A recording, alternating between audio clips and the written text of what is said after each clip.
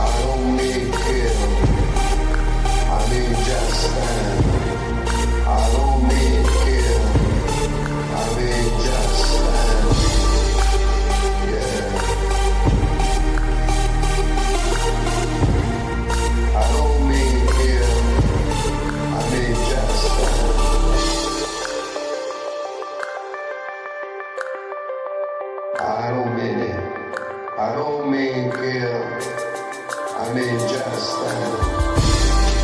Hey, what you gonna do when I come for your brother? Will you stand like a bull? Stand for his brother. Hey, what you gonna do when I come for your best friend? Will you stand like a bull? Stand for his best friend. I don't mean kill, I mean just stand. I don't mean kill.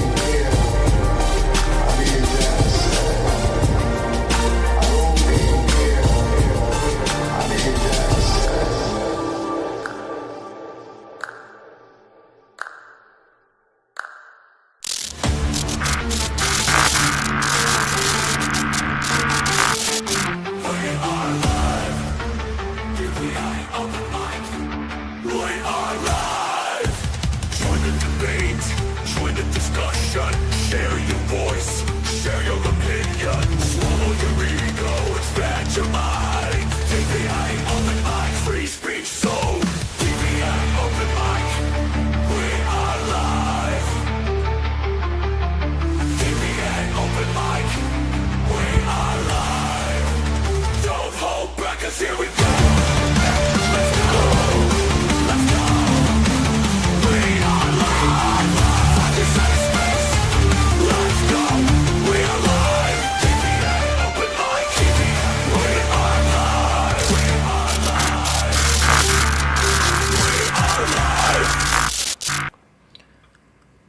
We are live. We are live. Welcome to DPA Open Mic episode 155, the very last DPA Open Mic of the year of 2025.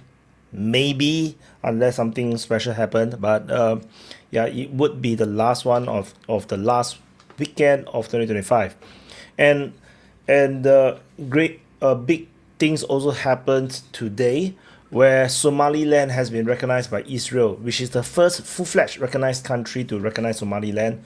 But Taiwan actually was the first to recognize Somaliland. But no, Taiwan is not recognized country per se. And Thailand and Cambodia have finally gone into ceasefire. Whether this ceasefire will hold is another story altogether.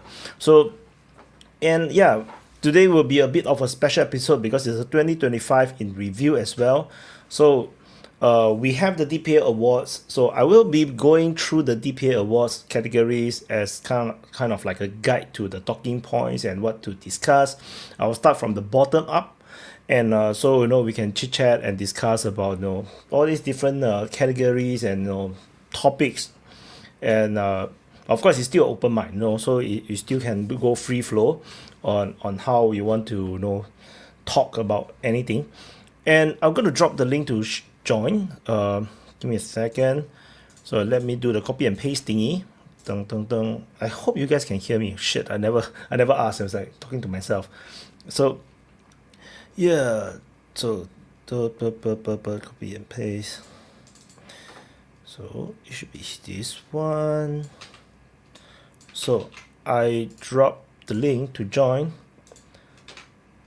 in the YouTube and Rumble's open mic stream. So let me check. Yeah, so the stream should be operating, right? Yeah, it's working, all working. And I'm going to drop it into Kick as well. I have pinned it. I have also dropped it to Twitch. I have pinned it, although there's not much people watching DPA Open Mic on Twitch or Kick, mainly because I'm not a streamer. So that is one big reason. And but yeah, who knows? Maybe 2026 I will become a streamer. Who knows? No, I heard Kick pays a lot of money. kick.com, which is the competitor to Twitch. But let's see. And I'm going to drop it into the open mic speaker lounges as well. So for the convenience of the open mic speaker regulars. So and also on WhatsApp. Okay, done. I'm all done. So I should stream FPS game like StarCraft or Tarkov. I really, that's the whole point of DPA gaming, you know. I created DPA gaming because I really want to play computer games, especially with the community, with the DPA community, to play games with you guys. But I haven't managed to find a content that can do well outside of Ukraine war. And Ukraine war itself is not doing well. Like lately, I have been posting the war footages of Thailand and Cambodia. Those do ridiculously well. Some of them, some others don't. Some of them do super well. Like now, the number one video on DPA is actually one of the Cambodian Thai war footage, over 200,000 views. But you know, the war has basically ceasefire. So who knows what will be next. I will continue to do war footages. I'll probably do a bit more of Ukraine war. I will start to put up, like, you know, war footages from Myanmar and all these things. So and Sudan. So you can stay tuned for all those. Mainly that's what it will be. But hopefully I can talk about news. I'll come out with a series that maybe cover news that maybe can have more people want to watch. Then that will guarantees DPA some kind of a financial security. Then I have more time. Then I will be able to play computer games. Yeah, that's the main thing. I drift very far away to talk about computer games. Yeah, there will be plenty of war in 2026. Yeah, I also think so. Hi Buff and Lazy in Twitch. So and do follow me on Twitch. Yeah. Yeah, so and especially Kick as well. I don't think Kick got people though. So Kick have 0 viewers. Typically Kick have 0 viewers. So meanwhile, anyway, anyone can come on to chit chat. If you still do not know, anyone can come and join. Let me put the open mic, the main channel on stream. Let me bring them on stream. And okay, maybe also the open mic archive channel. I'm going to bring them in so that we can get more viewers. So yeah, so there will be a bit more 2 more streams on YouTube that will be on. So yeah, so anyway, I'm gonna start with, so before they all come on, since they haven't come on yet, let's do this. It's gonna be fun. So I'm gonna go upwards. So this is the DPA awards. So we can talk about all the different thingies. So word of the year, what you guys think? What is the word of the year? These are the nominations, but I want to know what you guys think. What did you guys vote? I don't want to show the response. Actually, there's 98 response right now. I got like the tentative results. You split the chat. Tag them. Don't worry. I will later close the stream and push them all over to the open mic channel. That's actually the aim. The aim is to gather them and then and then kick them over here, because on YouTube there's a function to kick them over. So that's the aim I'm gonna do. So I think slop is one of the, I think slop is the word of the year for me. Because I think prior to 2025, I don't think there's a word called slop. And not say the word don't exist, but as in people don't use the word slop that much, It becomes very, very commonly used, like AI slop and what slop, that slop, like let me watch on DPA open mic. Okay, then yeah, then I can upload the thumbnail. Okay, sorry, give me a second. I need to set up this so that we can get the people over. Watch on DPA open mic, and then upload the thumbnail. Yeah. Yep. So that's what it is. So sorry, I'm very, I cannot distract. I cannot do so much things at once. It's too much things at once. Oh no. Yeah, it's so yeah. Oh, okay, I'm back.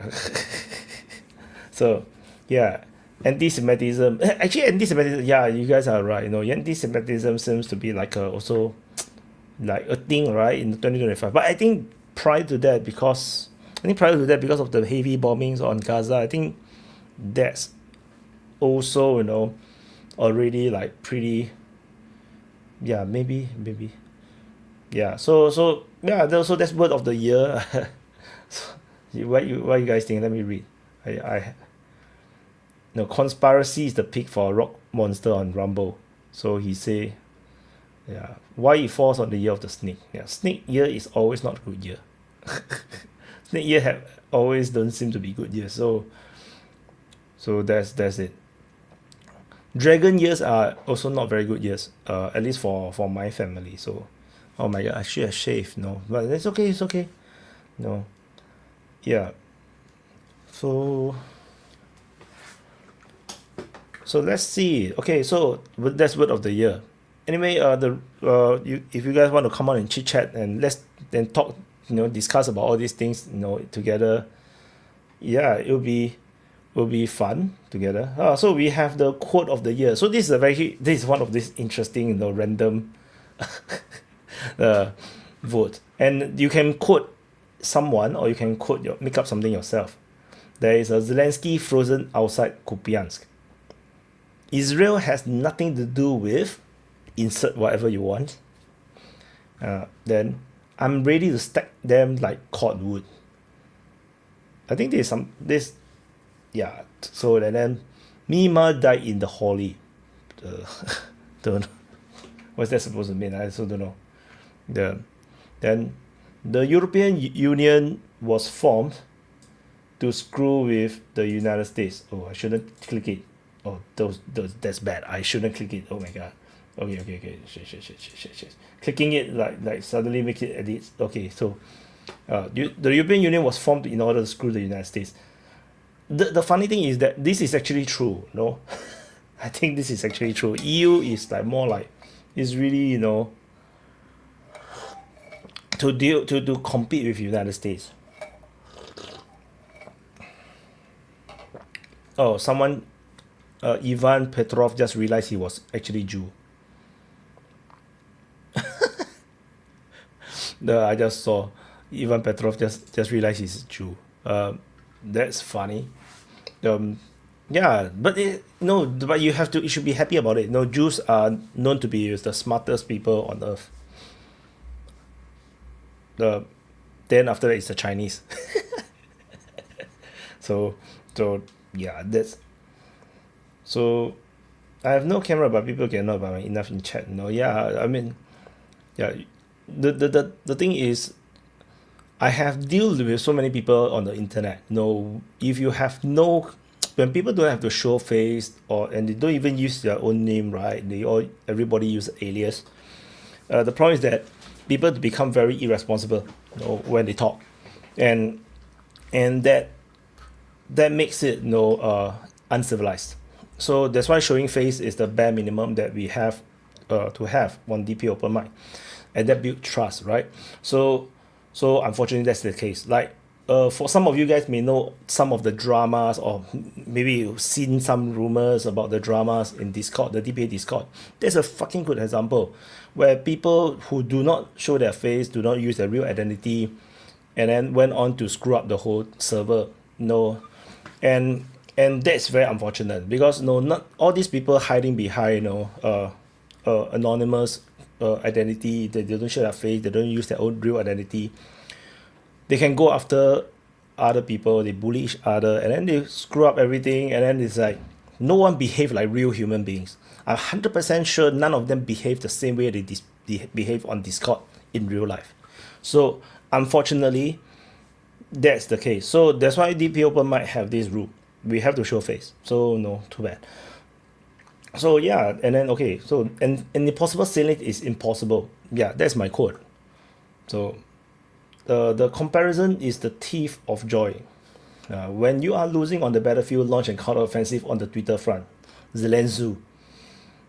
Nigger hail Hitler by Kanye West. Actually, I can show some of this result, like the tentative result. I can show you the tentative result. I think more people will be voting in the next 2 days, so we can have the tentative result. The word of the year tentatively is slop, which on 26.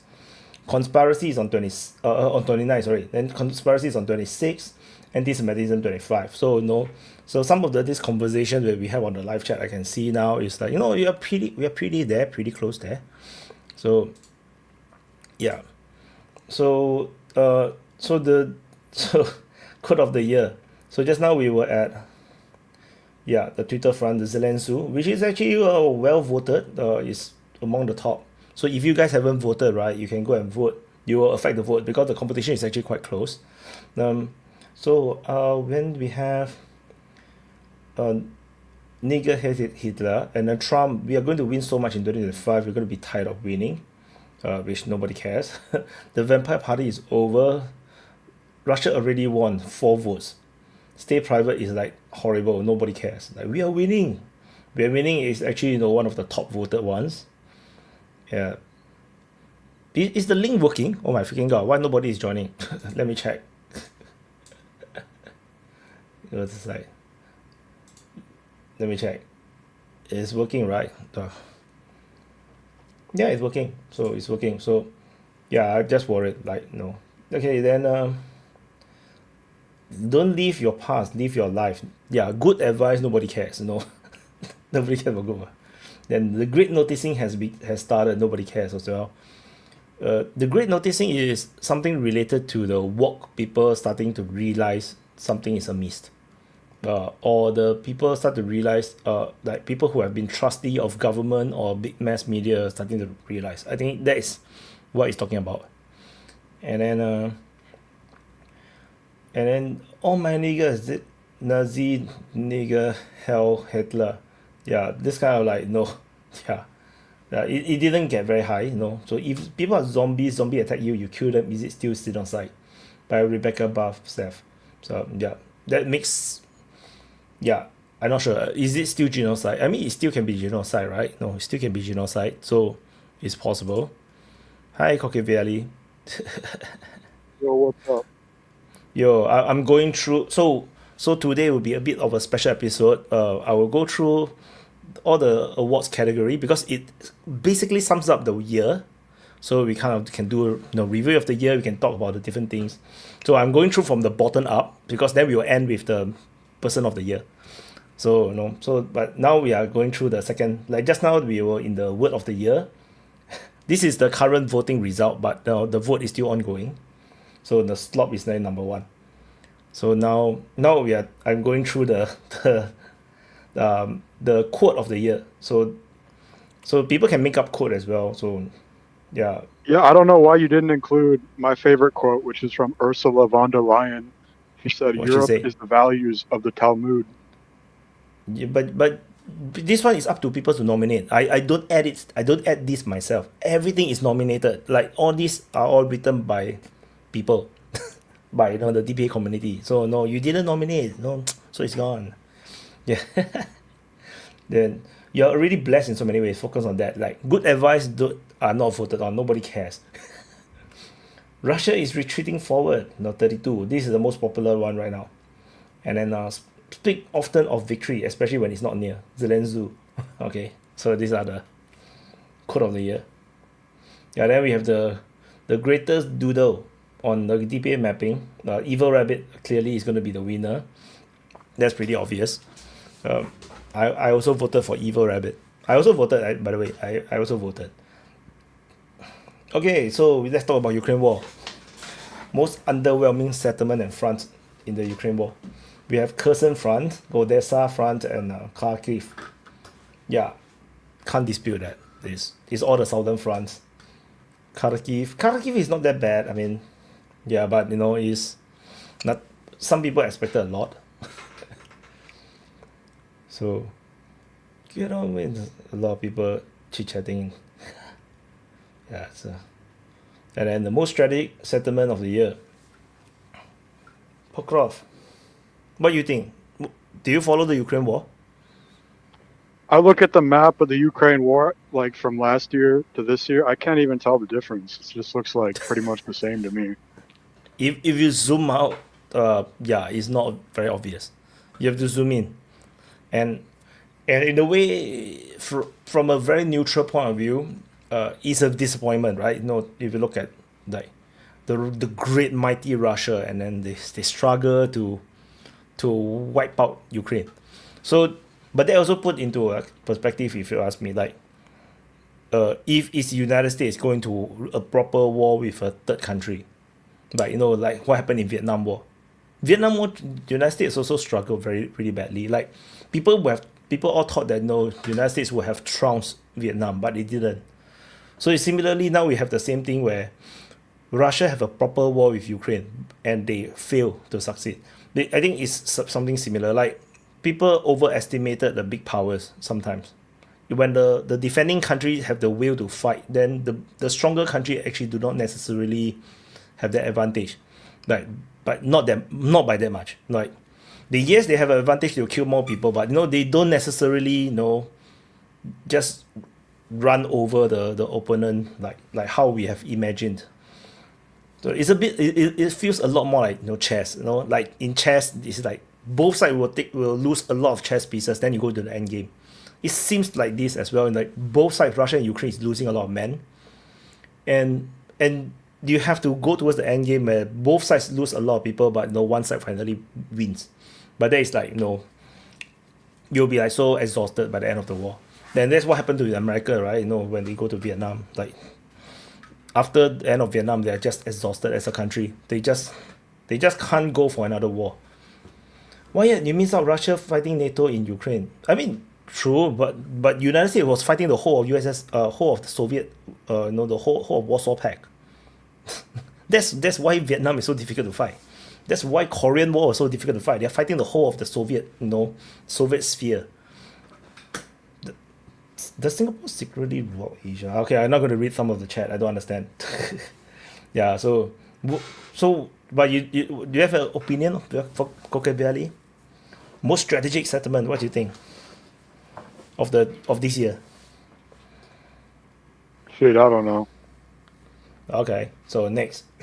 So Battlefront of the year. What is the front of the year for you? Or no, can't tell a difference.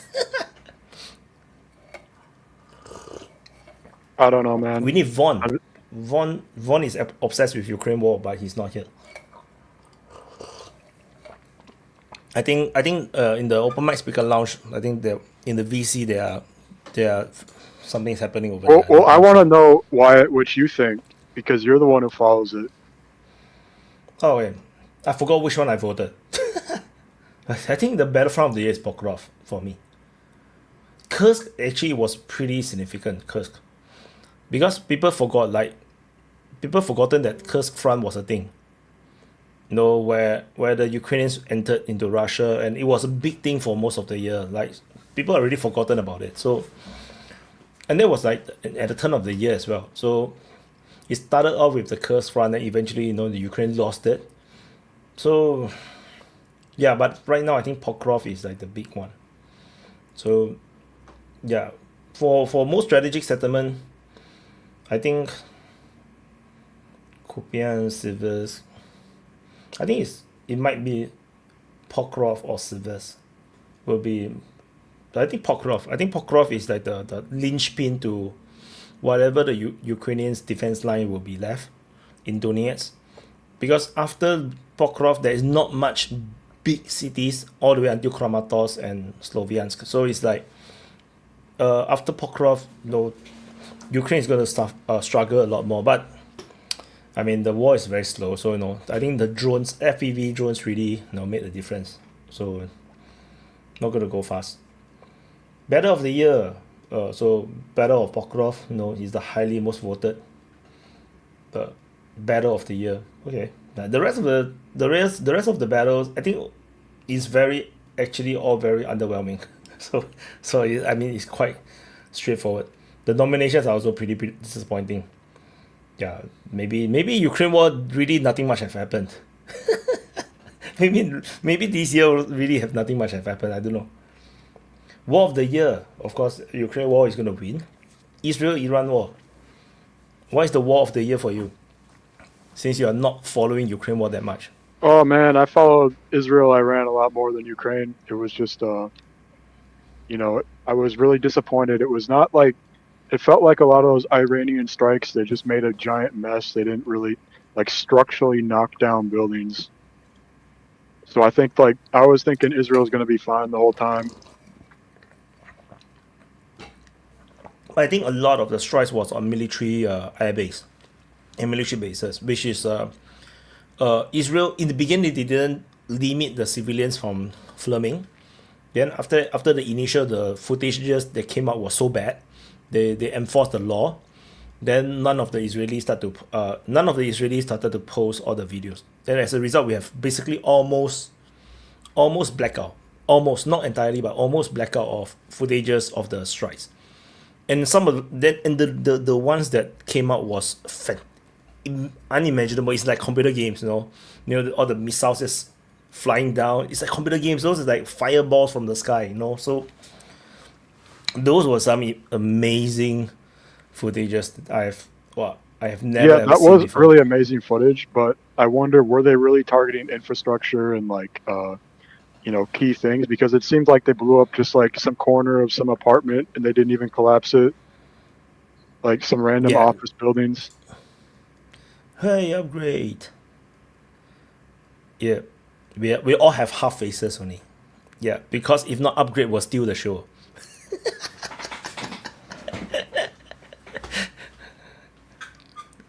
Upgrade, what's the war of the year for you? The what? War of the year. 2025, there's a lot of wars. Like, which war Yeah, is like sure. the... I voted for Russia, Ukraine, and also the Thailand-Cambodia war, Israel, Hamas, of course, because Thailand, Cambodia came out of nowhere. I told you about it. Me, Yeah, for me, tell it's me like, about what it, the man. hell? Thailand, Cambodia is like totally like, what the fuck? Like, I'm Exactly, living in ASEAN, I'm living in Southeast Asia. I was like, what the fuck? And I've it's been to both countries, I told you. It's very, very nice people and very nice places to Yeah. visit. And I'm like, what the hell are they fighting for? Some temple? Like, Jesus, just make the Buddhists come, and talk over it, like you usually do. And your thought is actually the predominant thought I've seen. Like for a lot of the foreigners that have visited both countries, like they all say that both countries are super nice people. They know why are they fighting, And both Buddhists know they're like why Buddhists are fighting. So it's but the thing is it felt like a simmering thing, like hi Nunya. Oh, Merry Christmas. Oh yeah, I forgot. Merry Christmas everybody. Merry Christmas to Although everyone. Christmas is over. Sorry for Hey, the guys. last week. I burned out. Like I totally have no way to do the open mic. If not, we would have our Christmas stream. So yeah, it was something that was simmering for a long time. Like the Cambodian computer side had been like provoking the Thai side. And then the Thai side like had enough, and then they attacked. Then Trump intervened. Then Trump and Anwar, the Malaysia intervened. Then it stopped. But then the Cambodians allegedly seems to continue to poke Thailand, and Thailand just had enough. It's like fuck it. Then they just attacked. So and then they just went all in. So and then it seems like they have achieved all their military objective. So they have the peace deal, and there's nothing Cambodia can do because they're losing the war. I heard that the unofficial number is like 10-1, the casualty rate for the Cambodian side. So it's not surprising, one side got tanks and fighter jets, and the other side got nothing. The other side got the sleeper wearing, soldiers with their wife and kids at the front line with them in the bunker. I was like, what the fuck? So, Nunya, what's the war of the year for you?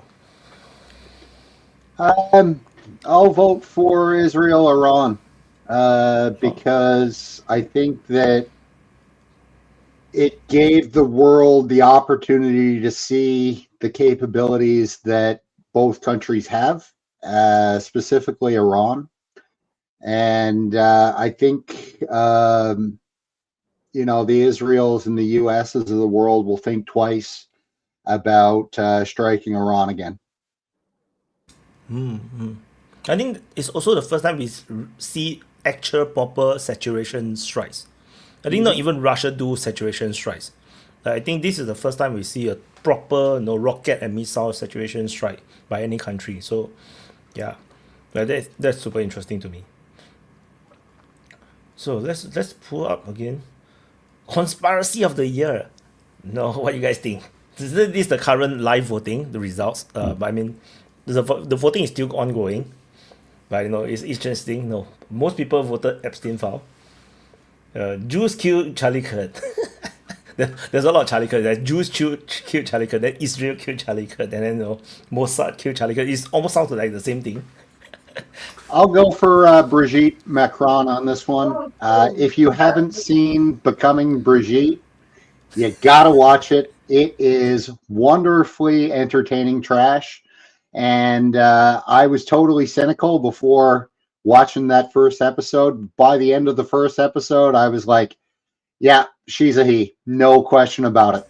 And by the time you get to the end of the series, you're like, yeah, it's a dude. No question.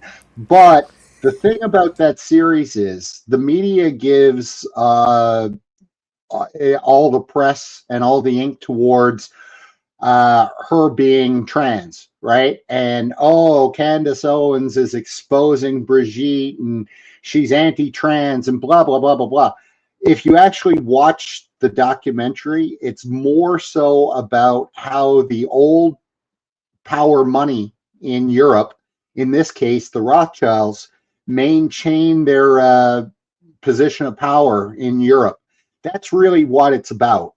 But the media being the way they are, they don't want to tell you that, so they kind of gloss it over as being yeah, she was a dude. She was a dude, by the way, 100%. It's a great series. Watch it, if anything, for the trashiness of it all. It's great.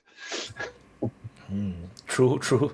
I mean, if we can try to think of a real woman that feels and looks like Macron's wife, we will fail. And because it's no woman looks and feel like this.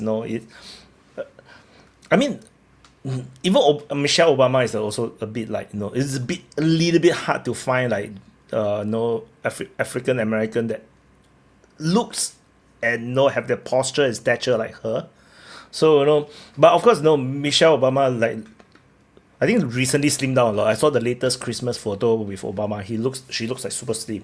So yeah, who knows? Maybe AI. But yeah. So that makes her look a lot more woman. Previously when she like bulked up a bit, that's a bit like too much muscle. Well, she's getting to the age where her doctor probably has her on testosterone replacement therapy. Most men go on that when they hit their 60s. So that's what Big Mike's on. Or maybe Ozempic, right?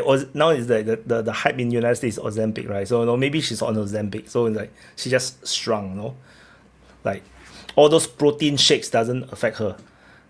Upgrade, but what do you think of your? You're also half French, right? So what's your take about your president's wife?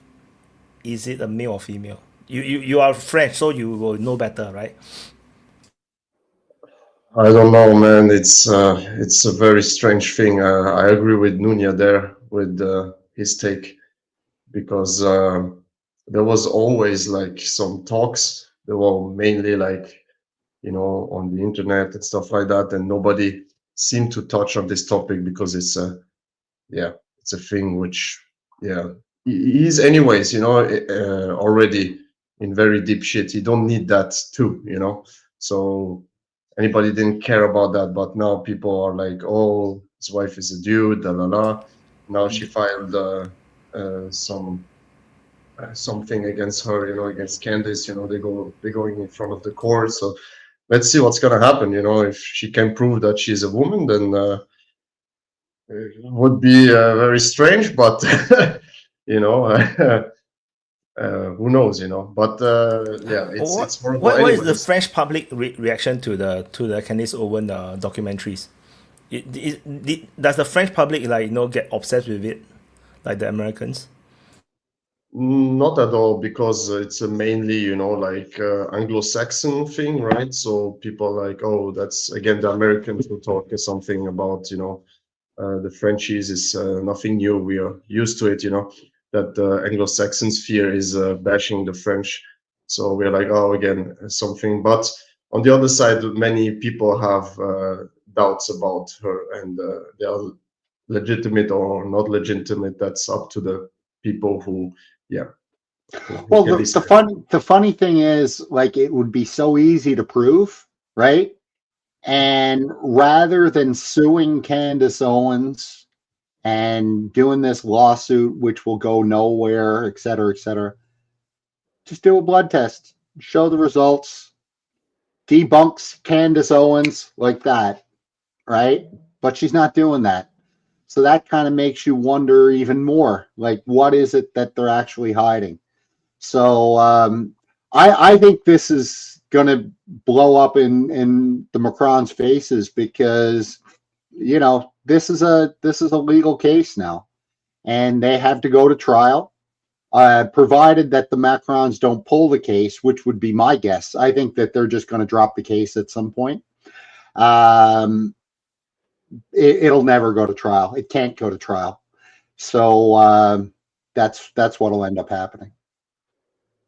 Yeah. However, I mean, like, Candace is also known to say a lot of things, you know. So Sure. the other side, you know. She backs it up. You know, she's yet to be proven wrong that I can see. You know, when she makes a statement, she always brings the goods. So She only says a lot of things like recently because of Charlie Kirk. Like, I you mean, know, when like- she's doing the French, first lady, like, people still have super high regards for her. Then that's why, people trust what she said for Charlie Kirk. Then it's only like she keep coming up with new conspiracies that people start to like, what the fuck? But, her viewership is still super high. Like Yeah, serious sure. high, But I mean, So- lately she had very, strange takes on some topics, you know, and Yeah, people I live what on it it. is, you know. I don't think so at all. I mean, what has she done this year? She did the Brigitte Macron thing, which I think everybody will agree has a lot more questions than answers. She did a bit on Trump's killer, or alleged, like the guy who tried to assassinate Trump. She did a bit on him, which honestly nobody else was talking about the guy. I don't even know the guy's name. So what does that tell you? And then she did a bit on Epstein, which is all coming out to proven to be true. And everything that she said about Charlie Kirk, any claims that she's made, she's backed it up with evidence, right? Like the Egyptian planes, all this other stuff. I mean, she hasn't been proven wrong yet. So I just think that she picks topics that nobody else is going to touch. And, she's making arguments, against whatever the prevalent narrative is. Now, whether or not she's right, I don't know, but she's backing it up so far, right? Like, I haven't heard any government come out and say that she's wrong. Let's just put it that way. Cool. So that's conspiracy for the year. Event of the year. So I think the biggest event seems to be, like, in terms of votes, like Charlie Kirk assassination is like the biggest thing. Like, more than the bombing by Iran. Oh, Vaughn is Which here. is weird. I don't know. I don't know anything about Charlie Kirk, so I Hey, can't back really on comment back on it. on that Candace Owen things too. There's another train of thought too that, with all her conspiracy shit and wild ass shit, and then this stuff with Macron, that they're actually just setting her up to do an Alex Jones on her, where they basically just destroy her entire platform, take all her money, and wreck her. I mean, it's not like she can't just go start shit up somewhere else with a laptop like Alex Jones does, but someone was saying that they might be getting ready to, because I mean, the State Department, I guess, has to be involved for this stuff to kind of go forward. So some people feel like the government let it go through because they know it's not going to work for Candace, and they can basically Alex Jones her with damages and all kinds of shit. But who knows what will happen? Like you said, I mean, if it even goes anywhere, I mean, but she's at risk, but who knows if it works out for her, if she totally gets fucked. Oh, since Vaughn is here, we go back a bit, backtrack a little bit. What is the battle of the year for you? No. Or the battlefront of the year that we got a few. Ukraine War 1, but we went past. I mean, I don't know. I mean, it's kind of hard. I mean, I'd say Pokrovsk and Mirahad because it's lasted for a while, and it's a big battle, and it looks like it's going to be a major embarrassment defeat for Ukraine, but they still, managed to hold up for a while. I mean, Galolapole is Galolapole is I mean, that one's fast, but it's kind of like after the fact. I mean, it's a big deal. I saw something today. The 425th Assault Regiment of Ukraine claims that they're in the process of cleansing Galolapole and clearing it. And I'm like looking at the last, some military summary map, and I'm like, or actually I saw Rybar, and it's like both of them. I'm like, what the fuck are you talking about? I mean, where are you clearing in the village? It's like, the Rybar's map is way worse, and military summaries is pretty damn bad too. I'm like, well, what do you like clearing them trees over there on the outside of town? But yeah, I mean that one, and then the Zaporizhia one's kind of going, but it's been going. Kupiansk, I mean, I wouldn't say it's. I mean, that's like back and forth, I guess, kind of like Klashivka now with what's going on there. We don't know. It looks like the Russians got pushed out, or they didn't commit to it properly, so they got pushed out. But it's a good win for the Ukrainians. And then, Seversk. I mean, I don't know. That took a long time, so I wouldn't say that's a big battlefront. I mean, it's finally gone, but it's the same thing as the other one. It's now that the city's gone, it's like wide open. So I would say Pokrovsk and Mirahad, because that's like going to be a big problem once it's all finished off, secured. That's going to be a major hub for branching out. The evil rabbit will come back to life, I would imagine. Would it be the most strategic settlement to you, the Pokrov, Yeah, I would say so, just because of the size and the roads and where it's located in the south, where they're going to have the most progress.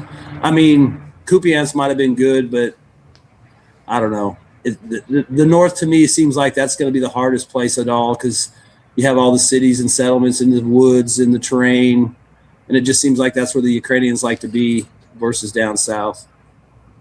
But yeah. What's the front of the year for you in 2025? Which front interests you? Or I think I said Zaporizhia. Like just the whole thing from from Pokrovsk all the way down to Zaporizhia. I say that's probably the best one. Oh, so that's basically like most of it. Yeah. Yeah, like the whole southern front, I think it was more Zaporizhia or Kyiv area, just because if they can get something going there, that's going to be pretty interesting. Because yeah. You can go on. You can go. No, on. I was just saying, like, if you look at Galolapole, I mean, that's going to be the next one that they fucking just tear through. I mean, there's nothing around there for like 35 kilometers of any like size or anything that, I mean, I wouldn't want to hide in one of those little shitty settlements. But yeah. Okay. Event of the year. What do you guys have in mind? Like, what? A lot of things happened this year. This year is a crazy year, no? Mine was Charlie Kirk assassination, just because of the ripple effect. What exactly is wrong? What's wrong with Kiss being honored? Excuse me. What's wrong with Kiss being honored? Who is this 2%? I have no idea. I was like, okay, I just go to copy and paste. I have no idea what it does. No, I just copy and paste. Proud member of the Kiss Army. Yeah, I mean, it's a big thing, right? Though to that person, it's like a big thing. It's like he's getting honored, so it's the event of the year. Yeah, this guy is very positive. He has no negative thing happening in the world in his life, which is nice. Like for us, it's just death and destruction everywhere, every day. Upgrade, what do you think? What is your event of the year? Like, what is the most biggest thing you think have happened in 2025? I don't know. Honestly speaking, assassination was something like out of nowhere. So I would say to Charlie Kirk assassination, but also the Alaska summit between Trump and Putin. I didn't thought that they would come that fast. I thought they would come maybe next year, when everything is settled. Yeah,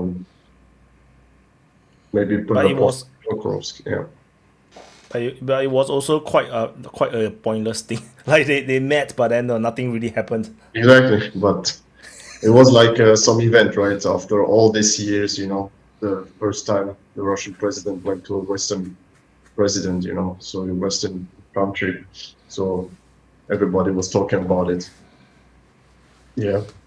I'll say a couple that aren't on the list. Yeah, I didn't sure. vote either, by the way. But a couple that weren't on the list that I would say are more important than any of these would be first and foremost the Trump trade war, because that kind of came out of nowhere, and that affected pretty much every country in the world in some way.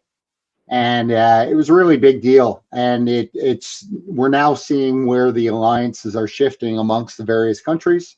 And the second thing that I would put on this list that's not on there would be the SCO meeting that happened, where Xi and Putin and Modi, they were all holding hands and things like that. And that was pretty much the BRICS coming out party. And I think that history will show that SCO meeting was a lot more important than we currently believe.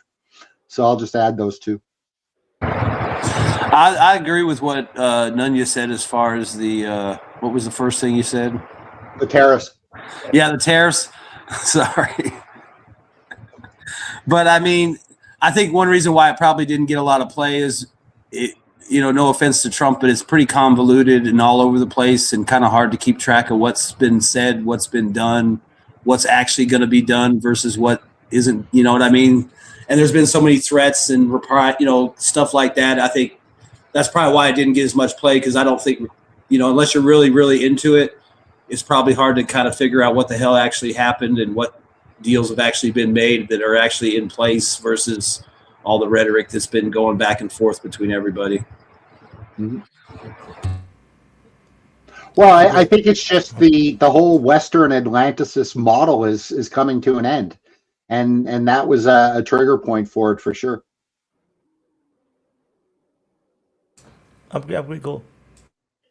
Yeah, I think also maybe event of the year is the discussion of seizing the Russian assets and actually taking some of it, even if nicely put, nicely framed by the European Union.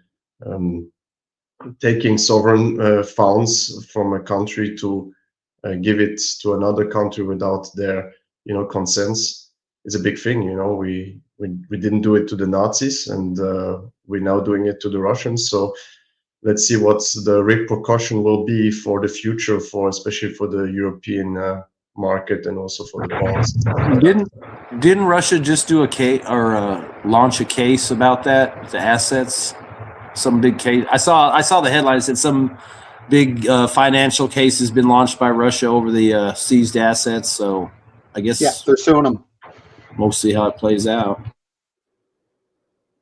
Interesting. Yeah. So I did find the nomination for the event of the year a bit underwhelming. Like I thought that there's like so many things happened. Like I saw the nomination, I was like, huh? Is this it? No. Is this all you can conjure, Saramon? But then I was like, no, okay, forget it. Then yeah, so let's go to the next one. Weapon of the year. What do you guys think? You guys don't have to follow the list. No, I'm like we just. I mean, for me, I picked the fiber optic. I mean, I know drones have been around and they're not really the game changer like they are, but they aren't anymore. So the fiber optic, because I think that's pretty neat. The new twist on it as far as defeating jamming, and then it's crazy that you can fly these things up to 70 kilometers on a spool and deliver a payload or whatever. So to me, that was like the newest thing. I mean, there's lasers. And I think you can buy it on Alibaba now. Yeah. I mean, I bought that drone not too long ago, and it's like I get all these stupid ads for drone shit. Learn to fly a drone, make money. But, I've been getting ads for this company that sells the spools. It's like 20, 30, 40, 70 kilometer spools that you can buy to put on your drone. They show the hookup and everything. It's pretty neat how it works. But, yeah, I mean, that was mine, is just a fiber optic. I thought that was a new twist on it. I'm going to vote for something that is not on the list. I'm going to vote for those Challenger 2 tanks. I think 2026 will be the year that they put the fear of God into the Russians. So Challenger 2s in 2026. Slava Ukraini. Coquette Valley, what you think? Do you have a weapon of the year? I'm gonna go with the Oreshnik because I mean those drones, like I don't think the drones are really the thing you should be afraid of. I think that Oreshnik is gonna take out like the big ticket like targets that really make a difference on the battlefield. The drones are just like a tactical thing. Upgrade, what you think? For me, it's I go a little bit same way like Vaughn goes, but these drones on water, they still don't have a countermeasure to actually do something about it, So they're pretty effective, and nobody finds any, countermeasure to it. So that's something which is still on my list, which I'm waiting for countermeasures, and because the Russians still have their fleet, far They use away machine guns. from contact point. The Russians use machine guns against them. Like they just Exactly, use but it's pretty trivial, right? It's like we hope to catch them, but they make some damage, right? They not so long time ago they almost sunk a submarine, again. So they're doing damage, Also with the shadow fleets and stuff like that, they can make damage on that. So there's a pretty effective and cost-effective tool for the Ukrainians, which still has no countermeasure to it. Interesting. Yeah. So for the guys that come in later, so I thought because it's a year in review, right? So I thought we use the awards. I think it's a good way to guide us on like how to review the year, because I think it covers most of the things. And then we can also, of course, anytime we can chit chat about anything, it's still an open mind. It's just like it's nice to go through. Fake news media of the year. Ta-da-da. Which is the fakest news for you this year? Which news outlet piss you off? I mean, I'd say all the mainstream media mostly. I mean, I picked Fox personally, but that's just because they're so pro-war and on everything. And when I watch their reports on Ukraine and stuff, it's just ridiculous. And not to say that anyone's any better, but that's supposed to be the American news, truth, justice, the American way, and they're just towing the same line as everybody else and propping bullshit up. Having the worst of the possible generals on there that I don't know what the hell their maps they're looking at or what they see, but it doesn't jive with the reality of what we get to see just by following it. And I mean, fuck, go on Telegram General and watch like a couple weeks worth of videos and figure it out.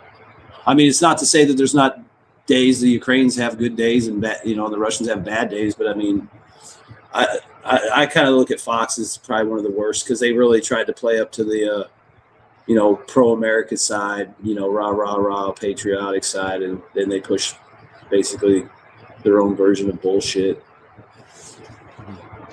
Yeah, I mean, you could put anybody on that list. Oh, sorry. Go ahead with your super chat. Sorry, super chat by Posmu.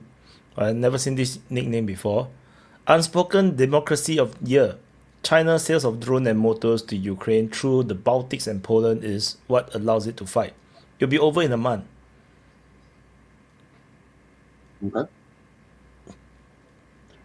Okay. Yeah, just on the media point, you could put any of those mainstream media outlets there and take your pick because they're all the same. Like they all get their same marching orders from whoever their various countries are calling the shots. And I mean, Elon Musk said it best at the beginning of the year. If you recall, he posted something and it was along the lines of, "You're the media now." And what he was saying was, it's people on X, it's people with their cell phones, it's people, out on the street. This is where people get their news from now. They're getting it from social media, whether it be X or TikTok or whatever. Nobody is watching any of this crap anymore. I was just reading, I'm probably the only one. I was just reading on an article in the Telegraph this morning that the BBC had their lowest numbers ever for the holiday season. So that tells you everything you need to know. Nobody is reading any of these channels anymore, not a one. And, you know, the way we get our media, the way we get our news has completely changed. And these guys just haven't kept up. And nobody's tuning into BBC, CNN, any of that anymore. CBS, you got to be kidding me. Yeah, I was going to say too, that if you look at like this drama in the conservative sphere with, you know, Tucker and Fuentes and Candace Owens and all that and Shapiro, I mean, you look at some of these other guys like Mark Levin and older neocon, you know, maybe 10, 15 years ago, he was hot shit on the radio. You know, he was propped up by Rush Limbaugh, which, you know, that's a major asset to have in your corner. I mean, that guy was, you know, the AM god. And, you know, he talks a lot of shit, but his podcast now doesn't even make in the top 200. You know, he's got a show on Fox, and his audience is all boomer people.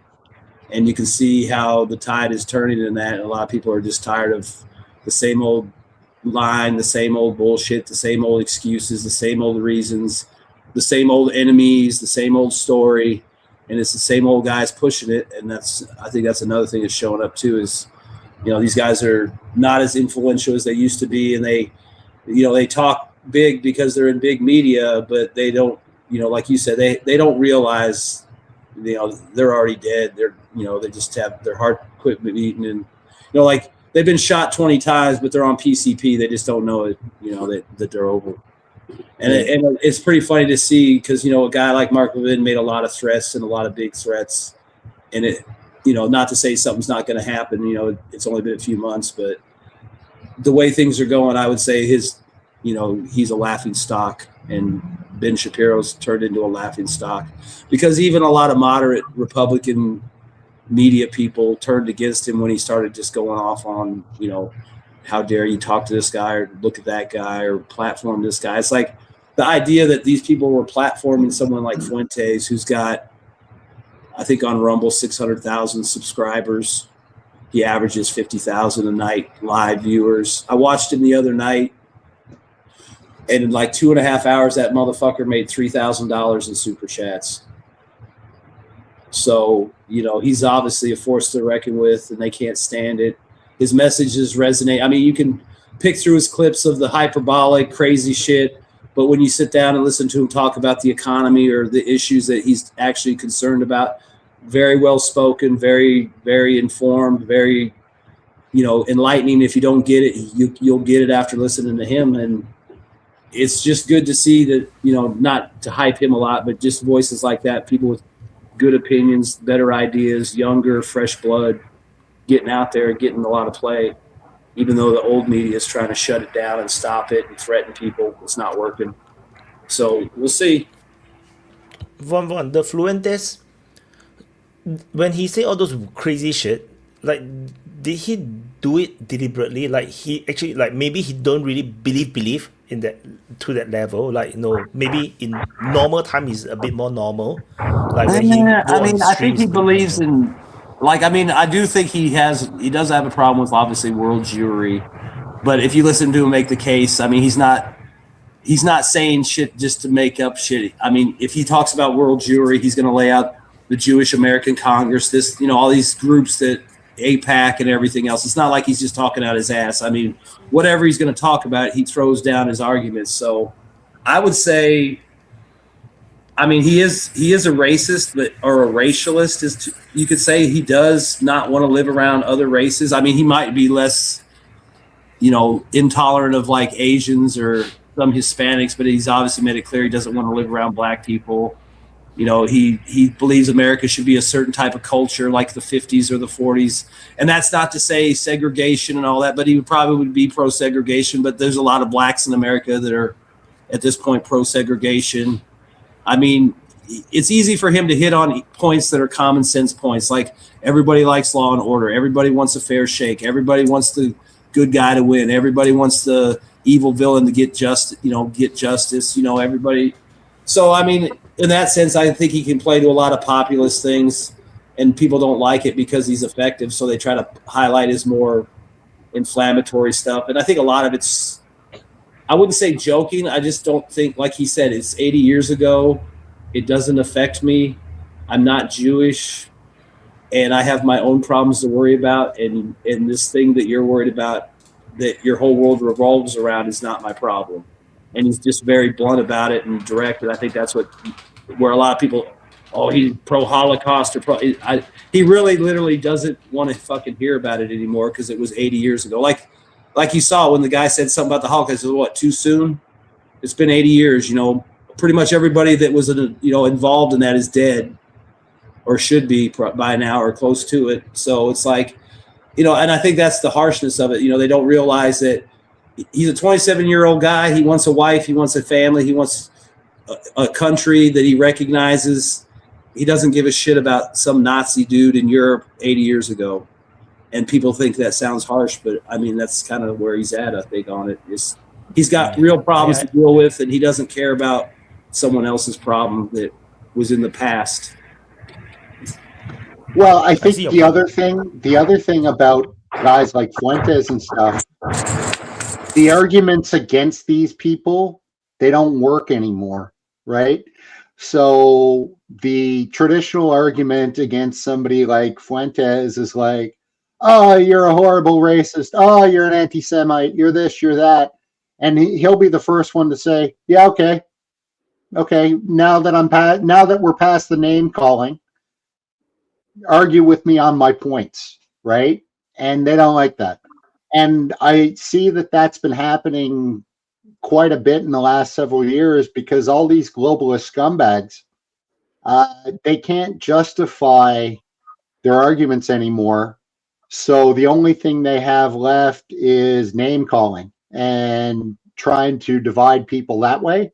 And that's just not working anymore. Like, everybody in this day and age is an anti-Semite. Everybody's a racist. Everybody's this, everybody's that. Like, it's just lost all meaning to the point where none of that matters anymore. And it's like, yeah, you can call me that because you don't have an argument. And people see through it now, right? So you can call people all these names all you like. All that means is you don't have an argument, right? So Fuentes, whether you agree with him or not, at least he has an argument, and he's willing to stand for that argument, right? Yeah, I mean, if you that's about all to I know. that point exactly, I mean, you look at him, just to stay on him, because there's other guys that have made the same offer. But, it's like on the points, like, like you said, oh, you've called me all these names. Okay, that's fine. I'm cool with that. That label's not going to kill me, so we can talk about my points. And Mark Levin and Ben Shapiro absolutely will not debate him on any of his points about foreign aid or, aid to Israel or the influence or the lobbying or any of the legitimate concerns that he has about Israel or foreign governments or foreign policy or a war with Iran. All they want to do is, like you said, anti-Semite, anti-this, Nazi. And it's like, that shows you right there. It's like, because, they'll say, both of those guys will say, well, I don't debate Nazis. I'm so smart, I'll wipe the floor. And it's like, you got people on both sides of the aisle here in the States, like Cenk Younger, a total libtard. And, somebody on the far right saying, yeah, if that's how you feel about it, why don't you go do it? Put your money where your mouth is. Go debate him. If his ideas are shit, go make him look like shit on a debate. He was willing to show up at Turning Point USA and debate you live on stage. If his ideas are garbage and you got the facts and his facts are garbage, you could trash Nick Fuentes live on the air in front of probably 1 million motherfuckers would watch that shit easily. And that would be the end of Nick Fuentes. But they don't do it. And that's the thing. And people see that and they're just like, yeah, this is just – it's why he can get away with saying the N-word or whatever. But it's like, nobody cares, dude. It doesn't mean anything anymore. Big deal. I said that word. That guy said it 6 times. That guy said it 20 times. That guy's saying it right now. I mean, who gives a shit? It's like, well, I think they can't really deal with that attitude. Like the older people, like they can't deal with it. Like Pierce Morgan and them, they couldn't deal with the fact that he was like, okay, I'm a racist. Can we move on now? Yep, exactly. And it shouldn't be a shock to people. I mean, if you're a man, you've spent the last 15 years being called toxic. So, you know, we're just fed up with it all. Everybody's just fed up with the name calling because it just means that you don't have an argument. So, you know, fuck off. Come up with an argument. I mean, earlier today in the voice chat, there was a raging ass argument. People were just fucking yelling and screaming. But, you know, at the end of the day, we're still all in there trying to figure out ideas or come up with a solution or something, even if it, you know, sometimes it's just, you know, shit going on. But, you know, even here, everybody's from all over the place. And it's like, you know, we ain't got no power, you know, and nobody's going to listen to us. But it's like we still sit here and talk about something that's going on and ways to fix it, or, you know, hey, why don't they do this? These guys got all the money, all the brains, but they always seem to pick the wrong thing. You know, and like with what you said, it's nothing's going to change there. Yeah. To this topic, to fake news, and to all this topic which you discussed before with Nick Fuentes and Ben Shapiro, if the news medias would accurately present the news with facts and logic and without bias, then Nick Fuentes wouldn't even exist, because there would be no need for him to be here, because the news will accurately describe the situation neutrally and give the basic facts, and then people can decide by themselves.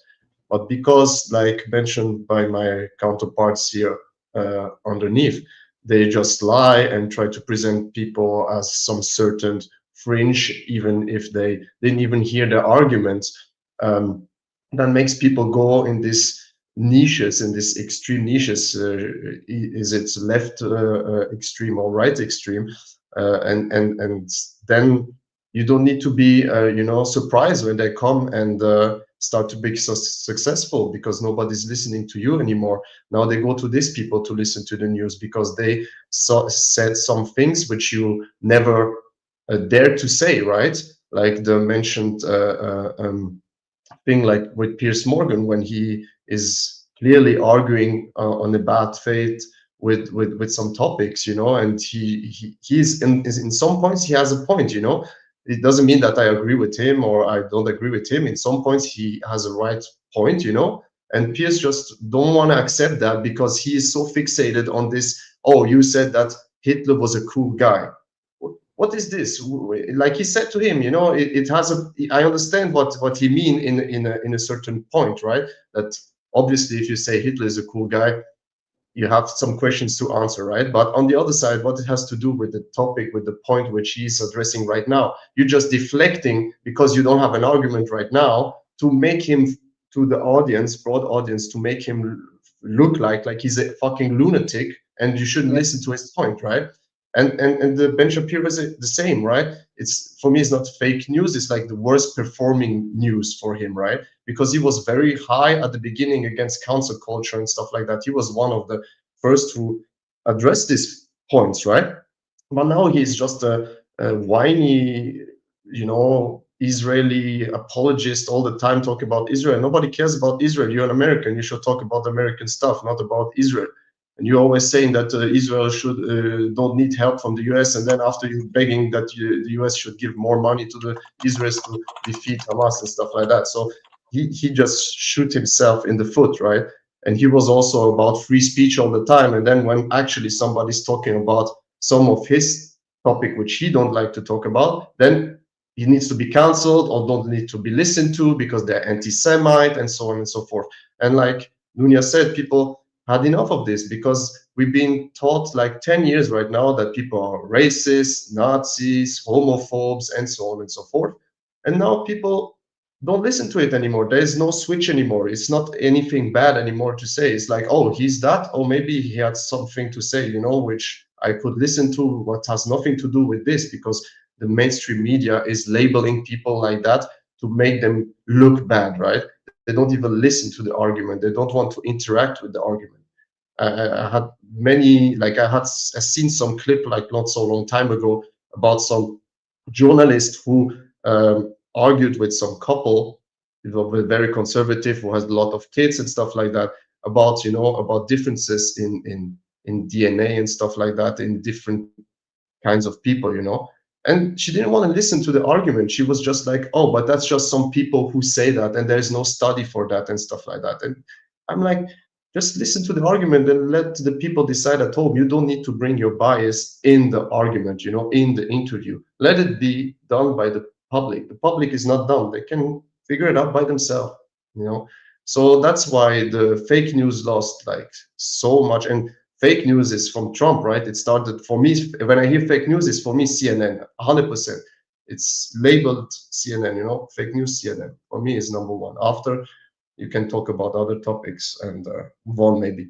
Well, I was going to say on that, I mean, like, look in the United States, like when there's terrorist acts or shootings, it's like if they don't report immediately, oh, it was a white guy with an AR, everyone's like, oh, it must be a black guy, must be an Arab guy, must be a Mexican guy, and they always try to hide that shit, there's done stupid shit like George Zimmerman and when he, Trayvon Martin, they called him white Hispanic. They like lightened his picture to make him look more white, even though he was a Mexican guy, and that kind of shit just feeds into the whole distrust of the media. It's like, well, if you won't tell me what's going on, I guess I'll have to figure it out. And most people are going to figure out the worst.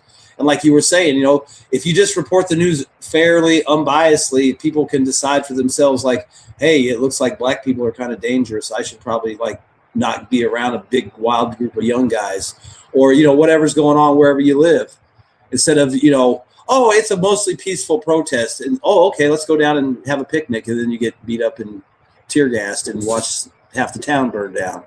I mean, it's shit like that people are, on top of that, people are just tired of mostly peaceful protests, protesters who aren't, are literally rioting and shooting guns off and fireworks and, And there's more of that one. I mean, it's just like, it's so many things they've done. People are tired of seeing things going on, who are not just like people getting attacked, or raped, or or taken advantage, like the Somalia thing in Minnesota, and just cannot say anything about it because these people have a certain skin color. That's over.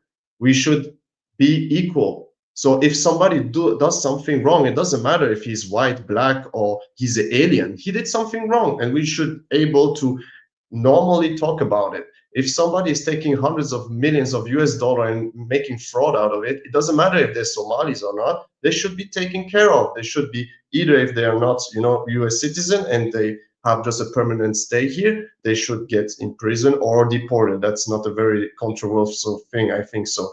But some people, they're still in this mind bubble that, oh no, you cannot talk about it because maybe he's a racist because if they are different skin color than me. No, it's ridiculous. It's a fucking dumb argument.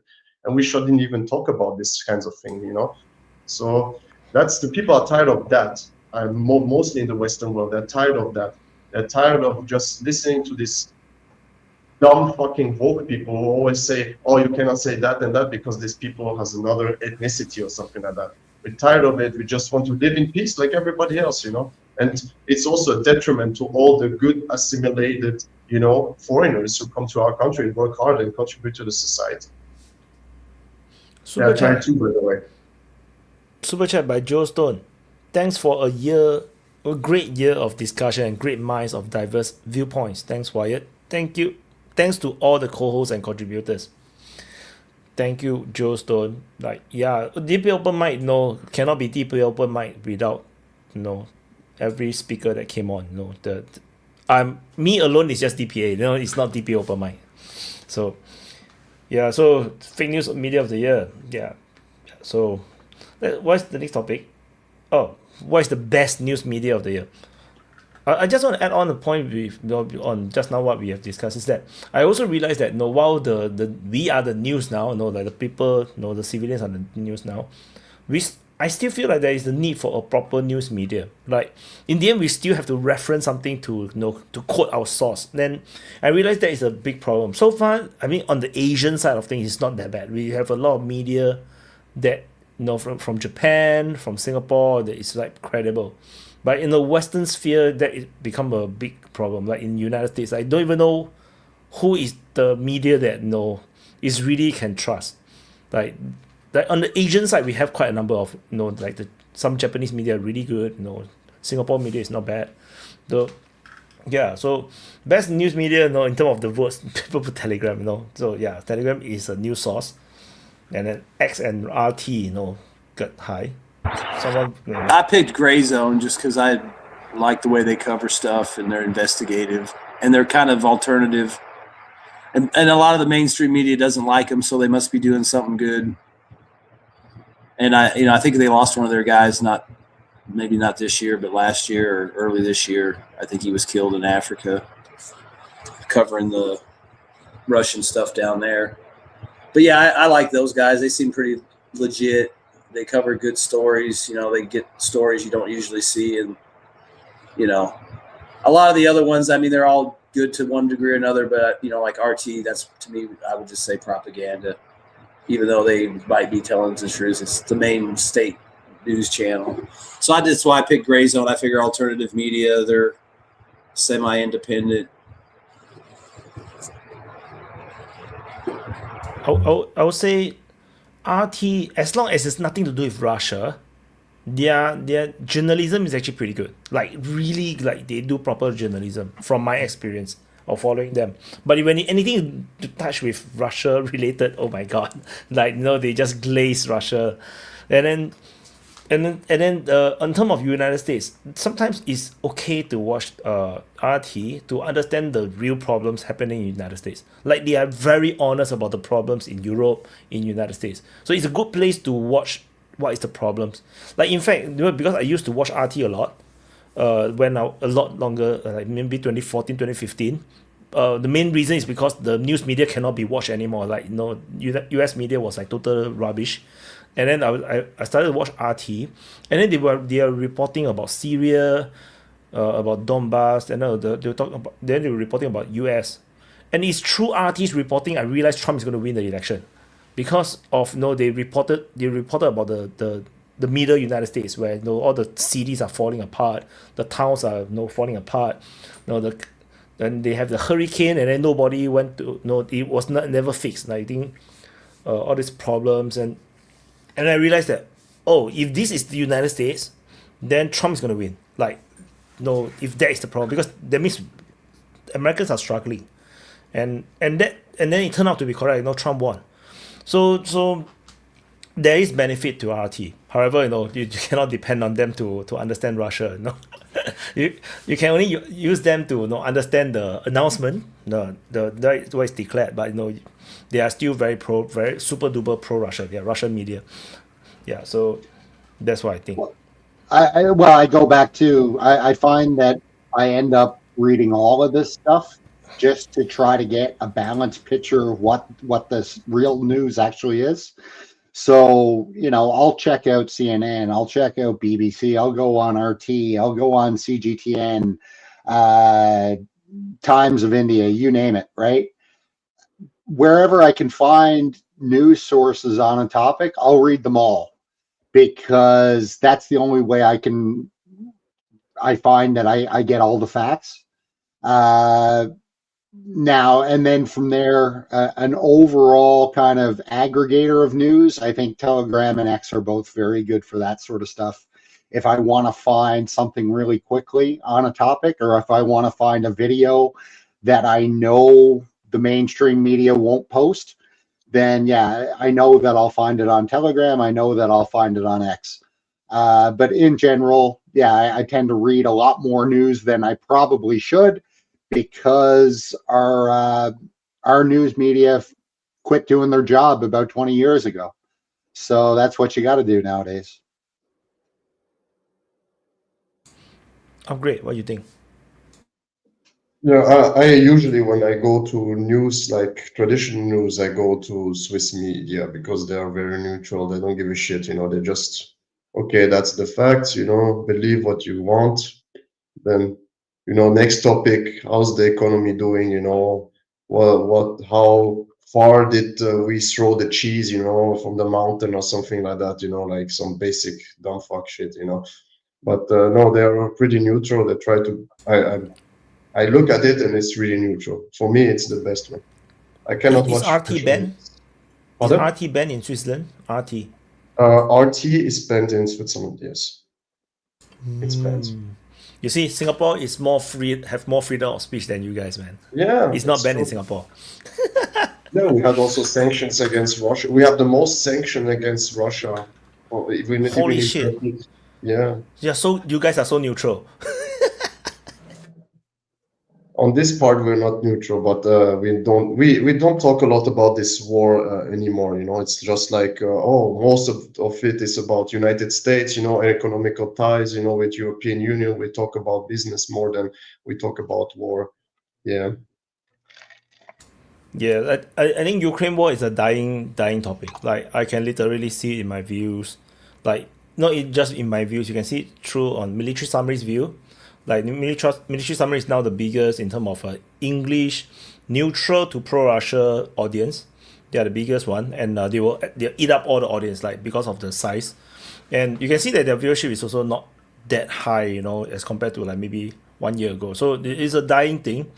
So And what about I the think it will continue to Ukrainian decline. sources? What about the Ukrainian sources, which is the highest one? Even pro-Ukraine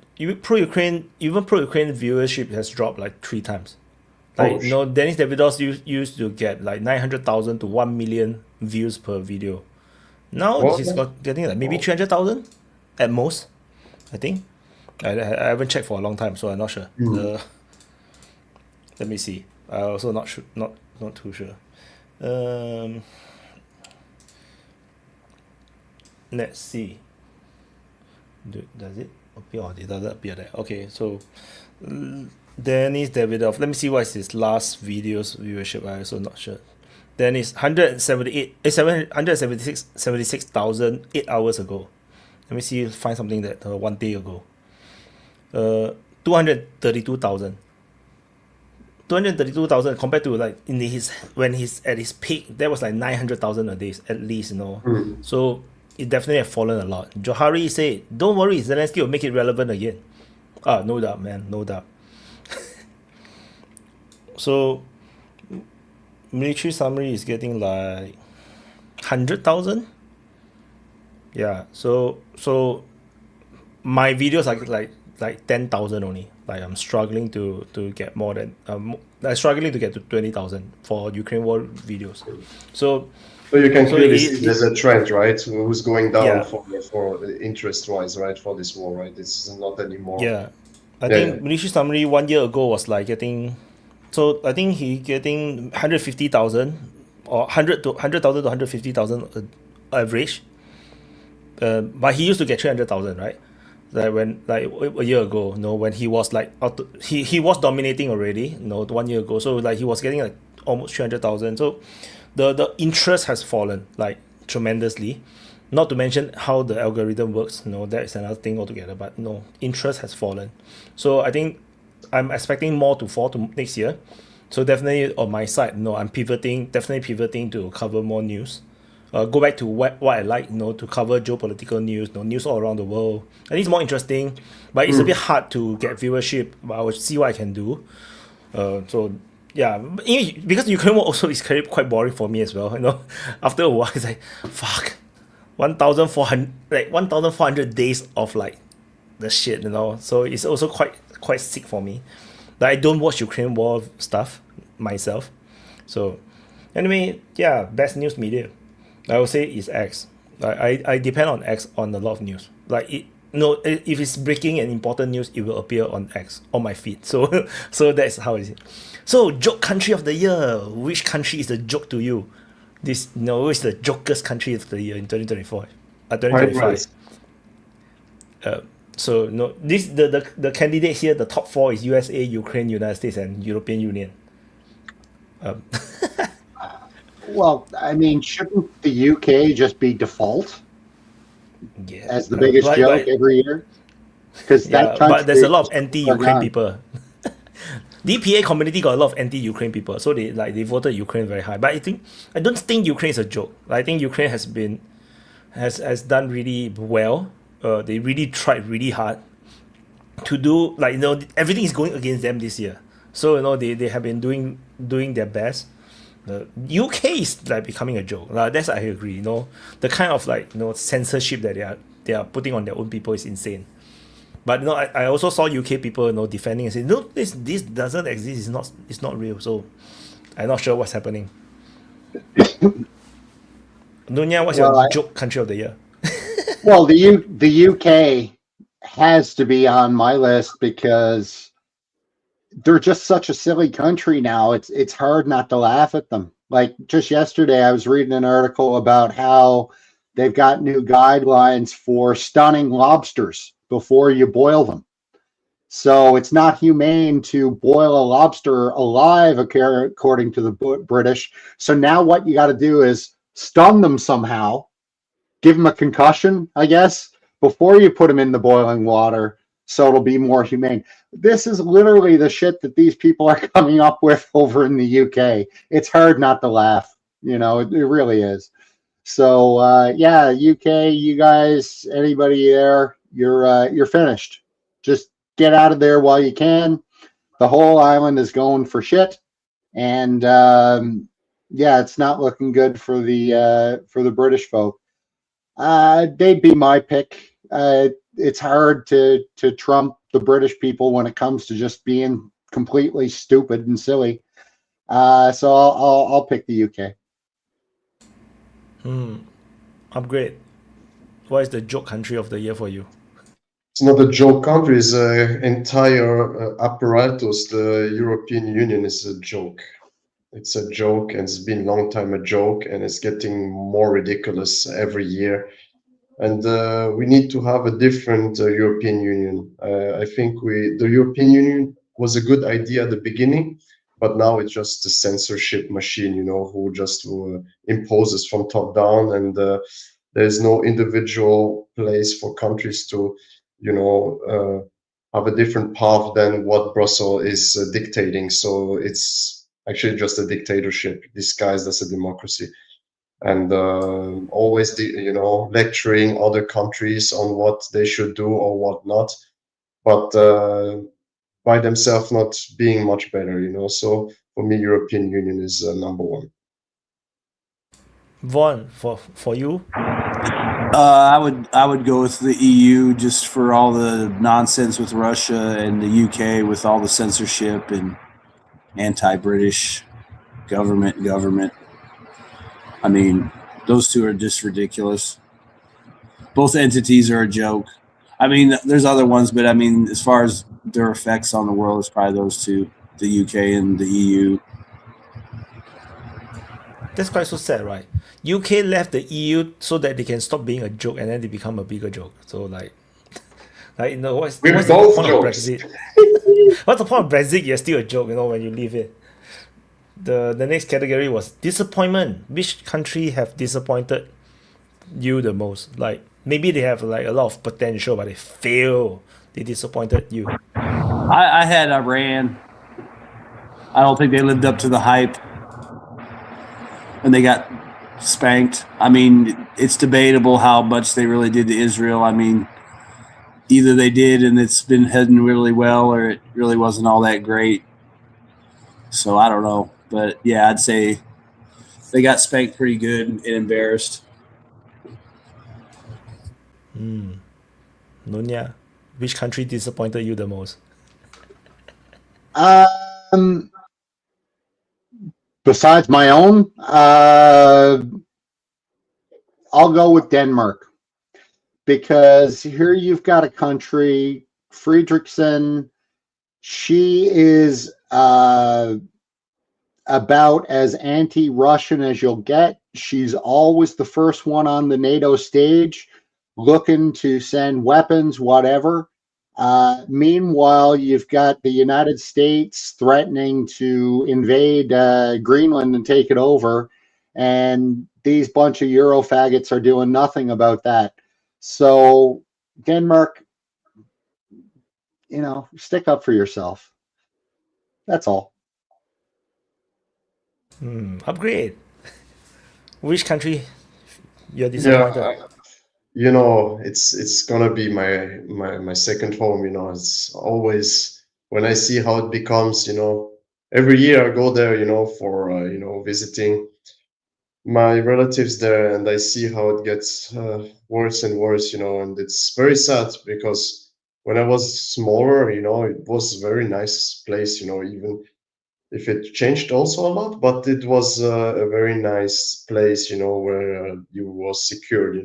But now when I talked, to relatives and people who they know also, it's pretty insecure. It's pretty insecure. People don't feel safe, and that's a big problem, and there are people who are not even really very much loving, of the right-leaning party, but they also saying it's getting very unsecured, and people are tired of it, to be always on the edge of, oh, what's going to happen to my kid if I bring it, to the park, if I lose it, or is something going to happen to my kid if it's going, late in the evening in the subway, because it's always like this, so it's a sad thing. It's a sad thing, and the only thing which can make this go away is to bring a little bit order.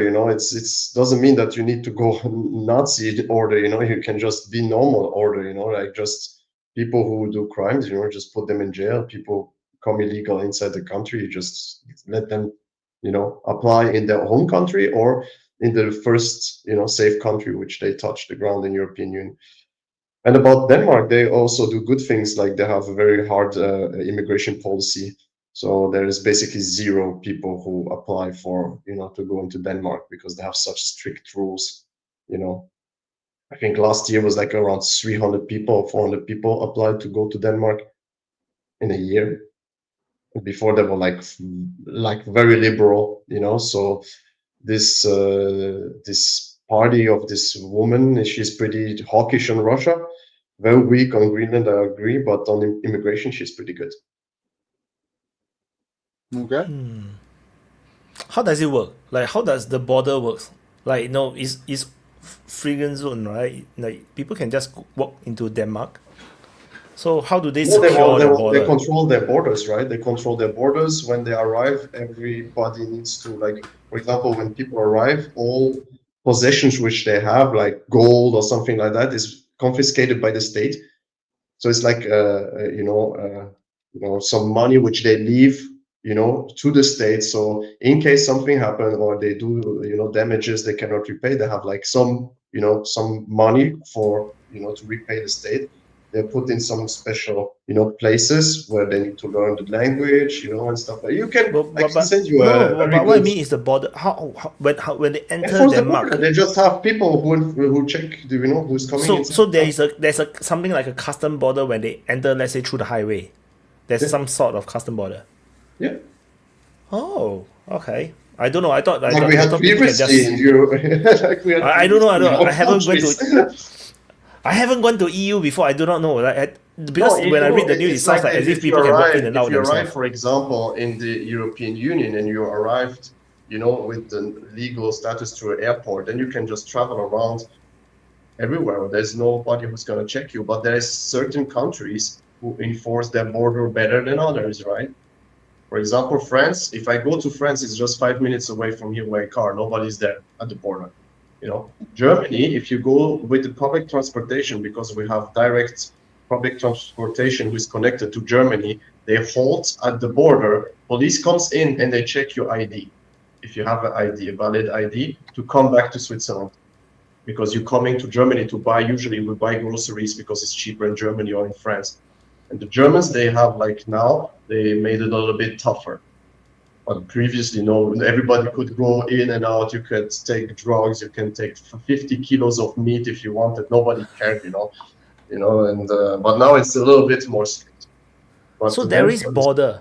So there is a border, but it's not enforced. It's up to them to whether they want to enforce. Yeah. So you are talking about like Denmark and Poland, like they still enforce the border as if they are like a separate country, in a way. Yes. Just that they don't chart the passport. It's like Upgrade said, it really depends on level of enforcement. Like, for example, I remember driving from Norway to Denmark once, No one checked me. I just drove across the bridge, and nobody ever checked me. But maybe they've clamped down on that a bit, is what I'm hearing. Yeah, I can send you a nice documentary how they changed over the years, right? How the party actually is a pretty left-leaning party who took the right-leaning party's ideas to themselves because they didn't want the right-leaning party to have the power. So they took the ideas of immigration to them, and then they forced it, and they got the power because guess what? They're doing something, right? If you do something, people will vote for you. If you don't do something, people will not vote for you. And they made the gamble. Instead of having a right-leaning party in power, they preferred the left-leaning party to take over the ideas of the right-leaning party. So they have them, and then can enforce them how they want, a little bit less strict than the right-leaning party would have done it. But they have the power, and they can decide on other things. So complicated, man. It's not complicated. It's just taking good ideas from the opposite party and just make them yourself, and then. No, I'm talking about the movement of people. Like how the government even control the people. Like how do you track the population? They just go everywhere. I mean, it's pretty simple. You have an island, right? People can fly or come by boat. By us, it's just land, by boat, by air, right? By air, it's pretty simple because most of the time you're not getting inside the airplane if you don't have proper paperwork, right? But if you come by car, for example, if you enter the European room, right, it's free zone. So you can enter all the countries, you can go around everywhere, nobody's going to check you.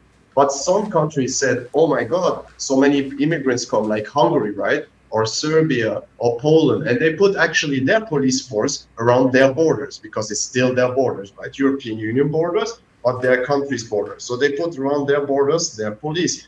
They enforce them like we had previously, right? Before the European Union. That's it. Not very difficult. Okay, I think I need to travel to EU to understand. You will see if you come to my country. I can go with you. You can go in 10 minutes. We can go millions of countries. Yeah. because how I think I was wondering how they even make policies. Because you don't even know where your population goes to, they just disappear, they just melt away into other countries. So it's how do you even do policies, So that's just my random thought. Okay, never mind. So so disappointment. So we covered this, right? I think I voted for Germany and UK, I think. So the Europeans. Villain. Who is the villain of the year? I know who it is. I'm not gonna say. I mean, when I saw the question, I was talking to Steve, Sweeper Steve, and we both laughed and we didn't even say anything. We don't know who's gonna win, so it's not real. It's not real. Everybody out there knows who the fuck's gonna win, so whatever. It's definitely totally unreal. It's unreal. So okay, we don't have to talk about that. No. Military of the Year, Russia. I mean, this also no need to talk about it. It's quite. What? So much? That's hugely biased. Come on. You can see how pro Russia the Singapore the DPA's community is insanely pro Russia. I think we should give props to Yemen. So I'm going to vote for Yemen. They did a whole lot with very little, so they deserve to be the Military of the Year. True. Okay, so, what is the company or brand of the year for you? This is something less geopolitical, that is more business. I think BYD is one of the. I think to me it's one of the brand of the year. BYD, I think OpenAI, Nvidia. There's quite a number of candidates for this year. It's quite insane. BYD just dominates the whole car market in the world, the whole world. So Nvidia is making insanely good that's bets. what I picked. I picked Nvidia because I figure that's the big one this year. One of them anyway. Yeah. Palantir did very well as well. I don't know the name of the company, but I don't think they're on here. But I'm going to pick the company that developed DeepSeek.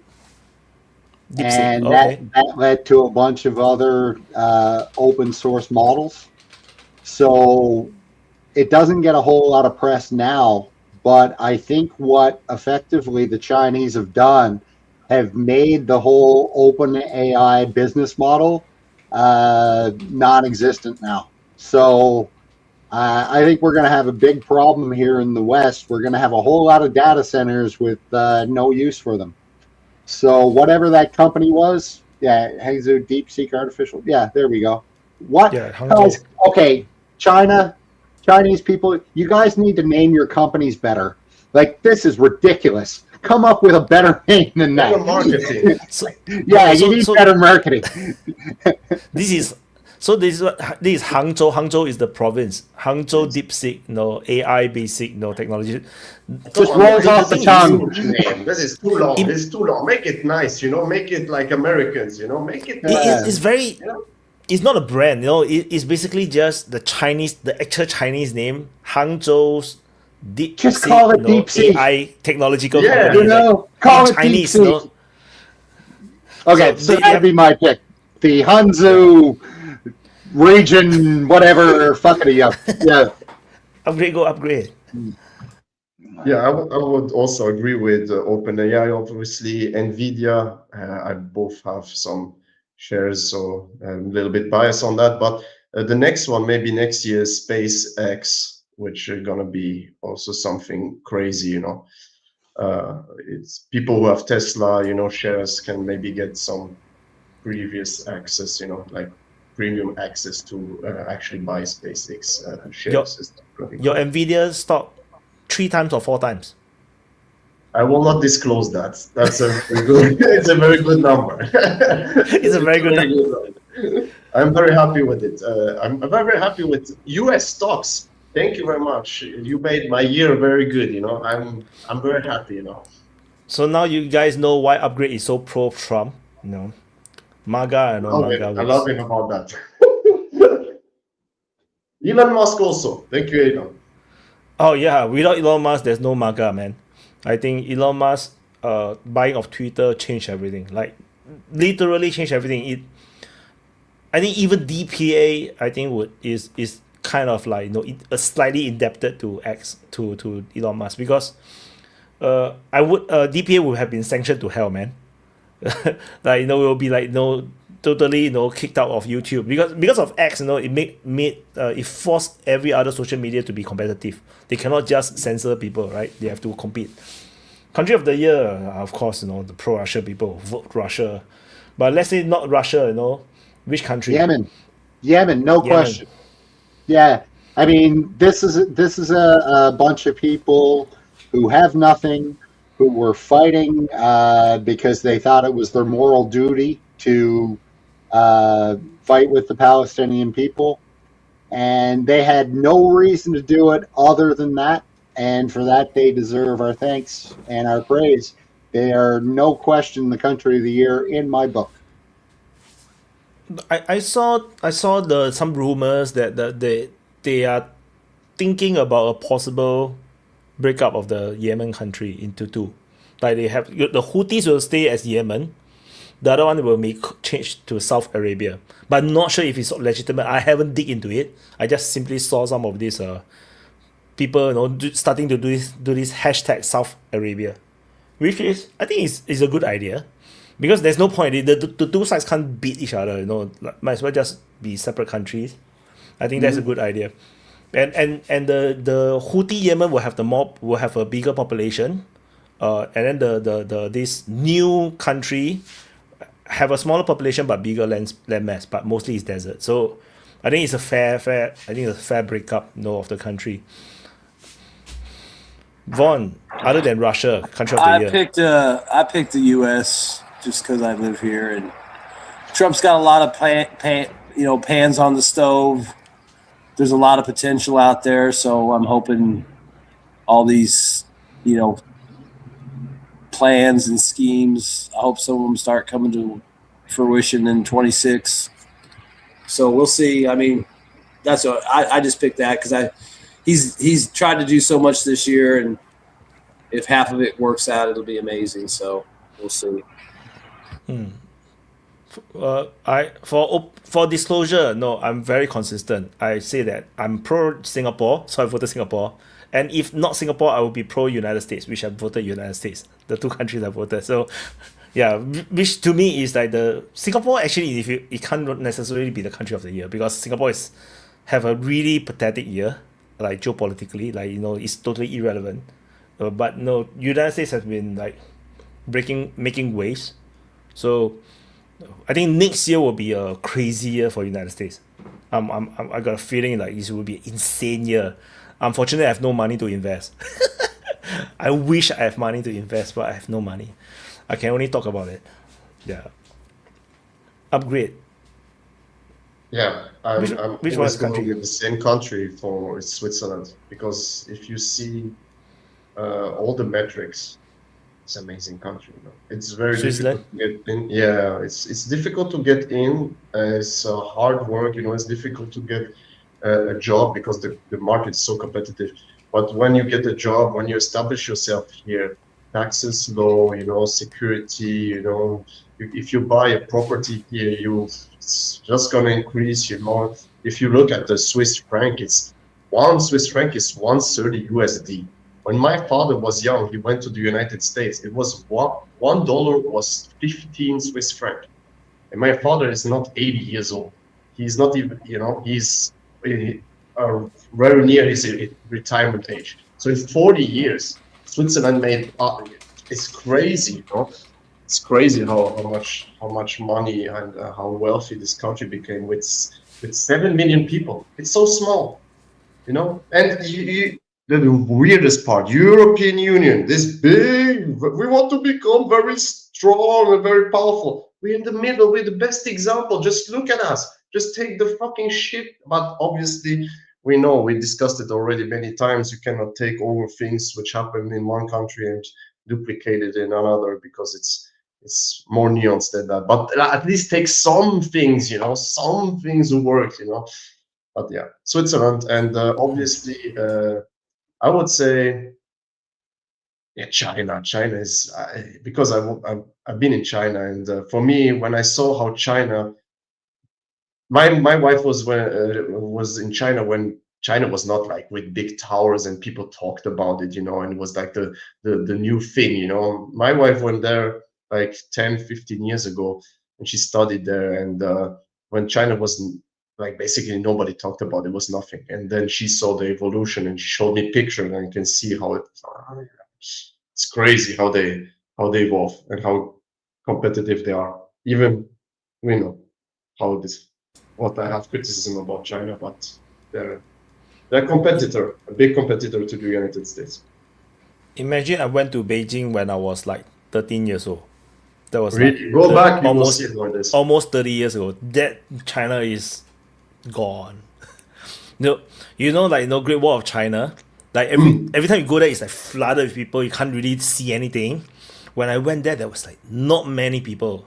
And I went to the Great Wall of China, like near to Beijing, so Pataling, that area. So I was like, I go there, I can really enjoy the views and everything, Then after that, after China become rich, like just went insane. Like people go to the Great Wall, they can't see shit, They just see each other's backside, And they have this part now. They made the modern part where they rebuild it, nicely for tourists. But I wanted to go where is the original one, where it's broken down because of wind and all that stuff. And you can see it's a masterpiece. Imagine how many people had to do that, just to make a barrier because of the walls and all this. A lot of people die doing that. Okay. Yeah, it's crazy. Hey, I gotta head out for a little bit. I'll be back later. Cool. Sure. Yeah. No, So but also it has no hutongs, for example. These hutongs, which you maybe saw, where it was in the middle of Beijing, they're all gone. They bought out the land from the people. They made them go out, and they rebuild it and then give them again the apartments, So China changed a lot. let's move on to the most attractive person of the year. And we have upgrade there. You got 17 votes. Jesus, Yeah. I got 17 votes. Shit. Okay, you're well, ranked number 4. make it 18. I'm voting for upgrade as well.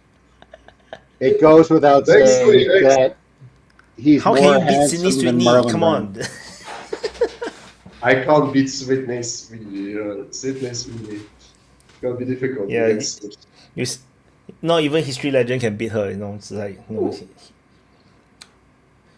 why is people's obsession with Maria Zakharova? I didn't get it. She's not that pretty. Come on. Oh my The God, I bigger don't question understand is the obsession with Marlon Brando. That guy's been dead for 30 years. Like 7 people voted for him. Really? that. I have no idea Who what. is this I- Maria Zakharova? Or who is this? She's This is a the spokesman for the Russia. yeah. The She's who? the foreign ministry spokesman, Oh, okay. blonde-headed woman. Okay. Maybe the Marlon Brando is like the inside joke that we don't understand. I'm not sure. I guess when I so. first saw the name, I was like, "What the fuck?" I don't even know who is this person. I'm too young for this person. No, I don't understand. Yeah, so Who's there are Sue some- Winchy? I gotta look this person up now. yeah. Hey, this- on that yeah, Marlon it's a- Brando, that's supposed to be Marlon Rando from the open mic. Marlon. Ah, too bad. Marlon Rando was. We were trying to tell you when you were typing it was Marlon Rando, but you just said Marlon Brando. And I did. And I I was like, voted who for- is this person? And I voted for upgrade, so I did my duty. You sexy motherfucker. Okay, so this is like a fun one. Then we have the content creator of the year or expert of the year. Do you guys have any in your mind, like who? Well, I gotta go for Candace Owens. I mean, she took her channel from nothing to the most popular channel on like in the world apparently, and she's what everybody's talking about. So it's hard Yeah, not to it's put a her on surprise the- no one nominated her. I was surprised that no one nominated her. So because I don't want to intervene, so it's like purely community. But no, it's a surprise that no one nominated. rest of these her, people, so- I don't even know who half of them are. Like I know who Glenn Yeah. Deason is. I know Willie AOAM, Alex Craner, Dave Uh, Smith, you know, also. Dave Yeah. Smith. Yes, I've heard of him, but that's it. The rest of them, no. Yeah. Candace Owens for sure. I have to search who is susu.jpg. No. It's some Don't sim search for it. Don't sim search for it. content. It's a trap. It's a trap. It's not a trap, but it's like it's still safe for work, but it's like sexy girl. Yeah, so History Legend is gonna win. That's good, my dear friend. So joke of the year. This time around, this is a person. So who is the joke of the year? Like for you guys, like person, individual. The vote is very close though. That's a tough one.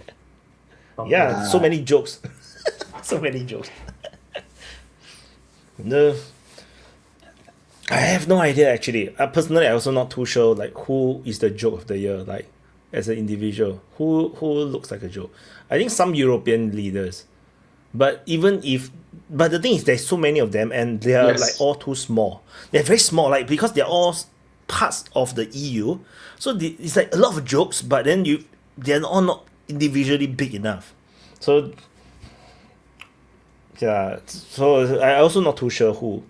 Yeah, but is not relevant in 2025. Like maybe 2024-ish, 2023, yeah is like the biggest joke. Yeah, it's a good Like- question. Like, who in 2025 made the biggest ass of themselves? Yeah, Um, I don't know, man. And you're right. It's difficult to pick out a European leader because they're also. No, Huh? Macron, he got slapped. He got egg on his face. There's so many things. Come on. Yeah, I'll he give it to married you, a man. dude. Macron. He's married to a dude. No, but Yeah. like to Wyatt's point, all the Euro leaders are all kind of coalesce into one blob of a person. So it's difficult to pick just one because they're all so goddamn silly. That's a good question, though. I mean, and Trump would be the obvious logical pick because he's always saying stupid stuff, but you expect that of him. So it's not really that funny anymore. God, this is a good question. I don't know. Yeah. Because when I was like trying to vote myself, I was like, shit, man, who would I have voted? I was like, I have no freaking idea. It's like, it's really difficult. Maybe I will go for Greta Thunberg, but Greta Thunberg is not big enough. Like, she's just a joke for like once, like because of that flotilla going to Palestine. But it's like, yeah, I have no idea, man. This is a very interesting vote. So that's why it's so competitive. Like you have Zelensky only slightly in the lead from Trump, Macron, and Shapiro. So Kaja Kallas maybe. He's also. But she's also not big enough. She's not big enough. Like, yeah, but she says a lot of shit. yeah, foreign minister of EU, man. He represents you, you know. He said Russia didn't play a role in the Second World War. But how would such a young person be the foreign minister of the whole bloc? Oh yeah. And funnily, this thing comes from if it's come from her husband, which earns the money from Russia. So she took Russian money to shit on Russia. That would be funny. Okay, let's move on to the disappointment of the year.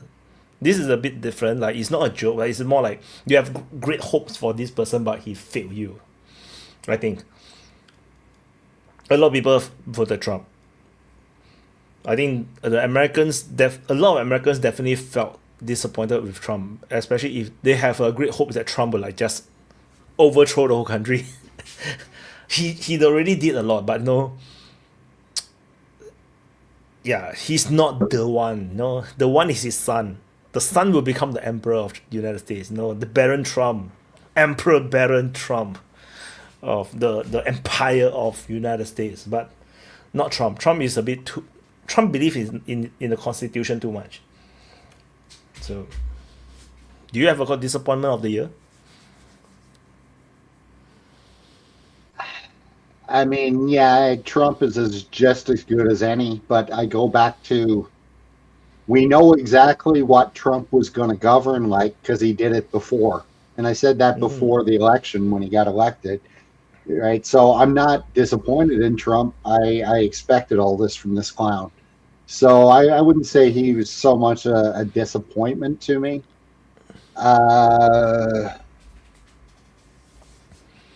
Giuliani? How about the Syrian president? Is he a disappointment? No, God, no. He's a head chopper. You can't expect much from a head chopper. Actually, Putin should be on this list. I think Putin, for a lot of people, he might be a disappointment for. But yeah, nobody nominated him, so he's not on the list. I think quite a number of people would have been disappointed with Putin, particularly Russians, which expected more from their military. Similar problem with Trump. Like, people expected more even if they have done a good job. Like, Senai Takaichi, but she got like 90% approval rating in Japan. So yeah. So these clearly are not Japanese people. Right. Doing something right. Villain of the year. Netanyahu have to be the winner. Like, this one is like it's unreal. It's of course both villain of the year must be won by the same country. Yeah, it's hard not to pick him. So yeah, it's a bit hard. Yeah, even for me, I feel like he's a clear winner. That no leaders are more villainous than him. Unfortunately, even as a neutral, I was like, yeah, who have done more evil than him? I mean, some people would put Putin also as a villain, right? If you're being honest inside this category. But he haven't done more like that. But he haven't done more than in 2024. Like, it's the same level. Like, nothing have changed. It's still the villain of the show, right? The show must go on with the villain, and Putin is the villain number one with Xi Jinping, and all these guys. Xi Jinping is not on the list. If you make this, no, I'm just telling you, if you make this, and you put, random Westerners, making this shit, they will put Putin, Xi Jinping, North Korea, Modi, all these guys, and there will be a total different picture. Just saying. So so you guys, it's a compliment. You see, Upgrade say that you guys are not random, white people. You are like, specific, exclusive white people, not random. Yeah. Okay, let's move up to worst performing politician or leader of the year. Who failed the most? So disappointment, you can still do well, but you just disappointing, but worst performing. Kurt Starmer, I voted for Kurt Starmer. This like a. There's three for me. There is Merz, there is Macron, and Starmer. Yeah, For me, those three. Yeah, those three. It's hard to beat those three. Ursula Macron von der Leyen is very near. Ursula von der Leyen is very near, but Holy these shit, the three- big three country of Europe. The big three country of Europe all have failed. Yeah, Yep. that's actually very sad, right? As a European. I mean, even the as a reality. non-European, when I look at it, I feel sad for Europe. It's the Like reality. the big three, Germany, France, need to UK, all is failing. Oh my No, God, you need to that's be so you need to be tough with the people you love, and these people are just a disgrace to European Union and to the countries respectively. And also the approval ratings show it in each individual country. You can see Macron is like at 13%, Starmer is like not far ahead, and Merz is also. So the countries by themselves don't like them, So I'm not, fringe on this thing. But how are they still in power? Oh my God. They got elected. Yeah, I mean Nunya have lost his faith in elections, so I understand. Like, no. Minas, at least he has not anymore the beautiful guy from before. He's gone at least. The Super Bowl. So the rest is like continental leader of the year. This is like, in the Americas, North, Central, South America, like the leader of the year. For me, yeah, I also expected Maduro or Trump would be like, the two, the anti-US and the pro-US, voting against each other. For me, I'm gonna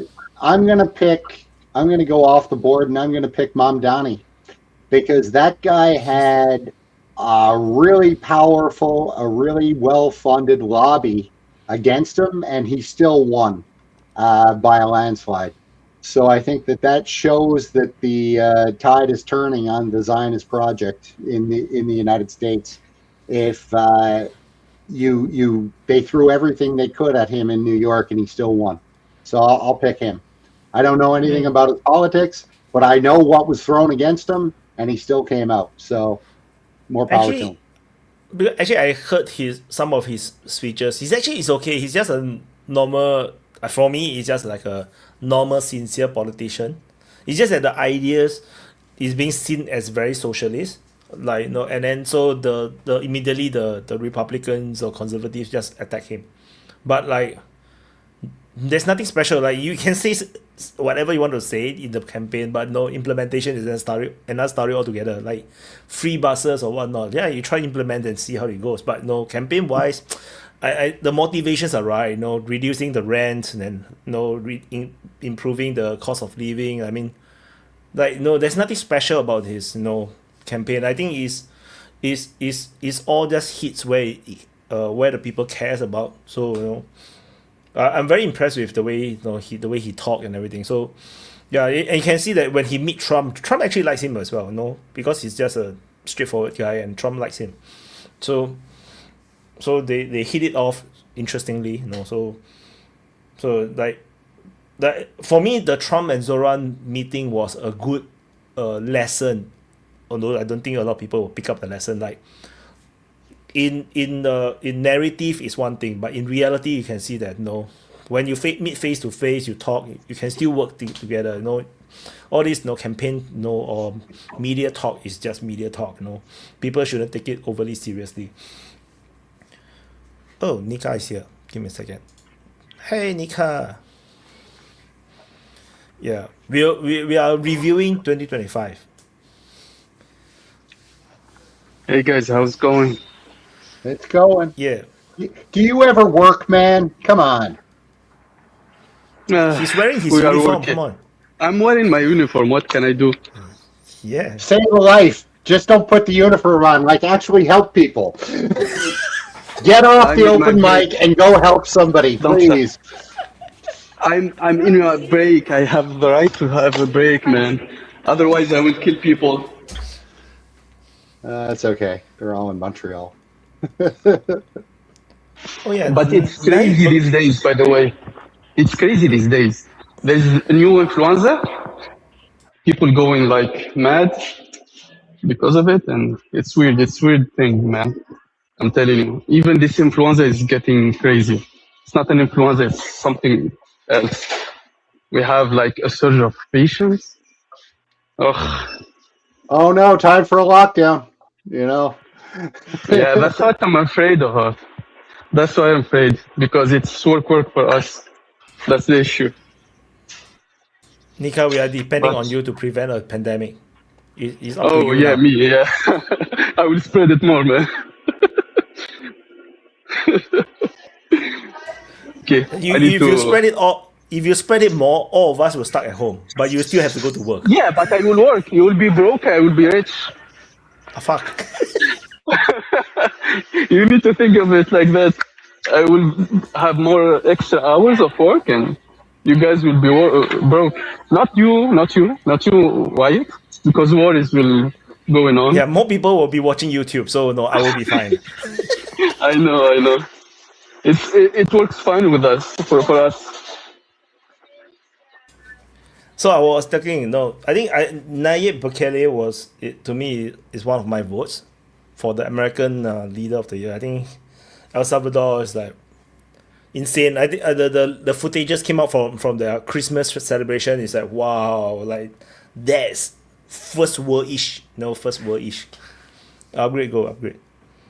Yeah, I agree with you. And also, don't forget, this country not so long time ago was infested by criminals, cartels. He took them out. He put this big prison there and put them all in, He invested also as first world leader into Bitcoin, I think. So he's doing a lot of, things which are like 10, 20 years ahead from all other countries, and if he would be in a stronger country, it would be, highlighted more. But because he is like in a, area which people don't talk so much about, and his country is less known, But props to him. He's a very good guy. But you need to be a dictator to do that. Although you need to have What's the problem? dictatorial Is it powers. better to have a dictator? At least you can go out and with your kids, or you want to have no dictator, but then you have fucking cartels running the country. It's the same dictators, just many of them. Better one than thousands, right? Than to kill. Be careful. What's the capital city of murders? Come on, every day there were like 300 shootings and killings, in this capital city. That was not enough. It's not normal. I don't see it dictatorship. I see it like enforcing law with force. But that's okay. That's normal. You need to enforce law, but dictatorship is crazy, man. You don't want that. 0%, because you will What's get its everything. argument, right? Actually, What's for my me, argument? I think he don't give me the feeling of dictatorship. I think he gave me a feeling that he's a king. He's literally like the king of a kingdom, and then his wife and him is like the king and queen, and that's the feeling I get. The kingdom of El Salvador sort of things. So African leader of the year. Clearly, everybody's going to vote Burkina Faso's leader, Ibrahim Traore. He's the one that kicked off the entire Sahel alliance. Like, of course, a lot of people is going to vote for The Adolf goat. Hitler without a doubt. That From was clear. Namibia. Yeah, he got the best name ever. Like everybody knows his name but don't know his face. Yeah, the rest is like it's not even a close fight. No, so I mean it's quite obvious. Wyatt. how AI will do things now, because there's two Adolf Hitlers. They're gonna confuse it, you know, the pictures. Imagine now if you search for Adolf Hitler and the black dude is coming out, and people told you all your life that it was a white dude. Imagine if this guy become like really powerful in Africa. He's gonna be insane. He's like, no, you're gonna be like more famous, and then he'll be like, it's gonna be a mess. It's a bit like, you know, the Ronaldo situation. Like you have the Brazilian Ronaldo, then after Cristiano Ronaldo came, then it get very confusing. Like when you say Ronaldo, who are you referring to? But Cristiano Ronaldo won because after that, no, everybody have to say the Brazilian Ronaldo. They have to say Ronaldo Nazario. They have to like emphasize, because no, when people nowadays say Ronaldo, they think Cristiano. So for me, I personally, I always say Cristiano. You know, so yeah, but like I think Cristiano after he Ronaldo got won. after he got caught with that transvestite prostitute, I think his career was pretty much done after that. So yeah, everybody just moved on to Cristiano Ronaldo. Yeah. Asia, Xi Jinping got the most vote.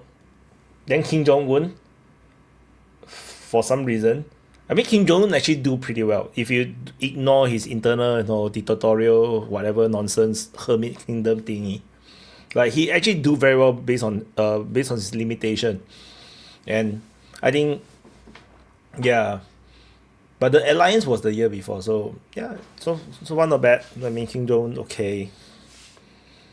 Yeah, it's a very biased vote, so no, I have nothing much to say. Upgrade, what you think? Modi. What about Modi? Is he in? Yeah, he's Modi. number 2 or number 3. He's number 2. Yeah. Okay. He's third voted. He lost to the dictators. He need to be more dictatorial. Well, I'd agree with President Xi as being the top for sure. I mean, he had a pretty big year. And then Modi, I'll also agree. And I go back to that SCO summit where Modi and Xi and Putin met, and how I told you guys earlier on that I think history will show that that was a much more important summit than, we're currently giving it press for. But keep in mind, and I mentioned this to Bradley the other day on when we were doing our year-end thing, and I said, had India joined the collective West in the sanctions game against Russia, we would have a completely different outcome of the war. And the fact that they didn't, I think history will, look kindly on Modi. And I think, once the truth comes out of what was going on behind the scenes, I think you're going to see that India was heavily pressured, and Modi didn't cave. And because he didn't cave, the whole trajectory of what the West plan was went up in smoke, because it wouldn't have happened without India it would have happened with India on board. But as soon as India said, no, we're going to, look out for our own interests, that was it. That was the whole ball game. That was the SWIFT. Nuclear option went to shit. I think we don't even need to wait until the war is over or more details come out. Trump put tariffs on India because they're buying, Russian oil. So there was clear, pressure from outside to make him not buy the Russian oil, but he didn't cave. Like you said, he just kept going on because it was in his interest. And that's what the European Union should do, in his interest of his country, to actually buy the cheap oil on discount for his industry and for his people. Mm-hmm. And I think that was a shit test as well from Trump. Like Trump is testing Modi as well. It's like a shit test. Like, he put political and geopolitical pressure on India and see what Modi reacts. And Modi held strong. And I think and then that probably even impressed Trump. Like Trump probably respect him even more after that. And then after that, they go back to normal, and then they just chit chat and trade. It's like, so that is funny to me. But yeah, that is probably a shit test. But is a crazy risk that Trump took. No, it he risked losing India to to the adversarial side. So and Arguably, he it turned lost a out like bet. sorry. Arguably, he lost a bet. Yeah, I'm quite sure he lost a bit He of. made them. He made them more cautious and like it didn't go very well for US and the But West. yeah, but I think Trump is betting on the personal friendship between him and Modi to play this game. So like he know, because he know Modi, like they are friends, personal friends. So he wanted to test and see how it goes. But yeah, it didn't go well. So trying to back Ukraine is one hell of a difficult thing to do. Like it's just insanely difficult to support Ukraine. What's next? European Union Leader of the Year, which also includes UK. Viktor Orban clearly is the favorite here. I got to go with Fico, though. The guy got shot like 6 times. That deserves a vote. So, yeah. Yeah, but Viktor Orban have more press somehow. Sure. Like a lot more press. And Viktor But Orban is Fico had a lot more bullets shot at him, so therefore he deserves to win. and Viktor Orban is now like heading this movement to reform the European Union of some sort. So he's leading this rebellion movement in EU. Upgrade. Yeah, Viktor Orban. I always mention him as the most logical and most well-spoken leader of our European Union. And he's also putting the interest of his people first. So definitely Viktor Orban should win this, hands down. There is nothing to talk about here. He is the link between Russia and the European Union. If we want to, the next decade, get normalization, we should talk more with the Hungarians and try to figure out something. Yeah. Hi, Archimedes. What's up? Of course, Viktor Orban is winning. There's a bunch of fucking drones. You don't realize that should be Kaya Kallas. She's the prettiest. Oh no, sorry. There's Maloney here. Maloney is the prettiest. Sorry. No, Kaya Kallas, Moggs Maloney. Easy, bro. Easy. Yeah, sorry. Maloney, best. Especially the 21 years old Maloney. Oh, she's so pretty. Dude, 21 years old Maloney, absolutely, right? But 21 years old Maloney, that's when she was part of like the young fascist groups in Italy and whatnot. I mean, she was based, bro. Who cares, man? Who cares? What do you mean? Who cares? That's a bonus. That's probably where I'd meet her. You know what I mean? I care. You gotta have shared interests. Okay, so corporate business leader of the year. It has to be Musk, realistically, or Thiel, but nobody nominated Thiel. I forgot about him. Yeah. So, but yeah, Musk is fair. Well, yeah, Musk. I'd give Musk the honor last year. This year, I don't know if anybody's fallen as quickly as he has, right? Like when he came in, he was all Doge and he was in like Flynn with Trump.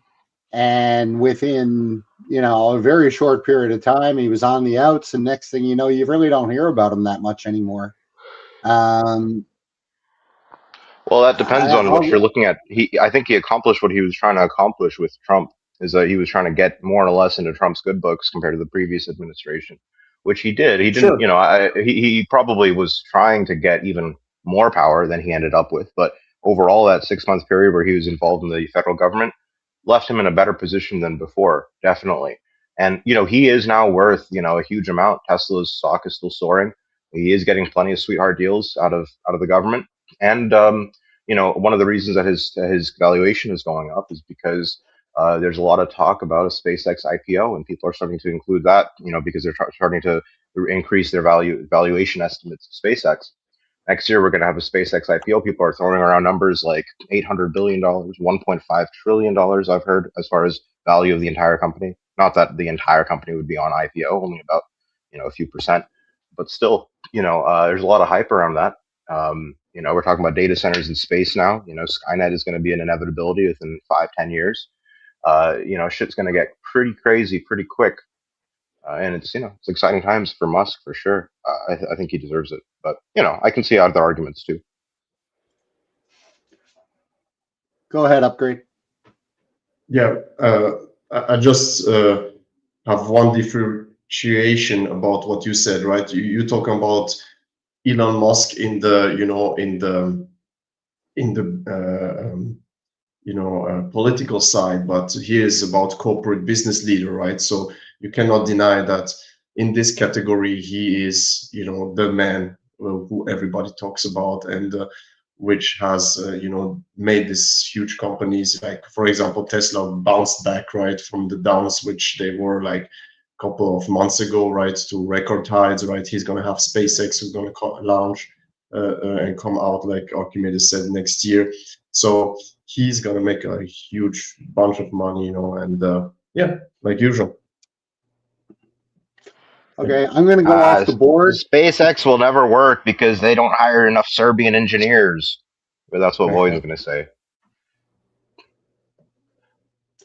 I'm going to go off the board, right. And I'm going to choose my executive of the year, former United Health CEO Brian Thompson, who tragically lost his life in New York City about a year ago. Probably kicked off a revolution. Brian Thompson gets my vote for corporate executive of the year. Yeah, I mean he's the only he's the definitely the CEO that has done the most good for the world this year. He has, and I salute him. Yeah, but it's not really his fault. He wasn't the actor in this. And I mean, hey, by the way, who won Hero of the Year? I wasn't here for that. Was it? We haven't reached there. You guys remember? Yeah. Never mind. The next one, we're going to talk about the Hero of the Year. So we're done with corporate. So this, so for those that didn't hear what I said in the beginning of the stream, this polling for the DPA awards is still ongoing. So this is just the current result so far, and then I go through from the bottom up so that we can have something to talk about. I think it's a good way to already guide us to review the whole year. But I think most of the topics is covered. So I think it's a good way to cover the year. And yeah, now, I like it, man. DPA Peace Prize, Hero of the Year. Because Orban is the winning. Yeah. For me, I gave it to Tucker and Luigi Mangione.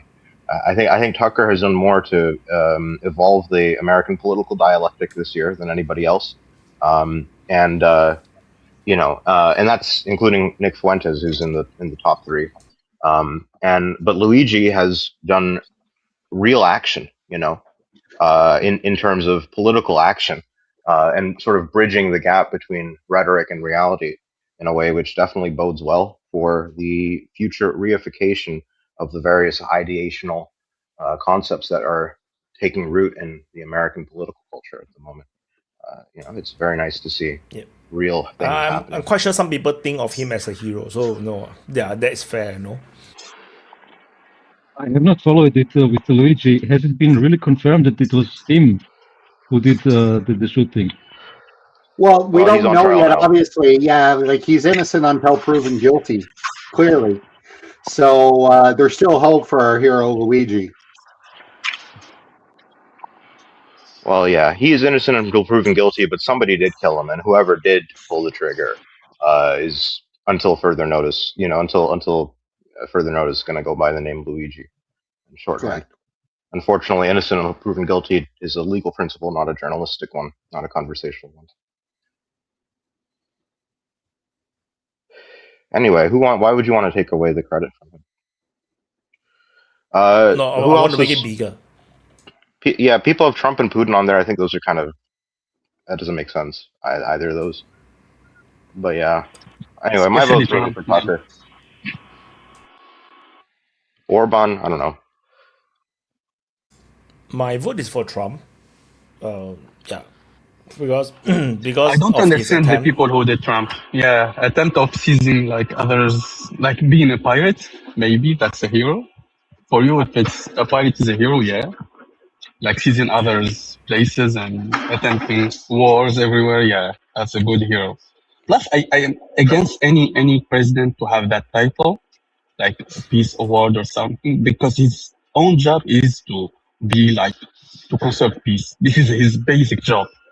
Like it's given like a carpenter award because he did a table or something like this. That's crazy.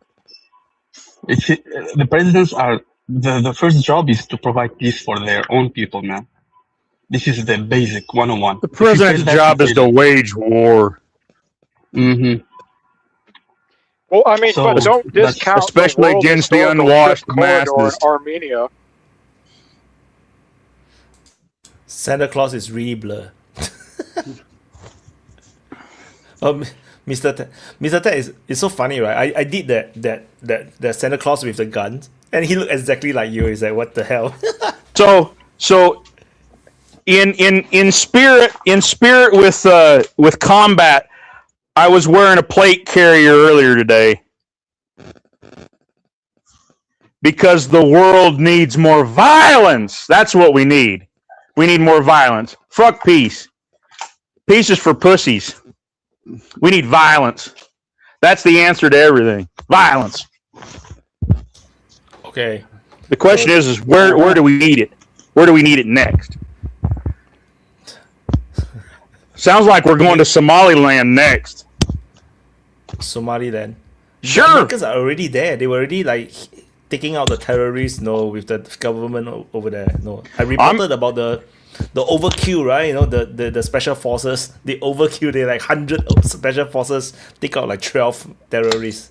Yeah, and then That we was send in some Somaliland. Patriot. We send some Patriot missiles because we wanted to give the military-industrial complex a bonus for the end of the year, and they had 3 duds, for crying out loud. I mean, what kind of bullshit is that? 3 fucking duds? I mean, maybe it was because it was Nigeria and they just didn't want to work like the rest of the country. Because everybody knows nothing really works in Nigeria. So Ted, who is your hero of the year for 2025? My hero of the year? I forget who I even voted for. I probably had to split it between Donald Trump and Benjamin Netanyahu. You know? Because I know that's what Upgrade wanted me to do. He wanted me to vote for his buddy Netanyahu. Because that's Didn't he stop the war though? Yeah, he did. He stopped the war there in Israel with them pallies. You know, started hunting them terrorists hiding out with the pallies. So yeah, he's my hero. Yeah, I'm wearing a beanie. I couldn't find my kippah, so I had to wear a beanie. That's the closest I could come to wearing the correct head garb. You're a very good goy, Mr. Ted. I have No, to I'm say. no goy. You've done a I'm good no job. goy. I ain't a Jew. That's the neat thing about being me is I don't have to be a goy, and I don't have to be no damn Gentile neither. I ain't no heathen. I'm in that perfect spot. I get to be a believer and not be a goy. Well, the real question is, are you circumcised? That ain't no question. Of course, I've made my covenant with my God. Doctor or God? God. Dr. Stein. Dr. Stein, Dr. Berg. Yeah. Someone has your foreskin. I wonder what they've done with it. Maybe they've pickled it. Well, it was such a large specimen, they probably split it up 5 or 6 different ways to share amongst their friends. So disgusting. Oh my god. Hey. Anyone have anything else to add about the hero of the year 2025? Anyone have Gotta a be special Luigi, hero? Luigi, bro. Luigi or Tucker. I don't see any other argument. Luigi's in jail. He's gonna spend the rest of his life getting anally raped in prison. He ain't getting jack Hey, shit. not if he consents, bro. Oh, not if he You should consents. try to be inclusive. Well, I think it Even should be more J.D. so- Vance. Even more so, it would be a hero if you look at it. There is no hero if there is no sacrifice. A hero is not someone who doesn't sacrifice. So I don't see anyone on this list to be a hero, basically. if we count only celebrities who can be voted for, then maybe it's even Greta Thunberg who went to Israel, and stood for She her. got arrested. She got arrested and deported twice. She's the worst illegal immigrant of the planet. Are you fucking kidding me? Don't you think that Tucker suffered for his? Don't you think Tucker suffered in that he gave up his position in, as a very, very high position in the establishment media, and is continuing to put himself at risk? What risk? It's not anyone Risk on of that getting a list anyway. paycheck? He's not risking jack shit. He's worse than that Thomas Massey motherfucker. He's risking quite a lot. After this conversation, I'm now convinced Viktor Orban is the hero of the year. Viktor Orban, he's from Hungary, a country that doesn't count. The only reason they're a country that exists in any real measure is because they've got their hand out to both the East and to Russia. I think you should say that again a little louder, Nunya. Don't let him talk over you, man. Yeah, I mean, that fucking Hungarian motherfucker, he's playing both sides of the fence. Is that what you're trying to do, Mr. Ted? You want to move on? You want to so- do what so- Nunya's telling you to do? Wait. Wow. So we continue to do the review first. Yeah. Okay, this is the current vote count. Is if anyone is not happy, please go and vote. Currently, the Vaughn is in the massive lead. So no. Yeah. I'm kind of surprised I'm as high as I am. I'm tied with Mr. Lambo, the twerking twink. Damn. Yeah. I think Mr. Lambo is the peacemaker of the year because the way he fakes that birthday cake has brought everybody together. I'll go with Desi. Desi has always got thoughtful comments. So yeah, I'll pick Desi. Yeah, I voted Desi and Gabriel. Full disclosure. So super chat. Just now I missed this one. So this was like 30 minutes ago. Preston Sparks say Europe is going to eat itself in 5 years. It's all going to fall apart. I don't think they have the backbone to fight for their country. I'm sorry I missed this. He's exactly right. He's exactly right. And Stefel says Nunya looks like he's about to explode. Okay. He should have taken an extra tablet for his blood pressure medicine. I think you'll find. Ted, I will say, Ted, you're not as pink today as you usually are. So well done, It's sir. because I've been hiding inside and I haven't gotten sunburned yet. But I got the shop lights on here in my shop. Nunya, can I will just say get how more impressive it red is? as we sit out here.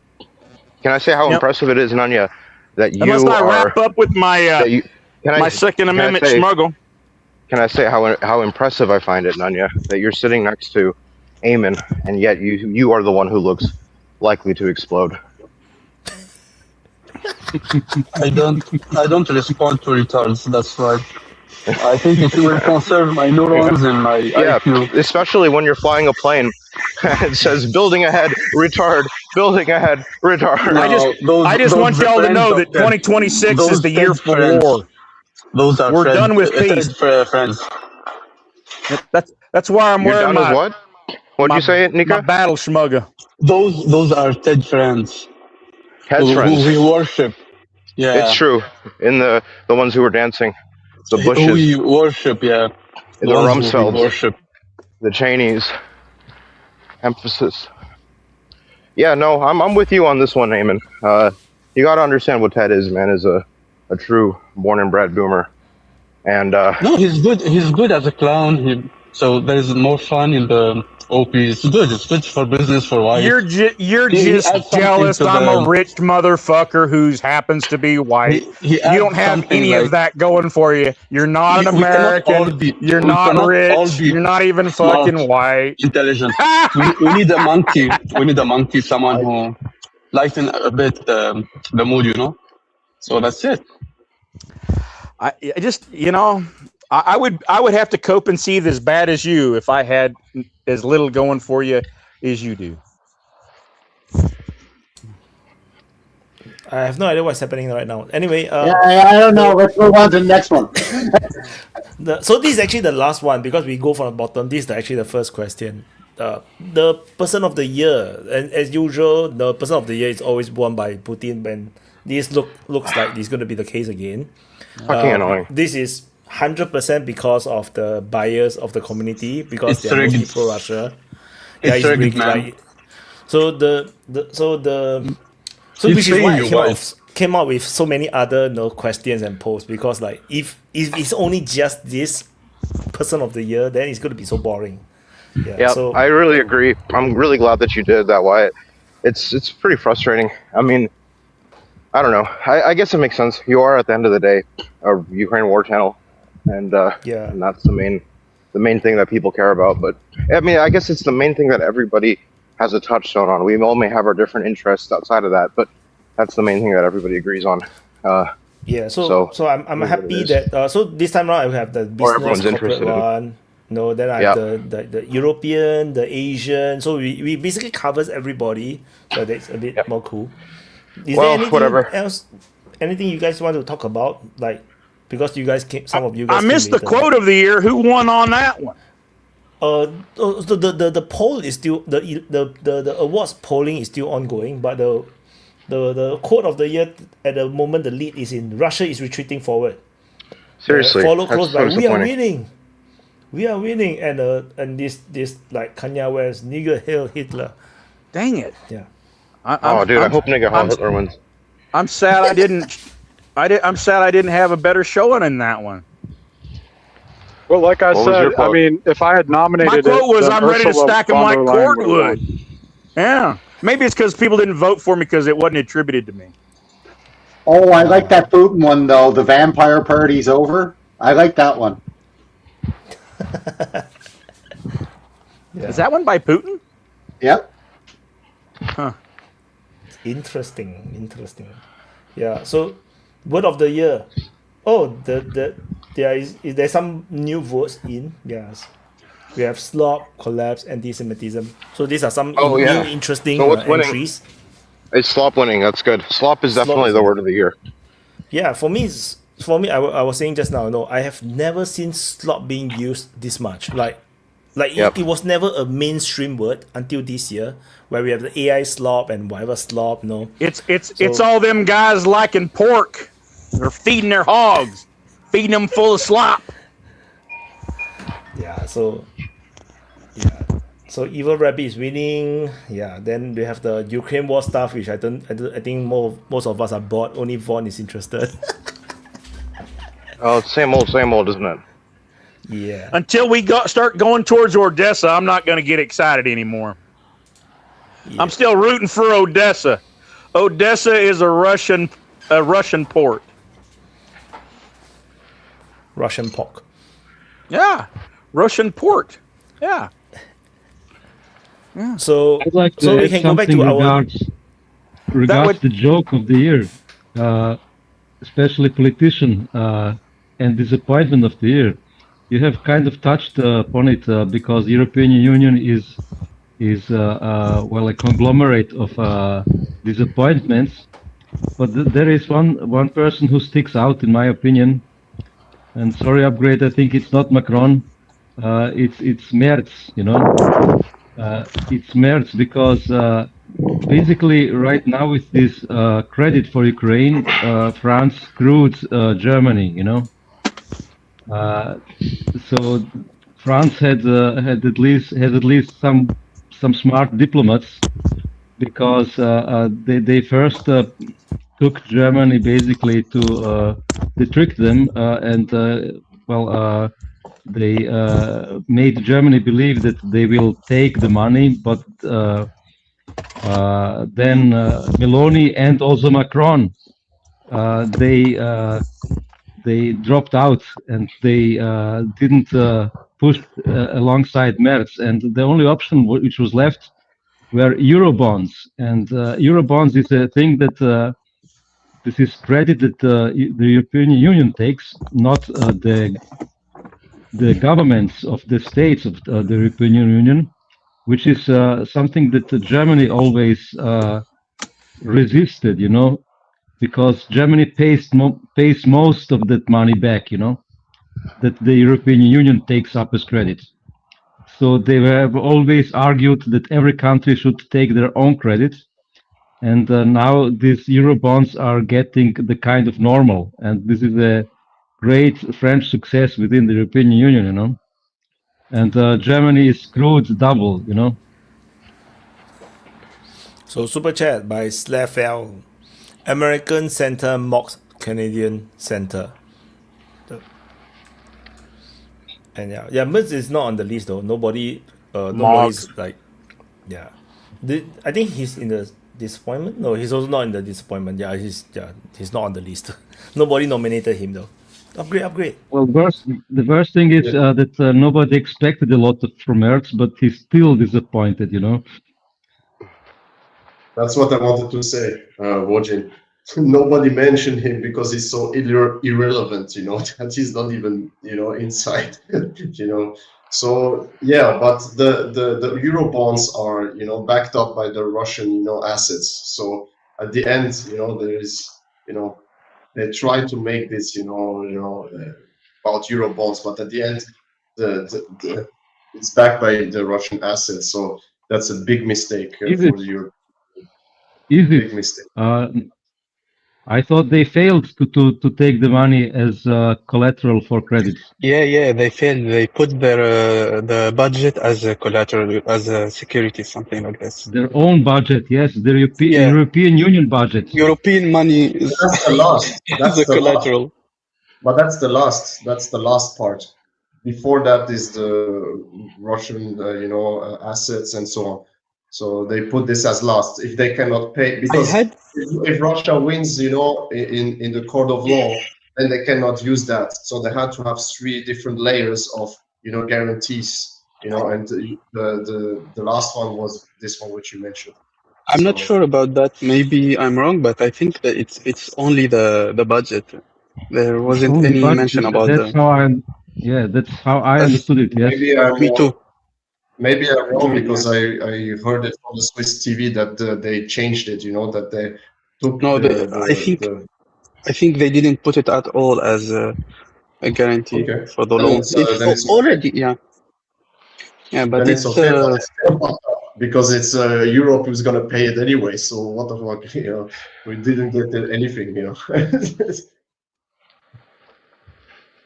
Same old.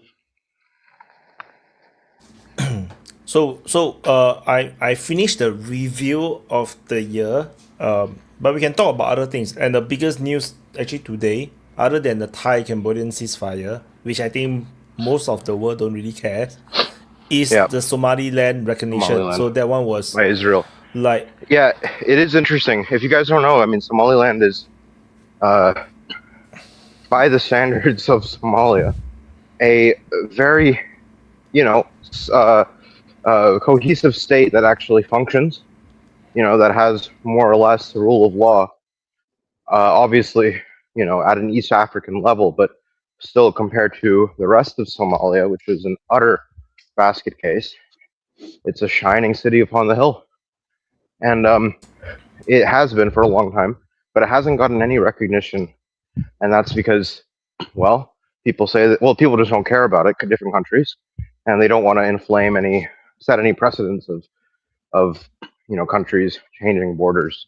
I mean, kind of a similar story with, you know, I mean, you can imagine the Spanish and the British don't want to do that because they'll have their, you know, Catalan and Scottish problems and so on. Yeah, so Somaliland is like, it's a bit like Taiwan situation where they are basically full-fledged countries, accept recognition. They just don't have the recognition.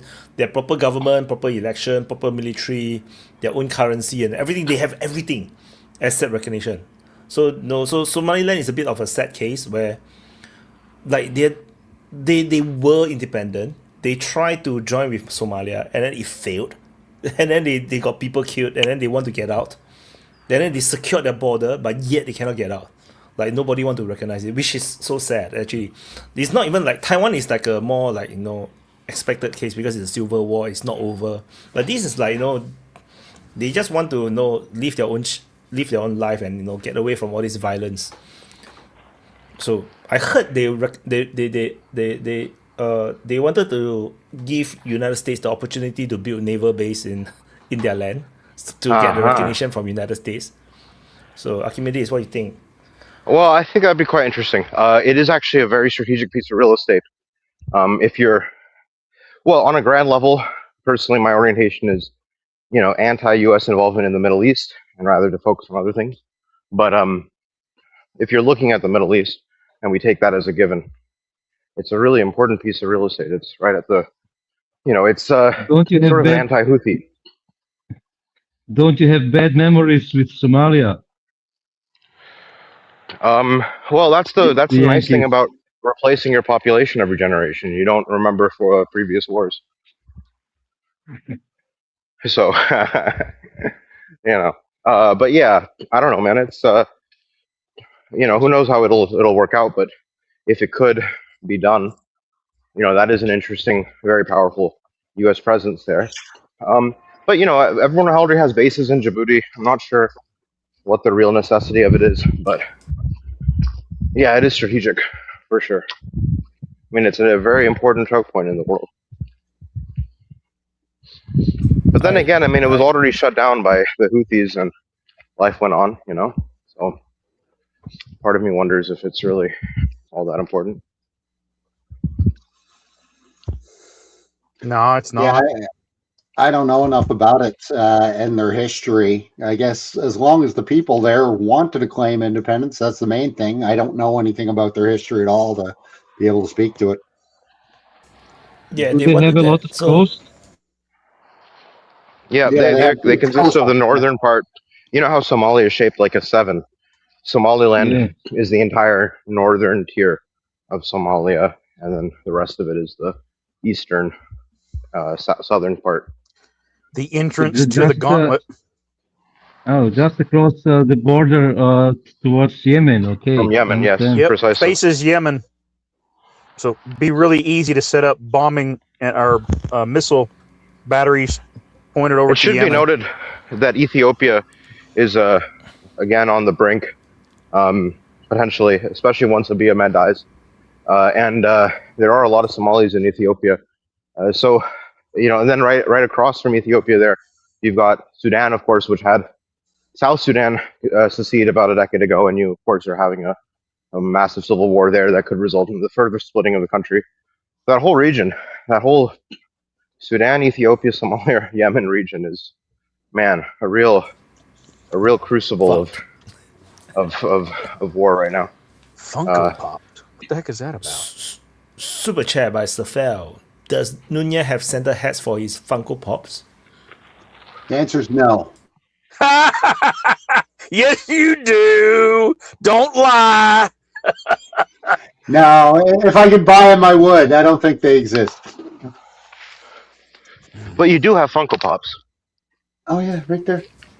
My God. You actually have Funko Pops. Yeah.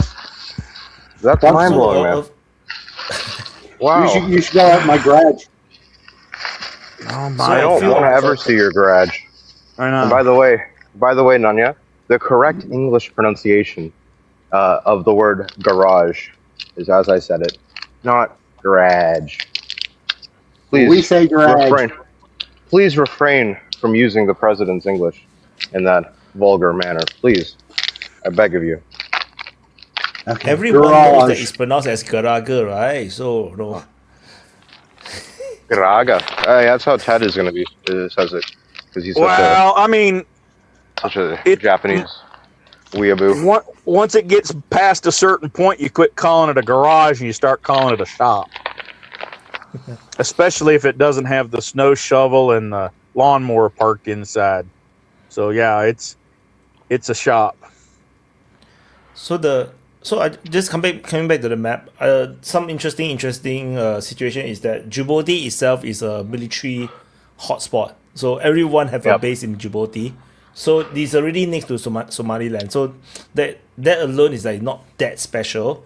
If United States have another base in Somaliland, but it's nice to have, I would say, so that you have somewhere far away from the Chinese, because the Chinese also have a base in Djibouti. So that may be helpful.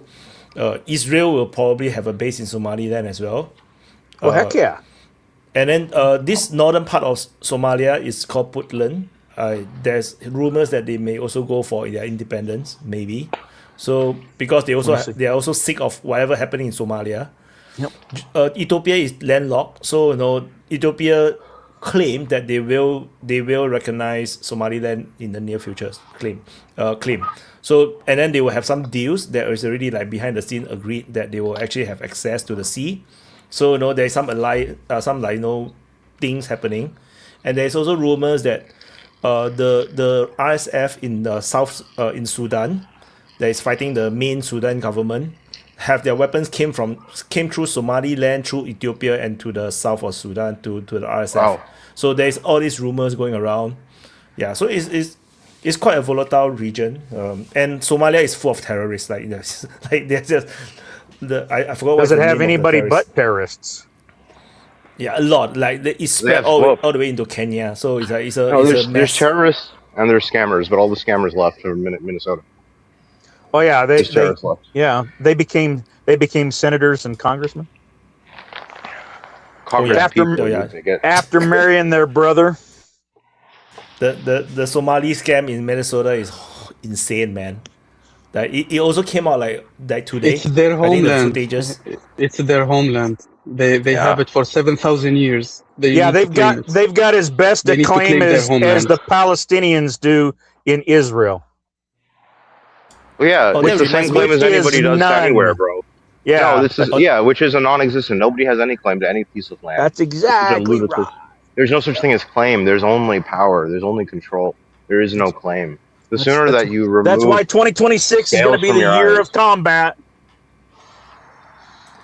And that reminds me, I forgot to say just now, the Somaliland is looking to join Abraham Accord, and then there is also rumors. There's also rumors that Gazans that do not want to live in Gaza may be given the option to move to Somaliland. Maybe. I mean, these rumors. So a lot of undercurrents. The deal is underway. The deal is underway. Yeah. It's probably already discussed and all. Yeah. Yeah. But I'm not sure if the Somaliland people will be happy about it. Like, no. Or maybe they move the Gazans into the mountains, Well, the Somaliland people can move to Madagascar.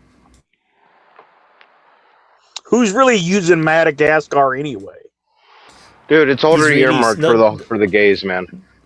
The Zionists are I thought we were going to send all the gays to Eastern Canada, where most of them were already living. They're already there. That's where they're going to be. Okay. That's what I thought. You're getting it all mixed up. Rafael asks, Nunya, exactly how many Funko Pops do you have? Good question. I don't know. Not that many. Funko Pops are so gay. What's the estimate? Give me the order of magnitude. Are we talking dozens, hundreds? Maybe dozens. No, did I ever tell you guys what my retirement plan is? I hope it's probably something stupid like gaming cards. No. I plan to retire sometime, hopefully within the next 5 years, and I'm going to open up my own online collectible shop. So the Funko Pops... Oh, collectibles. Even better. Yeah. So the Funko Pops that you see behind there, those are just Star Wars ones because I'm a Star Wars fan, and I've got a Star Wars theme in my room, as you can see. But if you go out in the garage... I thought that was the stuff your kids built. Nope. If you go out in the garage... Is your bed shaped like a race car? No. I wish. No, wife wouldn't let me do that. But you have a wife? Is he? No. How old is he? Have like an X-wing fighter or something bed. But if you go into the garage, X-wing fighter bed, is that secret? Is that a secret code for something? No, it's just a fighter. Represents your chromosomes. Well, you're definitely not a lover, so. So I hope to have most of the stuff I've got out there are like sports cards, and I've also got a shitload of coins and some Funko Pops if I can find them cheap. If they come across cheap, like a couple bucks each or whatever, I'll buy them because I know I'll be able to make some money off of them eventually. So yeah, that's the plan. I'm just building up my inventory, and then when I retire, it'll give me a gig to do. So give me something to do, get me out of the house. That's my plan. So yeah. How does an online shop get you out of the house? Well, if you got to ship shit out, you got to go to the post office, stuff like that. Right. When you're retired, they won't pick that shit up in Canada. No, well, no, not Canada Post, but like FedEx or whatever. Sure, but I'm too cheap to do that. I'm just going to ship it all through Canada You are Post. cheap. We know that. That's a universal fact. So that's my plan. Really excited about it too. Like I'm literally tripping over boxes of cards like Score Baseball, 1990. Yeah, everywhere. It's a lot of fun. That's so cool, man. What That's so happens cool. when all the boomers die? The true boomers die off, and nobody's buying baseball cards anymore. Oh, lots of people are buying baseball cards. Oh yeah, no, it's a huge I didn't even industry. know they still made them. I didn't either, but what happened with me was maybe about 3 or 4 years ago, because I collected baseball cards, hockey cards, and shit like that when I was a little kid. And my mom came across it all down in one of the closets, and she was like, "Yeah, I was cleaning this out. I'll ship it up to you." So she shipped it all up to me.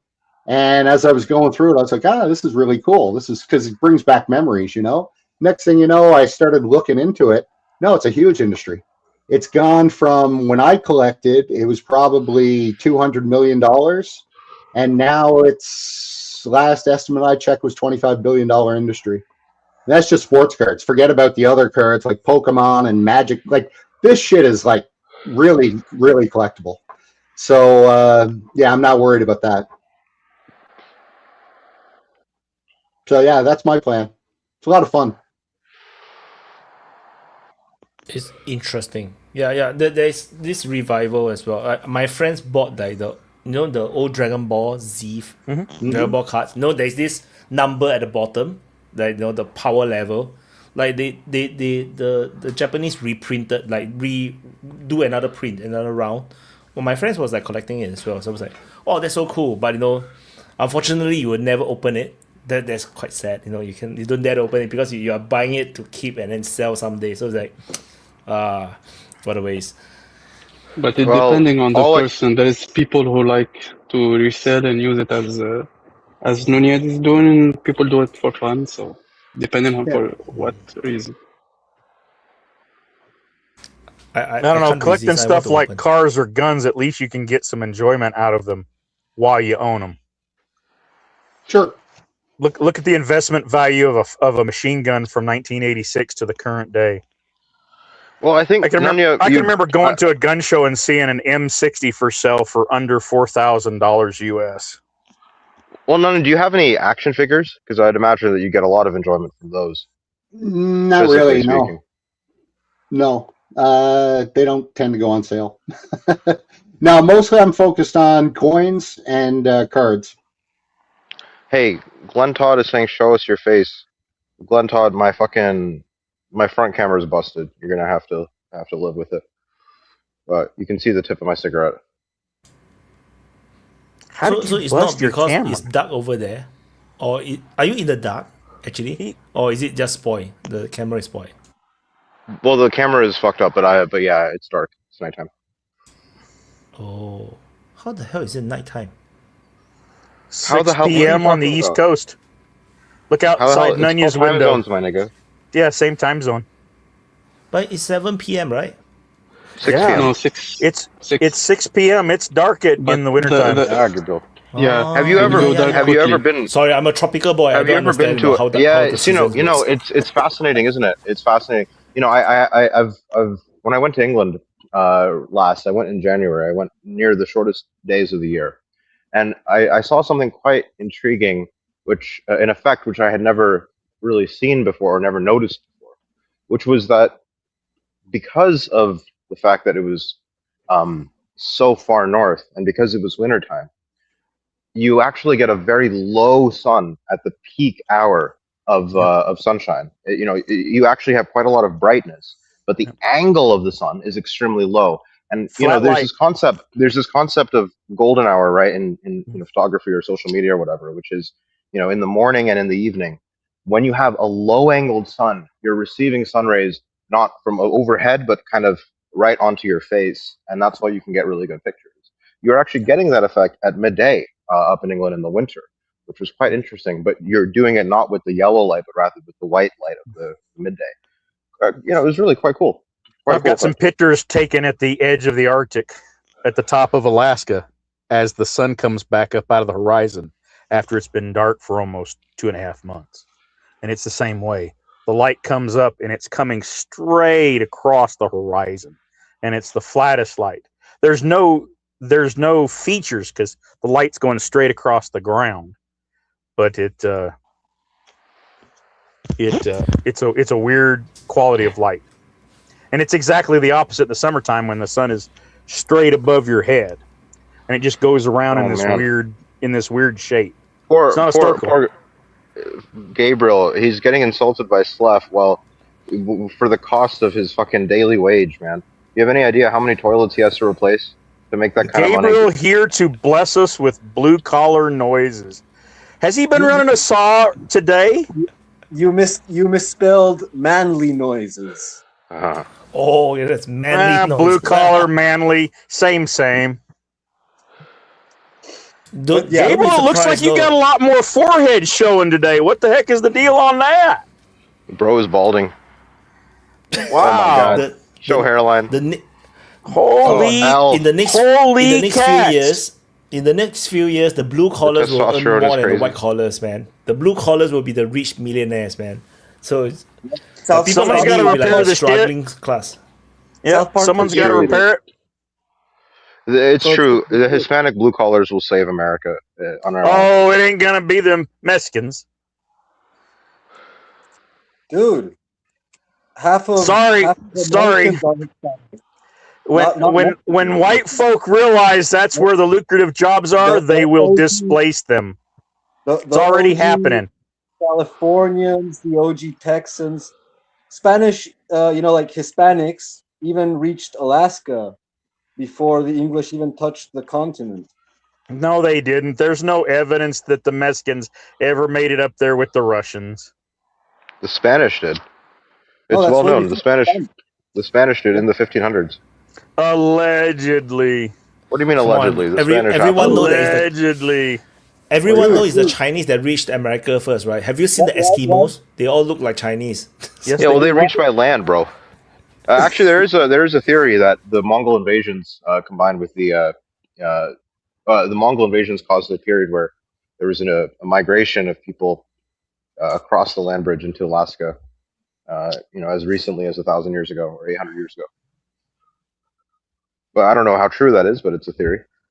Allegedly. A lot of people must have died, in that journey. I can imagine. What's the name of the capital of Alaska? Anchorage, isn't it? No, Juneau. Oh yeah, Juneau. Yeah, Juneau. Anchorage is the largest city, but Juneau is the capital. Juneau. Like the Roman goddess. Yeah, but with an EAU at the end. I don't know. Okay. Yeah. They had to make the city interesting by giving it a weird spelling. It's an excuse of a fishing village with a small airport. Really small airport. They fucked up. They should have named it No Jew. Well, and that's where the United States was supposed to go up to. So, 44-40 or fight, baby. Well, we really need to take Canada back. It's our rightful territory. Look, everything 100 miles east of the Alcan to the coast should be the United States. I mean, they didn't even have a highway to the United States, built a road to Alaska during World War II. Canadians are so irrelevant, the United States had to show up and build their roads for them. And then they had to build their oil refineries too. Yep. Well, there was this massive... Juneau. Yeah, so they didn't even want to show this place like clearly. They put Anchorage so big, but then Juneau is tiny. Yeah, it's a small town. So I think the original Voyen and Gabriel was we were going to take Canada. So Voyen and Gabriel, who are you guys voting for open mic speaker of the year and person of the year? I think you guys came in after we finished. I have committed to be voting for Toby, and wow. I kind of feel he's missing the opportunity, you know, to show himself now in the last open mic of the year, you know, to get something from the recency bias from the voters. The same goes for Desi. I expected to see them this time, but they're missing out. Usually they can't join because of when Wyatt does it on Sundays, but it's a Saturday session. Yeah, well, they might appear eventually. I don't know how long have you been at it because I just dropped by, but it is Only 3.5 hours. Oh, okay. Then We're not maybe even in the middle yet. Yeah, it would be fun to see Toby. Archimedes. I want to discuss his theory of like the Jewish scapegoat theory. I think there might be a point to it. It's not a theory; it's a religious tenet. No, I mean it's a possibility. Most people who criticize the Jewish influence tend to see them as a like the guiding force of the world and stuff like that. You know, he at some point stated that idea that it's been a tradition for like Christian civilization to scapegoat the Jew from time to time, and you know, like recently I was thinking about the psychology of, you know, not modern day Judaism, and first of all, it's not the same thing as what was, you know, like pre-Christian era by any means. It's simply because of the unrootedness that it has, you know, since it was cut out from its temple and its tradition and its high priests and text. It kind of reassembled in a sui generis manner and in opposition to Romans and Christians. But mostly to see the gluttonness or the like how they revel in their like perceived power, like they like to play and to lean into the stereotype as much as possible. It seems that way. Like they really enjoy leaning into the stereotype as much as possible, which shows me that maybe it's just like a very it's like a vice that they cannot control, and once they get certain amount of power by the actual powers, by those who actually have militaries and industrial capacity, once they're bestowed a bit of power, they'll run with it, you know, and they'll think that they're the best in the world and they're going to brag about it. And so it's a perfect scapegoat because they're going to like admit themselves to all the sort of like anti-Semitic tropes that are thrown at them. And therefore they're going to be then used as an expiation for whatever the elites are actually doing. It's just a thought. But what you were talking before about, back to the conversation about collectibles, that it's going to become something obsolete. I think that Nunya is right, that you know, culture has stopped producing. So as time goes on, the more there's going to be attachment to the past golden age when Western civilization actually produced culture and icons. And so like the hipsters were prescient phenomena. Like it was starting to insinuate that phenomena, these extremely like to pass, but at the same time extremely progressive. Oh, very good. He's been in chat, so I'm glad he showed up. Speak of the Toby have appeared. He had to shovel all that snow out. No mic? Oh yeah. Oh yes, have We're hearing you. a bit soft. It is. Let me Okay. see. I can adjust. I already maxed up your volume, so that's all I can do. Okay, hang on. If you can adjust yourself higher a little bit, that would be good. I'll see what I can do. It's not bad. It's not too bad now. 6 by 5. 666. Yeah, so Gabriel's being anti-Semitic, I saw. Yeah, please Come on, and he's correct- Jesus. He It's your cannot own be damn theory, bro. anti-Semitic to himself. Jesus is Jews, right? He's a Yeah, Jew. actually, I think he's not being anti-Semitic at all.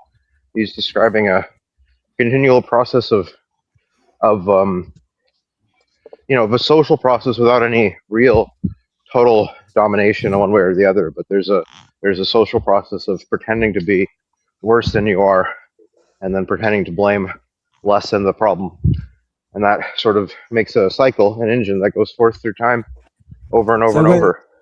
So, Archimedes, are we pretending that like large groups of human beings behave homogeneously? Are we doing? Are that? we pretending that large groups of molecules can be described by simple, equations that describe the rate of their reactions? Is that what we're pretending? You can't see it; it doesn't exist. Come on, let's talk about real science. No, Everybody knows there's no such thing as a quark. It's been known, Toby, since ancient times, since biblical times. It's been known that the peoples of the What earth, has been known? that the peoples of the earth have a common character.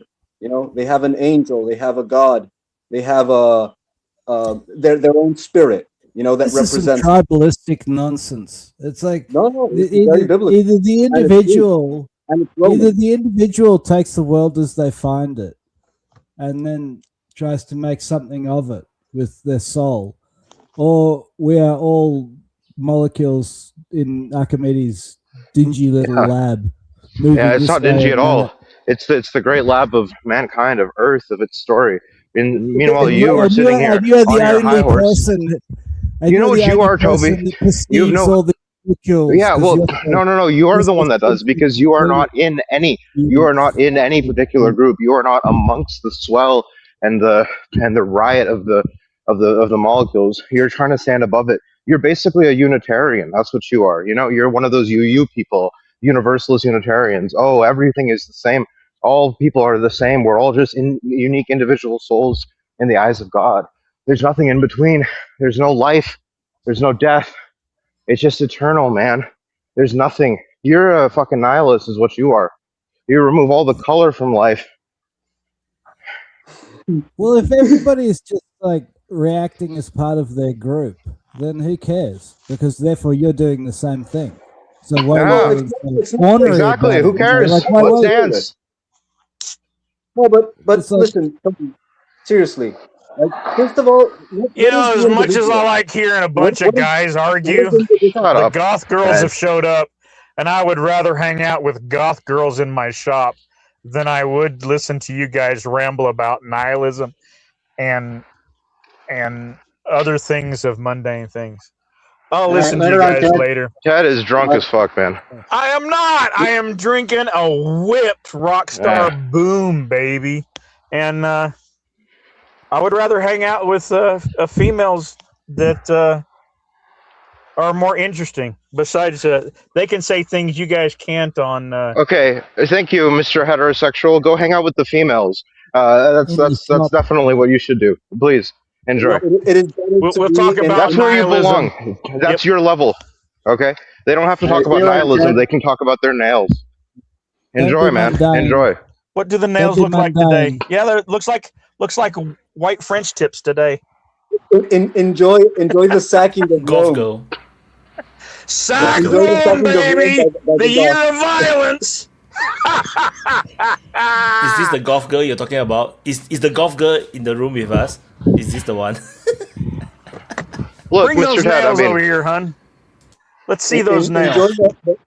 Enjoy the Jesus sacking Christ. of Rome by the Goths and the Vandals. This poor boomer, he doesn't looks even like we got understand. candy stripes too. Yeah, candy stripe No, pinky. but the thing that Toby was talking about, the individual, like it's a discussion that's been going on for centuries, but the individual, to me, the concept of individual in itself is absurd and impossible. There can be no individual. Everything is divisible. Is that your There can be individual single- opinion? Yeah, it's a singular opinion. Funny There's how that subjects, works, isn't it? It's like you're an individual, everybody else is like subject to your generalizations. unique conversion. There's unique conversion of all sorts of factors that construct the person, but there's not an individual because the aspects of a person are divisible. The person has a body and has a soul, has a spirit, and a mind, and you can divide it in all sorts of ways. All of those bodies, you can divide them in all sorts of ways. It is divisible. And what do you say about, for example, demonic possession? Is that a thing that exists, or is it just superstition? When Jesus cast out spirits, was he just didn't know what he was talking about? He was just making a show for the people, or did the quote unquote individual get hijacked by some other being? And why can that not happen with masses of people? That a spirit hijacks a huge chunk of people. So it's like in theological and philosophical terms, it's not such a straight cut. Either you are an individual or you're just a random atom of a collective. No, there's a compatibility there. You are moved by forces outside of you, and you also create in your interior. That would be like the God spark, of being his creation. You can generate from within you, from a particular combination of circumstances, you generate something creative, something that is your own, and that's a singularity, like in mathematical terms. Toby does not uphold the existence of the human soul. He denies the existence of everything else's. What? What? You heard what I said. Yeah, I know. That's the problem. I just didn't understand it. Yeah, well, enjoy your soul. You should do some soul searching. See if it tells you the answer. You don't have to. Well, just go and commune with God. Stop interacting with the world, man. To you, instead of talking about the flesh, the soul, and the spirit, maybe I should talk about the id, the ego, and the superego. Sure. Well, that's just the same thing, but plagiarized. Yeah, that's kind of one of the massive ironies of modern psychobabble is that this atheist Jew decided to plagiarize early Christian theorists who were plagiarizing Hellenistic philosophy. There's not a lot of Judaism in Freud's worldview, but leaving that to one side, I don't know. I think the individual is an incontrovertible fact of the self. Like it's a pretty rare person that's going to abandon their own individuality, and they're not going to last very long either. But I just think it's lazy. It's lazy to, and it's also vain. It's hubristic to look upon the rest of humanity as parts of groups instead of contemplating their individuality. And the consequence of hubris is rarely enlightenment or joy. More often, it's disappointment. It's like, the universe is not turning the way I want it to, the way I think it should, and therefore I'll get really angry like Nanya and start collecting Funko Pops. It's a dark path. But to each their own, Archimedes, You can have hubris and arrogance in any of your points of view. You can be a theistic hubris arrogant, or you can be an atheistic hubristic arrogant. But the idea of the individual, at least the history that I know of it, is basically an Austrian school of economics form of definition of persona. It's not a traditional perennial concept that it's not in religion.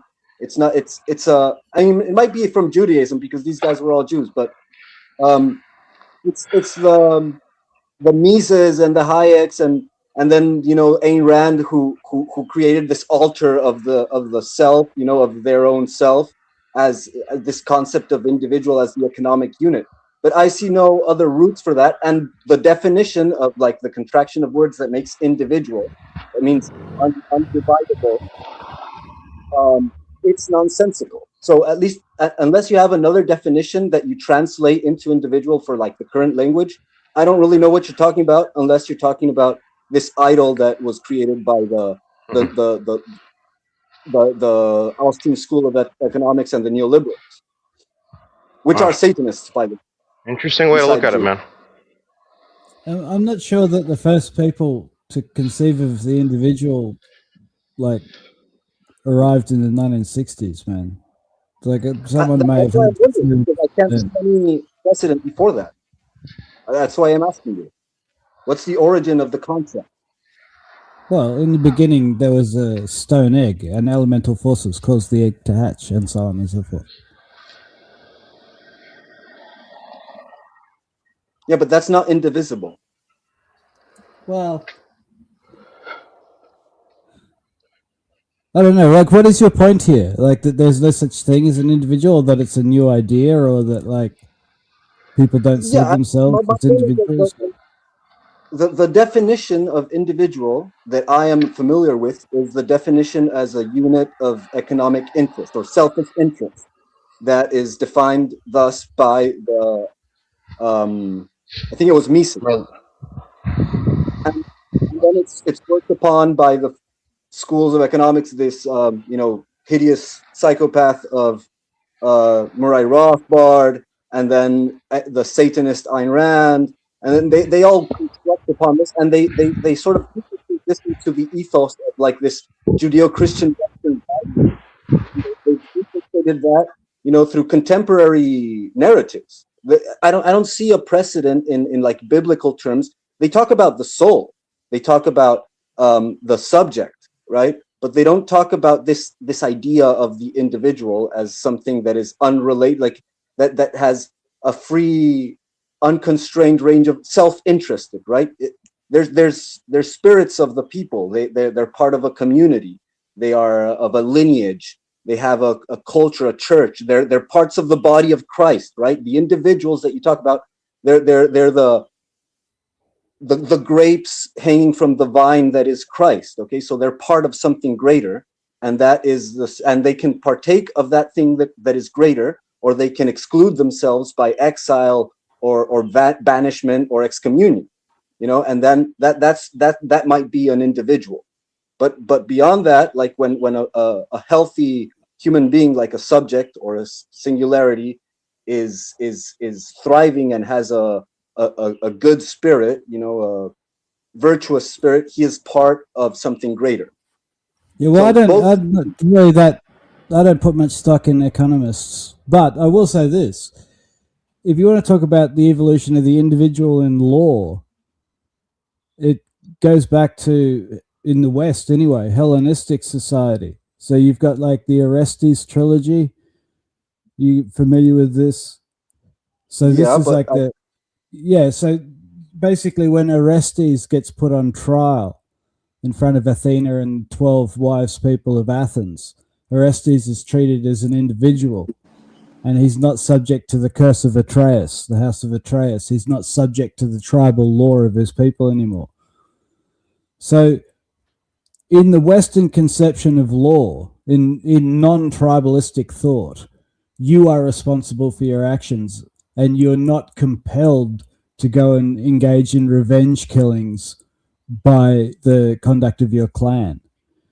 And so, the idea of the individual is deeply seated in our conception of like what we should be held responsible for under the law. Now that's kind of changing, because you're getting a lot of tribalism in the world today. And people feel like they're victims because they belong to a certain racial group, or they expect others to compensate them because of their tribal identity. And they also feel compelled to go and do violence because of the tribe that they belong to. So there's a huge resurgence in tribalism in the world today. And that oughtn't be surprising. For the majority of human history, tribal law has been dominant. And tribal law is really complex. It's like, tribal law is not simple. It's not a simple set of obligations. The tribal law has really complex clan obligations. Like the way I like to think about it is, if you get dropped into a group of 20 blue and yellow people, and you're blue, and all the yellow people are trying to kill the blue people, and all the blue people are trying to kill the yellow people, and you're blue, it's like racism is a fact of life. It's like there is no room there for you to have altruistic opinions about how all the colors are equal. It's like you're fighting for your life. And if you don't fight for the blues, then you're a traitor to your group, and they'll just do away with you. So, and this is what I mean by, you take the world as you find it. If any one of us, with our fine individual opinions, were to be placed into a tribal world, we would be going along with tribal justice, and we would be doing tribal things, because otherwise, you wouldn't last very long. And so, yeah, I think there is an element of that in our contemporary life, by all means, and as you say, it is resurging. In a yeah, sense. it is, and hence, blaming the Jews for all bad things, or blaming black people or white people or all men or all women. It's like this kind of collective responsibility, collective guilt, and collective entitlement. It's tribalism, right? And it regresses away from the conception of the self. But as I said, there's the conception of the self through philosophy and law dates long before the modern age, and I'd argue it even gave rise to Hellenistic Judaism. Hellenistic Christianity. No, yeah, I agree with that, but I don't conceive of it as the concept of individual, as of like this autonomous sense, like the word autos, which was practically an irony in the Greek culture because of how ridiculous it sounded, like this thing that is unmoved, right? That is self-sustaining. That's something that is, especially in human society and evolution, or not in a Darwinistic sense, but like in the development of societies, humanity. Humans aren't animals that survive on their own. We're a political animal, like in Aristotelic terms, right?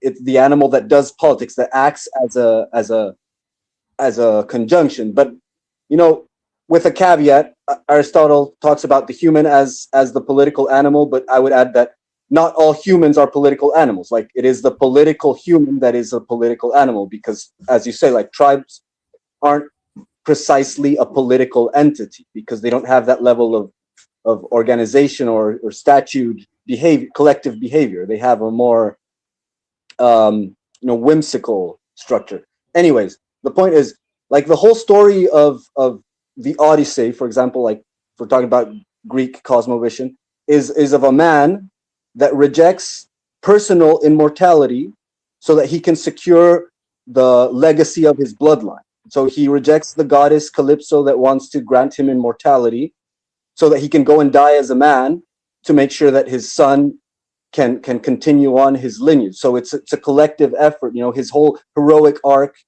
ideal and path is of securing his bloodline, and the future of his kingdom, in opposition to personal immortality. So you have these, you probably do have these ideas being discussed in Greece, but I don't think you can understand like the person. You have aspects of the person as something indivisible, and I don't think that you can actually like even begin to describe reality without being able to make judgment on collectives.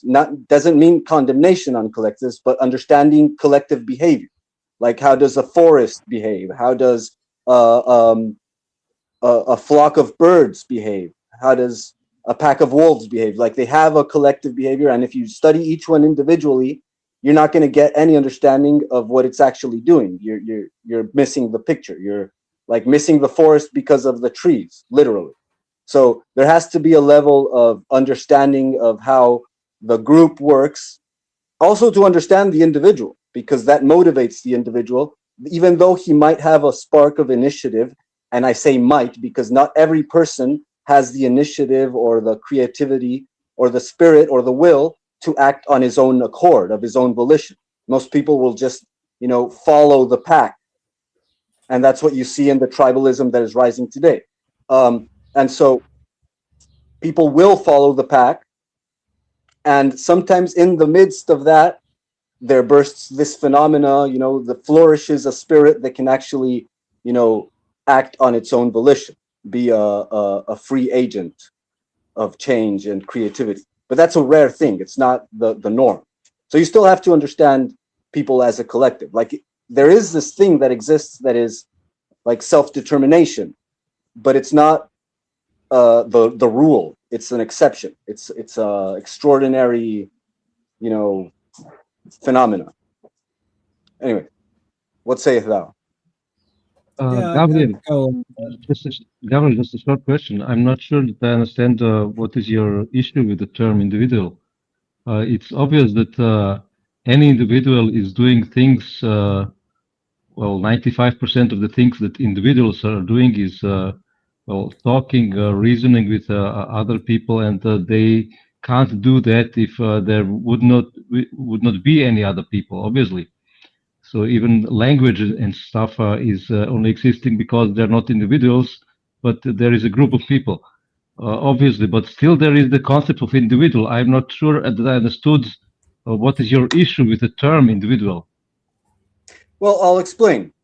First of all, it's just for the sake of conversation because, I invited Toby to discuss his theory about the historical scapegoating of the Jew, and he came up with a frequent, a recursive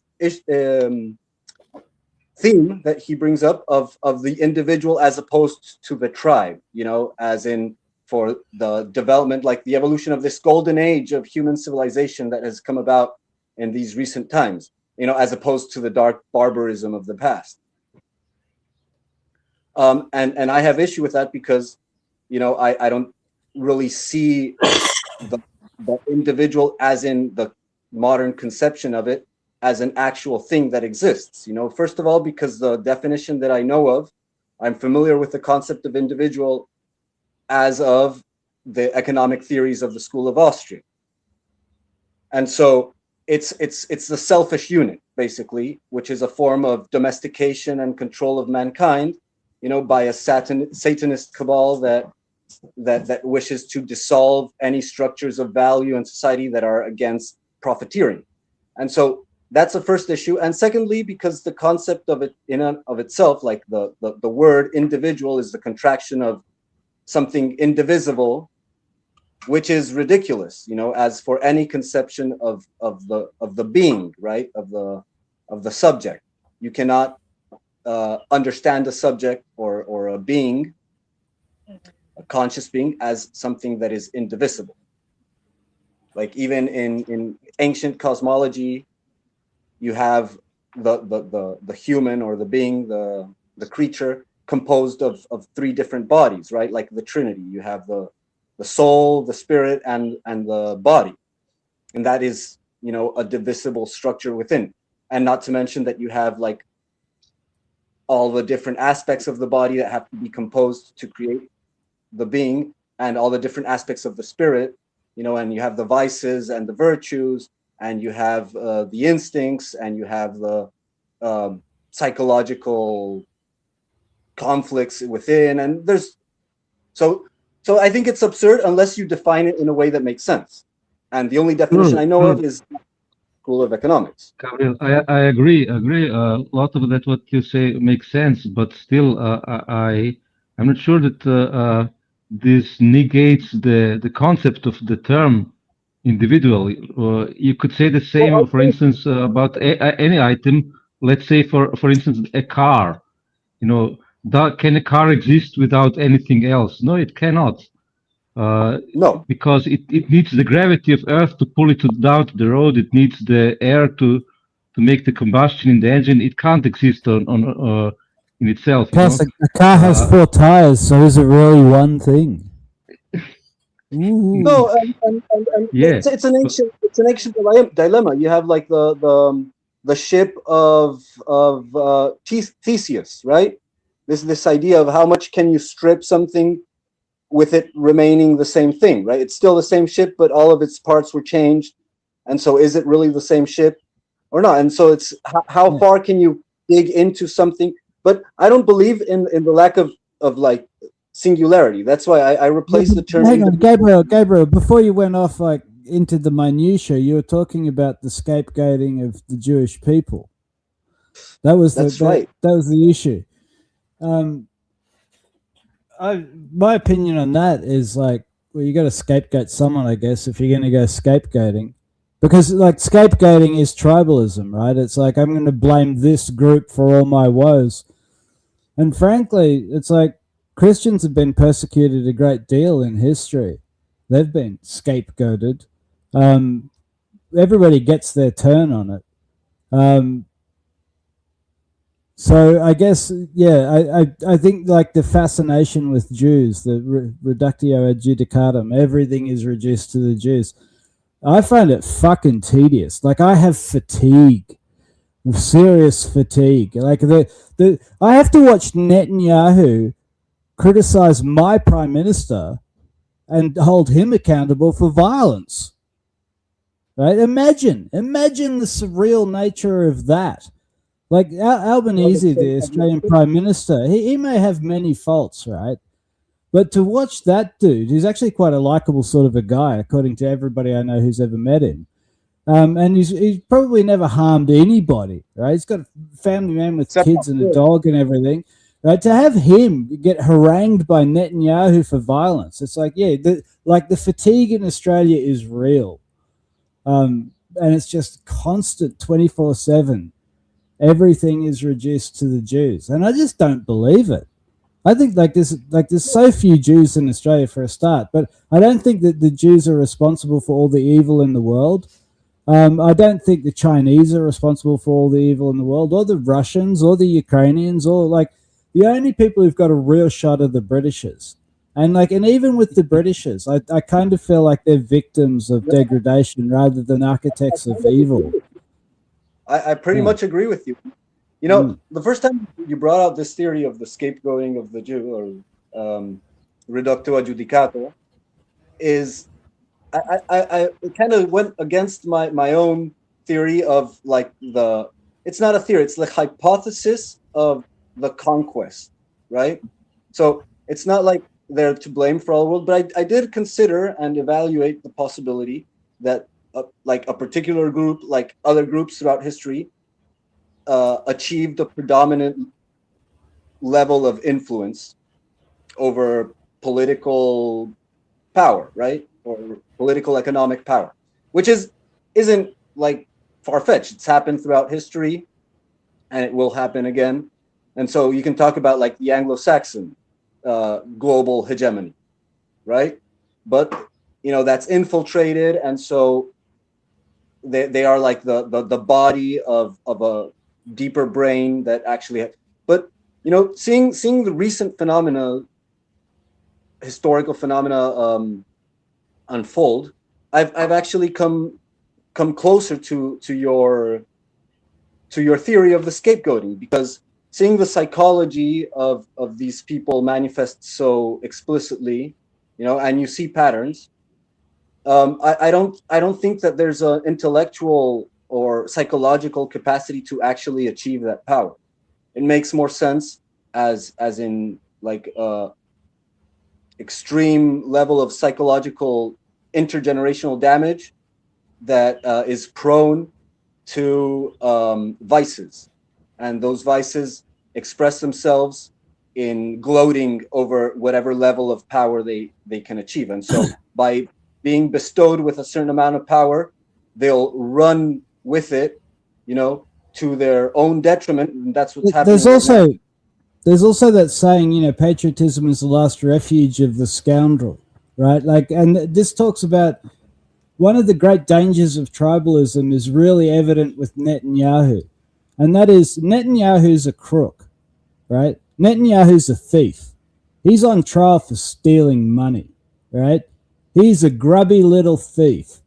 And because of the tribalism, he's able to hide from responsibility for his individual actions as the leader of a struggling nation, right? Arguably, Zelensky's in the same boat. Arguably, most politicians, including Trump, are in the same boat. So one of the issues I have with tribalism, and one of the reasons I say we all take the world as we find it, is because tribalism gives somewhere for the wicked to hide, and for the degenerate thieves of this world to hide. They can hide behind the group, and they can distract everybody from a discussion of their personal moral liabilities and criminal liabilities with a discussion of the group. It's very much like, yeah, look over there, there's a bunch of squirrels and we have to go fight them. And so I really do see, like, you know, war to me is a consequence of failed states, which is a consequence of tribalism, rather than any cohesive theory that makes a great deal of sense. Well, I would agree with something like, again, tribalism is a very broad term, and so you can, I guess I could deduce the meaning that you're referring to it as in a particular phenomenon, but collective psychology that is, you know, swayed or rallied by crooks. And it makes sense in contemporary context, you know, but I'd argue that back in the day, tribalism is that which allowed for, you know, people to survive incredibly harsh environments that would have destroyed them otherwise, and that's why it's a thing that has existed, you know, and yeah, like most of our powers, you know, our instinctive or innate powers, they are a double-edged sword. You know, they assist us as much as they can harm us, according to our temperament or our temperance, and how we have forged our character to wield them for our benefit or for our destruction. And that's like the difference between a vice and a virtue. The same tendencies that sway us, that want us to feed, can turn us into gluttonous. You know, that our impulse for reproduction can be lust, you know, and drain our life away in an endless pursuit of meaningless pleasure. And that is the case for, so there is an aspect to tribalism that is clearly destructive, and that is, and I'd say that the reason that we see tribalism in this light today is because we have been absolutely disconnected from our tribe. You know, we are unrooted peoples, especially those living in gulags, you know, for generations down there, down under, somewhere around there. You know, you have these gulag people who have no roots to any land. You know, they were exiled from their tribe, and now they live under tyranny of the gay, with E, you know, gay with E, not with Y.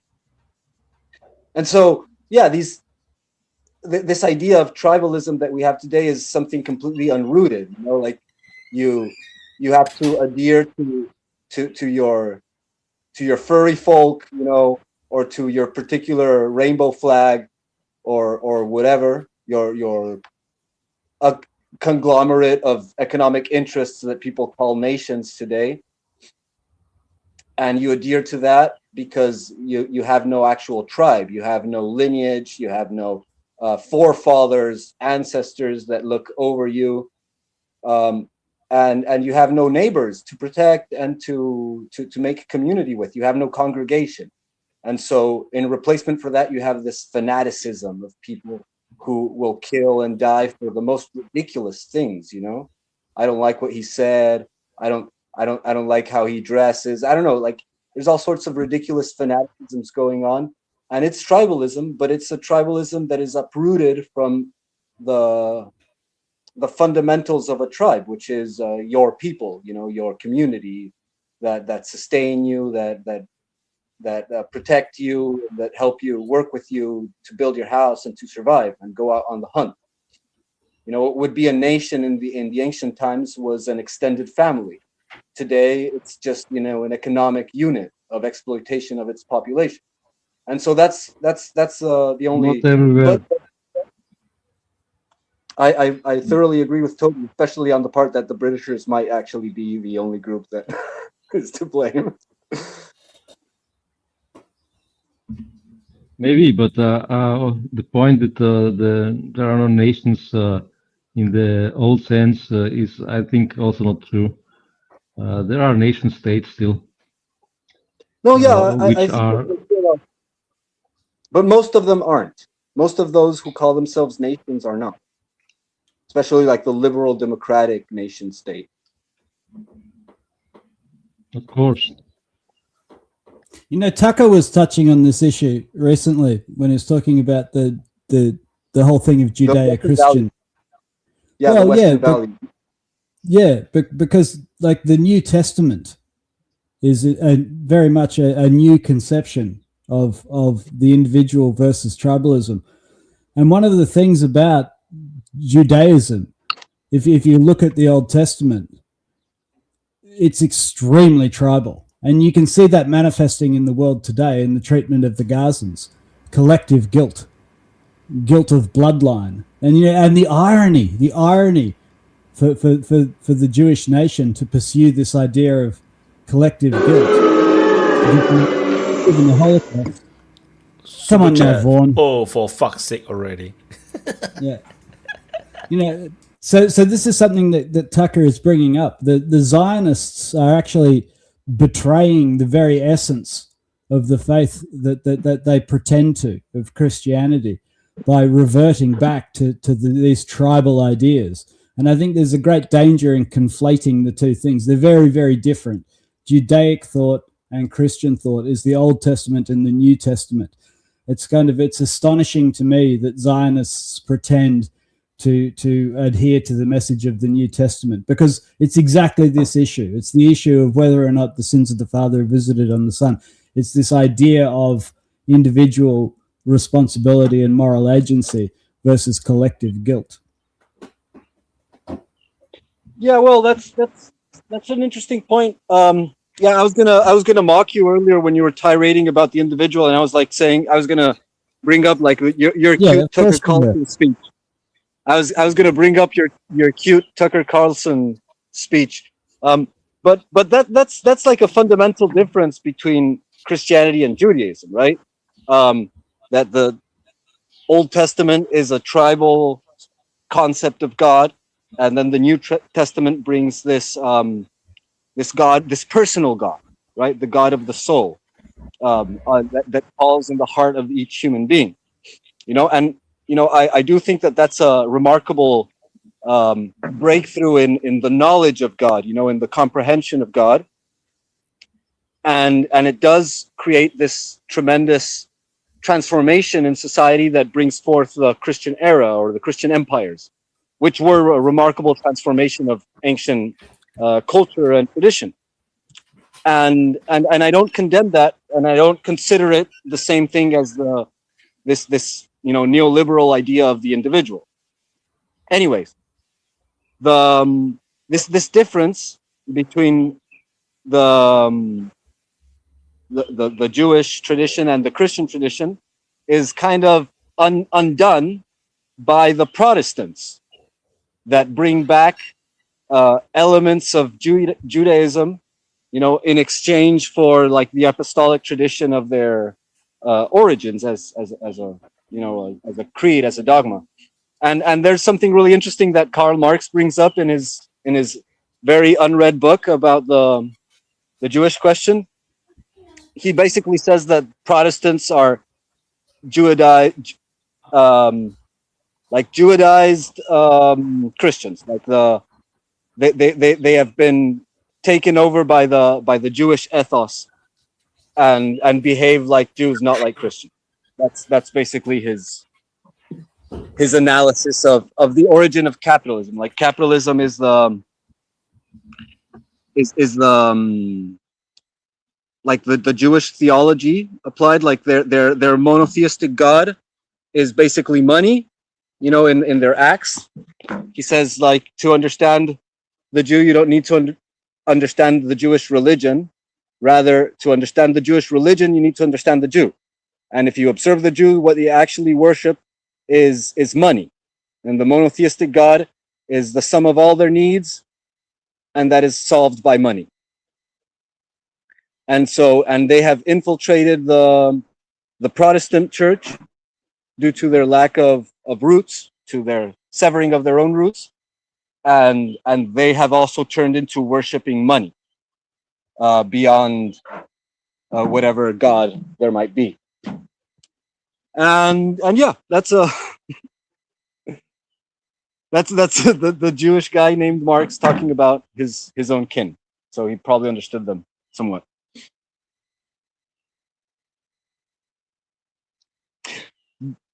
Vaughn, come over and talk about Ukraine, unless you want me to continue to philosophize. People don't come on and change the topic, you know, they will continue to geek on, you know. But Toby have dropped, though. No, I mean something related to what you guys were talking about. It's like it comes back again, you know, what is actually, you know, like deserve to be a country. Like, so what happened to Somaliland, right? That like the people have the will to want to be their own country, but no one in the world want to recognize them. It's a very, very bizarre situation where, like, similar to Taiwan, you know, they want to be their own country, but no, nobody want to recognize them. Then you have the Catalonians want to be their own country, but then they are not allowed. The Spanish don't allow them. Like, where is human rights? Where does human rights starts and where does it end? No, it's very bizarre. And then on the other hand, you have the Palestinians. It's like, no, people force it upon them. You know, you must be your own country. You know, then the rest that have a proper country cannot be a country. It's super bizarre. Like, simple, Wyatt. It starts and ends with power. You can have a country and be a country if you have the power to be a country. This idea of self-determination, like you've all heard about the right of self-determination, right? So then that's considered like a human right and all of that. But this idea, it was promoted, it was created and sponsored by two powers at a particular point in time in which both had vested interests in the chipping away or extracting influence from major empires. And so one was the American in the early 20th century, and the other one was the Soviet. You know, Lenin enshrines this concept of self-determination, and for many a scholar that was the downfall of the Soviet Union, because this idea of self-determination, in Spanish it's called autodeterminación, which would be like auto-determination, right? Which is this ridiculous Greek concept of the autos, you know, that they used as a mockery, as an irony, you know, and this idea that nations can self-determine, you know, well, that's ridiculous. It's absurd. Like, there's always a struggle for geopolitical power going on, and there's always influence of all sorts of powers going on, you know, even inside great empires that actually rule. You have all these lobby groups and these influential figures from abroad that are trying to bribe the politicians. So, like, this self-determination thing, it's actually pretty absurd, you know, and like it doesn't make any sense in like political science terms or in realist terms or even in philosophical terms. It's an absurd. I disagree. Gabriel. I disagree very much. But I also constrain it to the thing that I mentioned earlier. You can only make a self-determination if you have the power to do it, you know. And if you don't have the power to do it, it's basically just wishful thinking. So the term doesn't mean anything if you don't have the power. Woodrow Wilson introduced it, and others introduced it to basically to have made some pawns, you know, some proxies inside of regions of the world, you know. Yeah, well, in my opinion, one thing that I'm referring to with this, like, you have the issue, like, most of the American colonies, like the American nations, American nation states, they were born under this concept and idea of self-determination, right?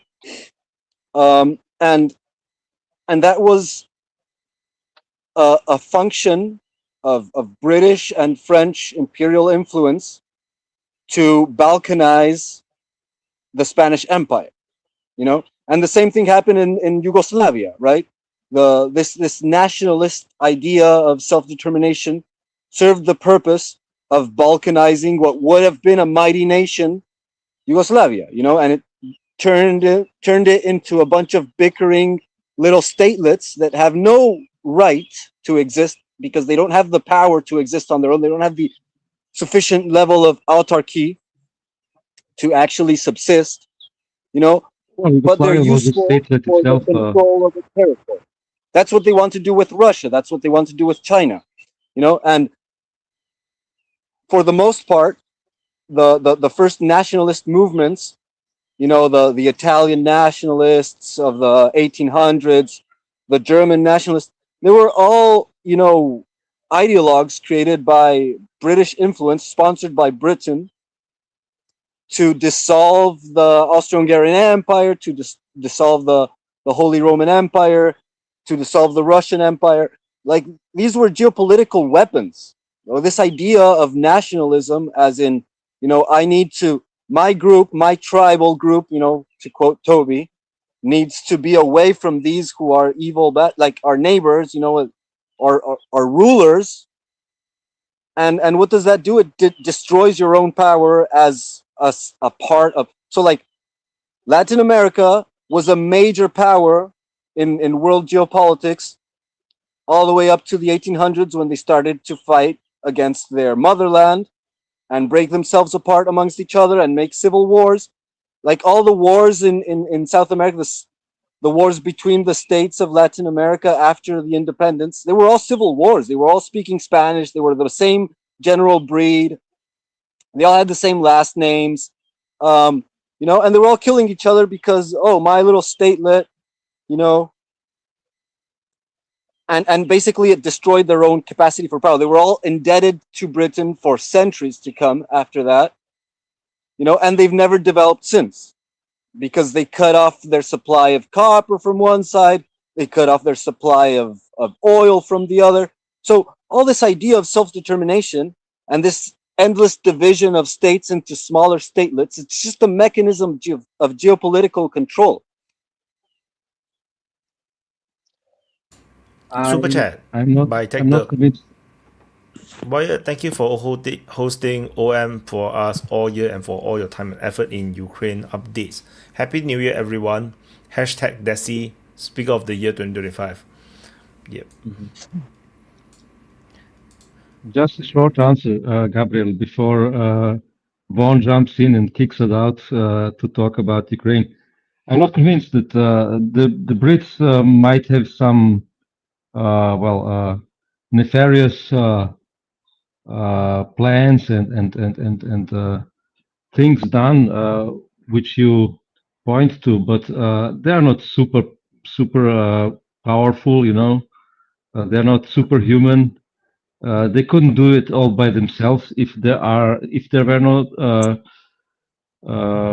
concepts and inclinations of peoples to live along these ideas of nations and tribes would exist by themselves. The Brits alone would not be able to convince the people to do that, you know. So the Brits, if they did that, they used existing inclinations of people to live in that way, you know. So it's not something that the Brits brought and it was alien before, you know. All right, I have to leave, guys. I wish to everybody a happy New Year if we don't see each other, and vote for Wyatt's selection of topics, and if you vote for the Speaker of the Year, vote however you like, but also vote Toby. I promise to to chill it for him because I kicked him out last year for one vote. So see you guys.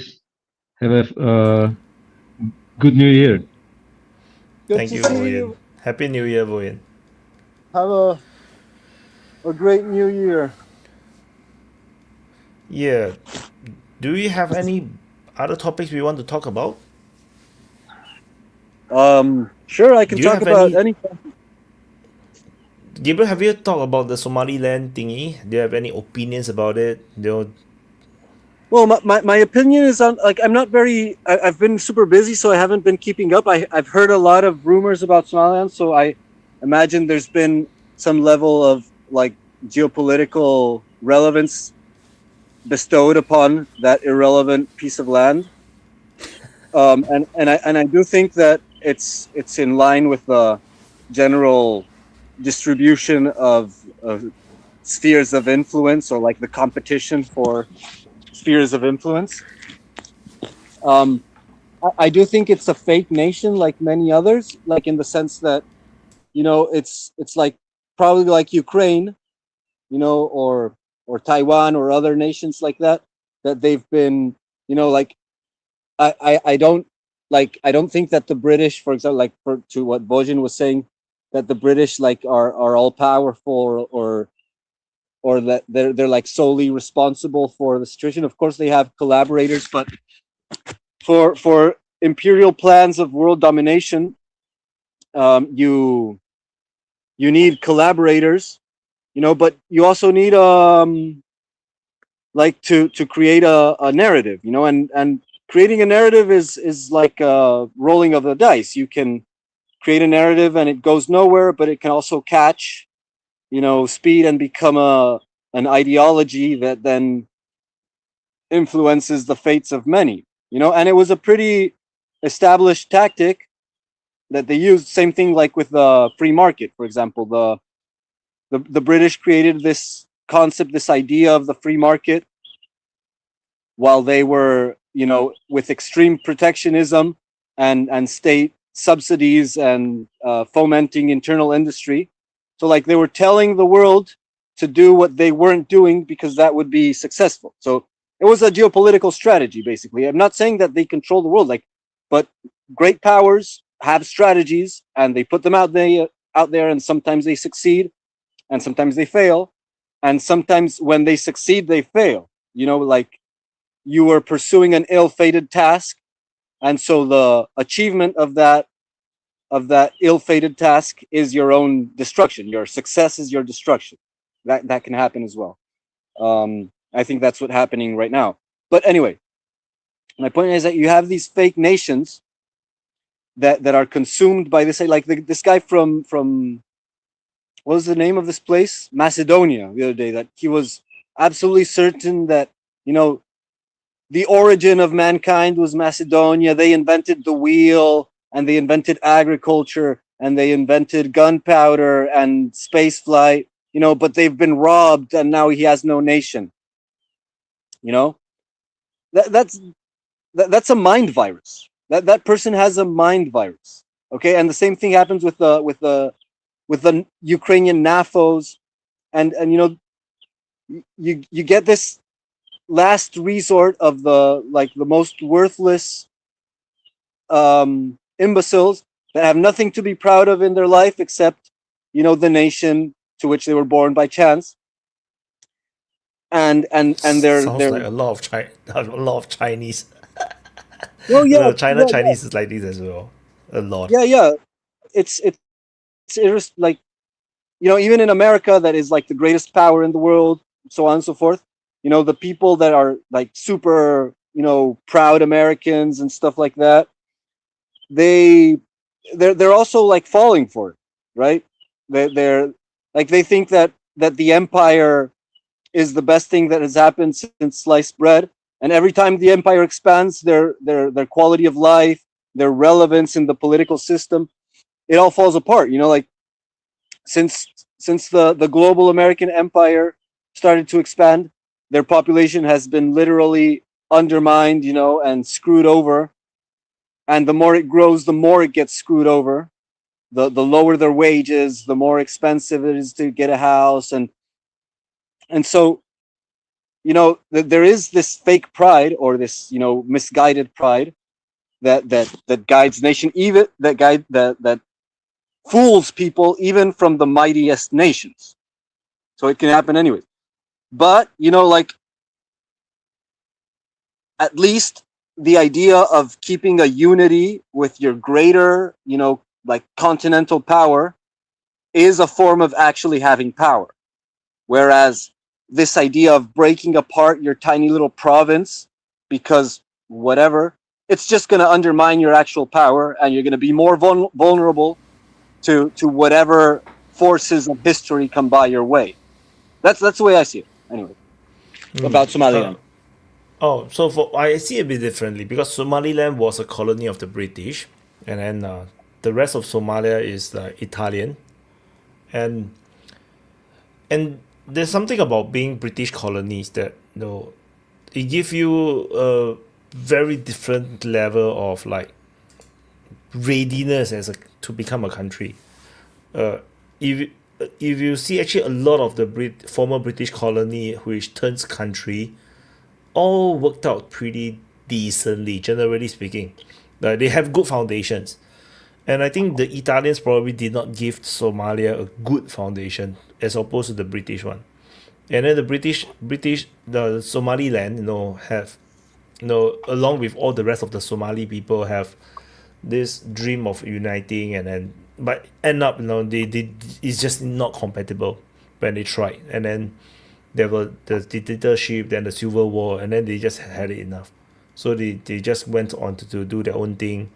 And it turned out to be very well. They have been one of the most well-governed area, you know, around the world. One of those, especially for Africa standard. So yeah, that seems to be the case. So which is why, you know, I'm pretty supportive of the Somaliland thingy, where they have their own country, and they, yeah, rather it's a natural thing to do, rather than you try to force them to gel together with the rest of Somalia, which is like, you know, infested by terrorist groups. So that's my opinion. Hi, Goche. Oh, yeah.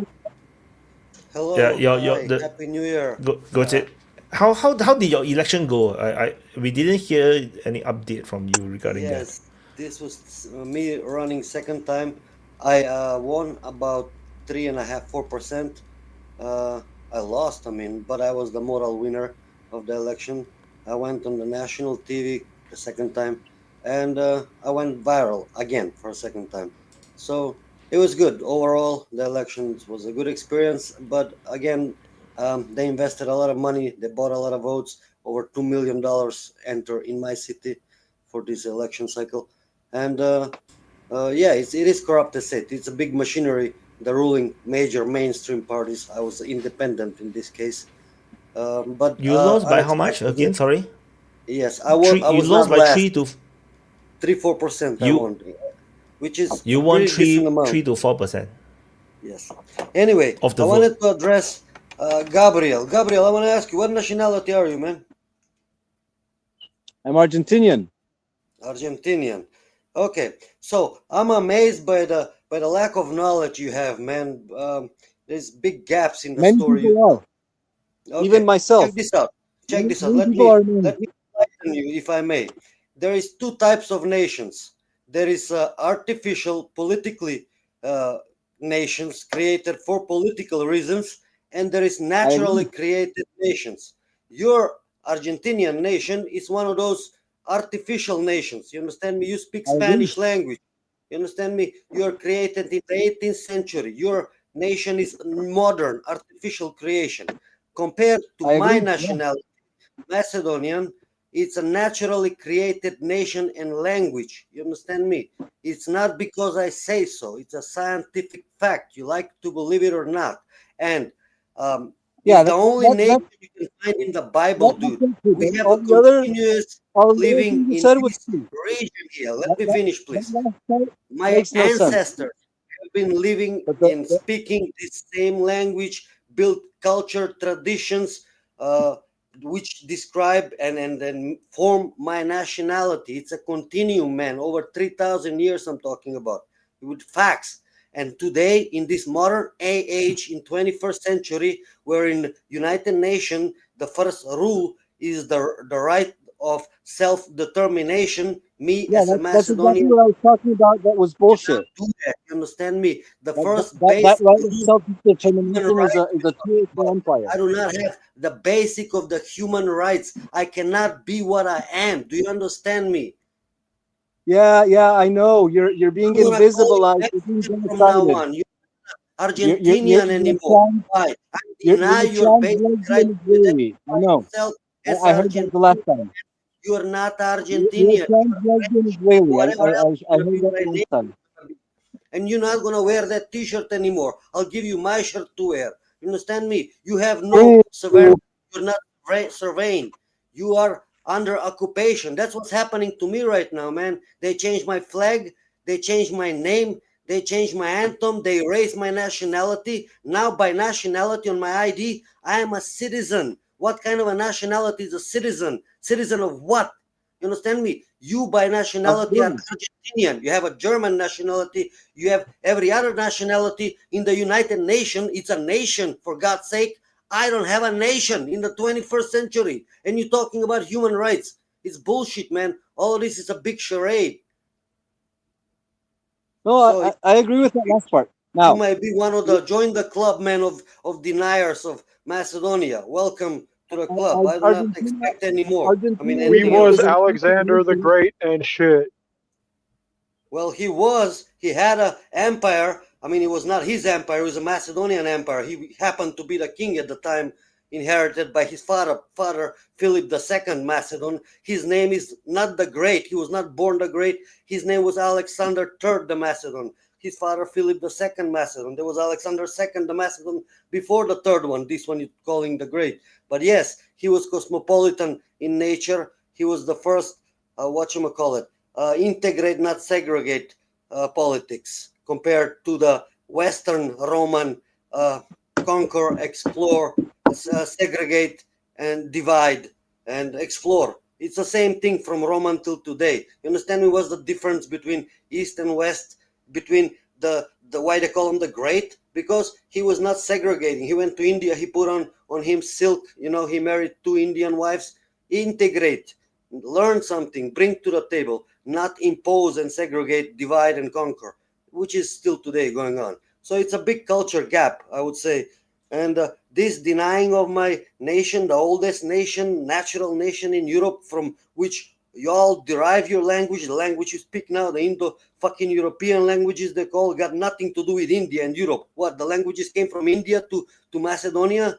Okay, it's bullshit. I told you, the facts are on my side. Nobody wants to listen to the facts. Everybody wants to go in the mainstream. Fine, doesn't matter. It's my job to speak the truth, and I will be speaking the truth based, not because I say so, it's because the facts support that. You know, and I read the facts. I can send them to you if you like to. Doesn't matter. But you it is what it did that, is, man. thank you. Yeah, you already what? did that. Thank you so much. I don't even know what the fuck part of the world you're from or like what country. So Unfortunately, he's a Balkan state. He's a Balkan state. That's I'm from the Yugoslavia. only country that doesn't have right to exist, man. You understand me? I don't have a right on a flag. I don't have a right on a name. I don't have a right on a language. My language is not called the Macedonian language anymore, as it used to be. Now it's called the language of the citizens of North Macedonia. What the fuck is that? Man, is like all of those people who you mentioned from the like Balkans to the Indians who like, you know, mated with Alexander the Great, they all think they're the real Macedonians. Really? Oh, how did Alexander came from India to Macedonia, or he went from here, the city where I live in right now, to India, or opposite way? Which way he started his journey? From there to here? What language he spoke? You understand me? Not Greek, because I don't know about any ancient Greeks, man. It was ancient Athenians, Spartans, Thebans, city-states, yes, but there was no state named Greece. There is no coin or ancient artifact where you can find the name Greece on it. So it's all bullshit history you're learning. There is no ancient Greece, man. It didn't exist. If you had a time machine, go back in a time and ask, where are the Greeks today, 2,300 years ago? What is that? It doesn't exist, man. Why? It doesn't. You're saying ancient Greece didn't exist? Of course it didn't. What did exist? Oh, they were Hellenes. Okay, what is Hellen? Did Hellenistic state exist? No. These were fucking city-states speaking different languages, fighting wars, fighting against each other. Sparta fought Athens. City-state, a city. Macedonia in the same time was a kingdom made out of cities, a big territory from multiple cities. So it's a different concept. You understand me? So yeah, I mean, sorry to burst your bubble from this fake history that they've been feeding you. But if you try to deny me, provide me with one single artifact from the ancient time where I can read the name Helen or Greece, one, not 10, one. So be my guest. On the other side, this denying of nations and trying to make it like a melting pot, no nation, one global state. They start with the oldest, I would say, as mine. And this is not the first time they deny the existence of the Macedonians. The Sultan did it in 1903. He forbid the name of Macedonia. So yeah, today they change our flag, they change the name, they change the nationality, they change the language. You know, it's like an ethnocide. It's a genocide when you kill somebody, ethnocide when you kill their ethnicity, their nationality. So whatever your nationality is today, I see Argentina, or you're American. I'm not going to call you American. I'm going to call you Mexican, man. You know why? Because nationality isn't the same thing as ethnicity. Go complain in the UN, man. We need a real Serbian nationalist or some real Balkanoids to come up in this motherfucking open mic and tell this motherfucking Macedonian little shithead what for. Because I can't do it. I'm American. Super chat by Slafel. Macedonia is rightful Serbian claim. Go fuck you. No, yeah, I mean, like, that's the thing, that this guy thinks that he's a nationalist and that he's defending, and he thinks that we're the UN. He thinks that we're the UN and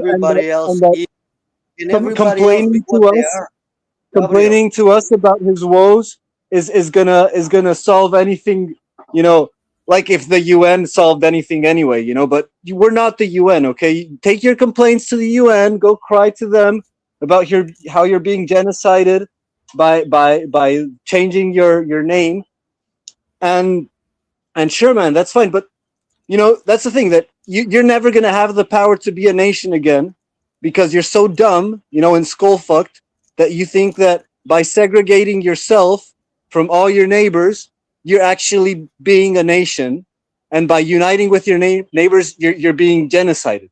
So you're never gonna have any power, you know, and you're gonna be destroyed whenever the next power comes your way with the wrong attitude. You know, because you unite with your neighbor. Who's your neighbor? The Brazilian? Why don't you become Brazilian, man? Unite with your neighbor, yeah, man. Become Brazilian. I want to unite the entire Iberic nations, like all the people who speak Portuguese, all the people who speak Spanish, and bring back a mighty empire like the days of yore. You know, and I would even put the Italians into that mix. And if the French were such pussies and bitches, then I'd also invite them too, because they're also a Latin language just like us, but they're just too stupid. So I don't think they'll ever they will ever be capable of that. But I'd invite the Italians and the Spanish and the Brazilians and the Portuguese, you know, and all the nations of that, and even California and Texas, and even all the way up to Alaska back into my nation.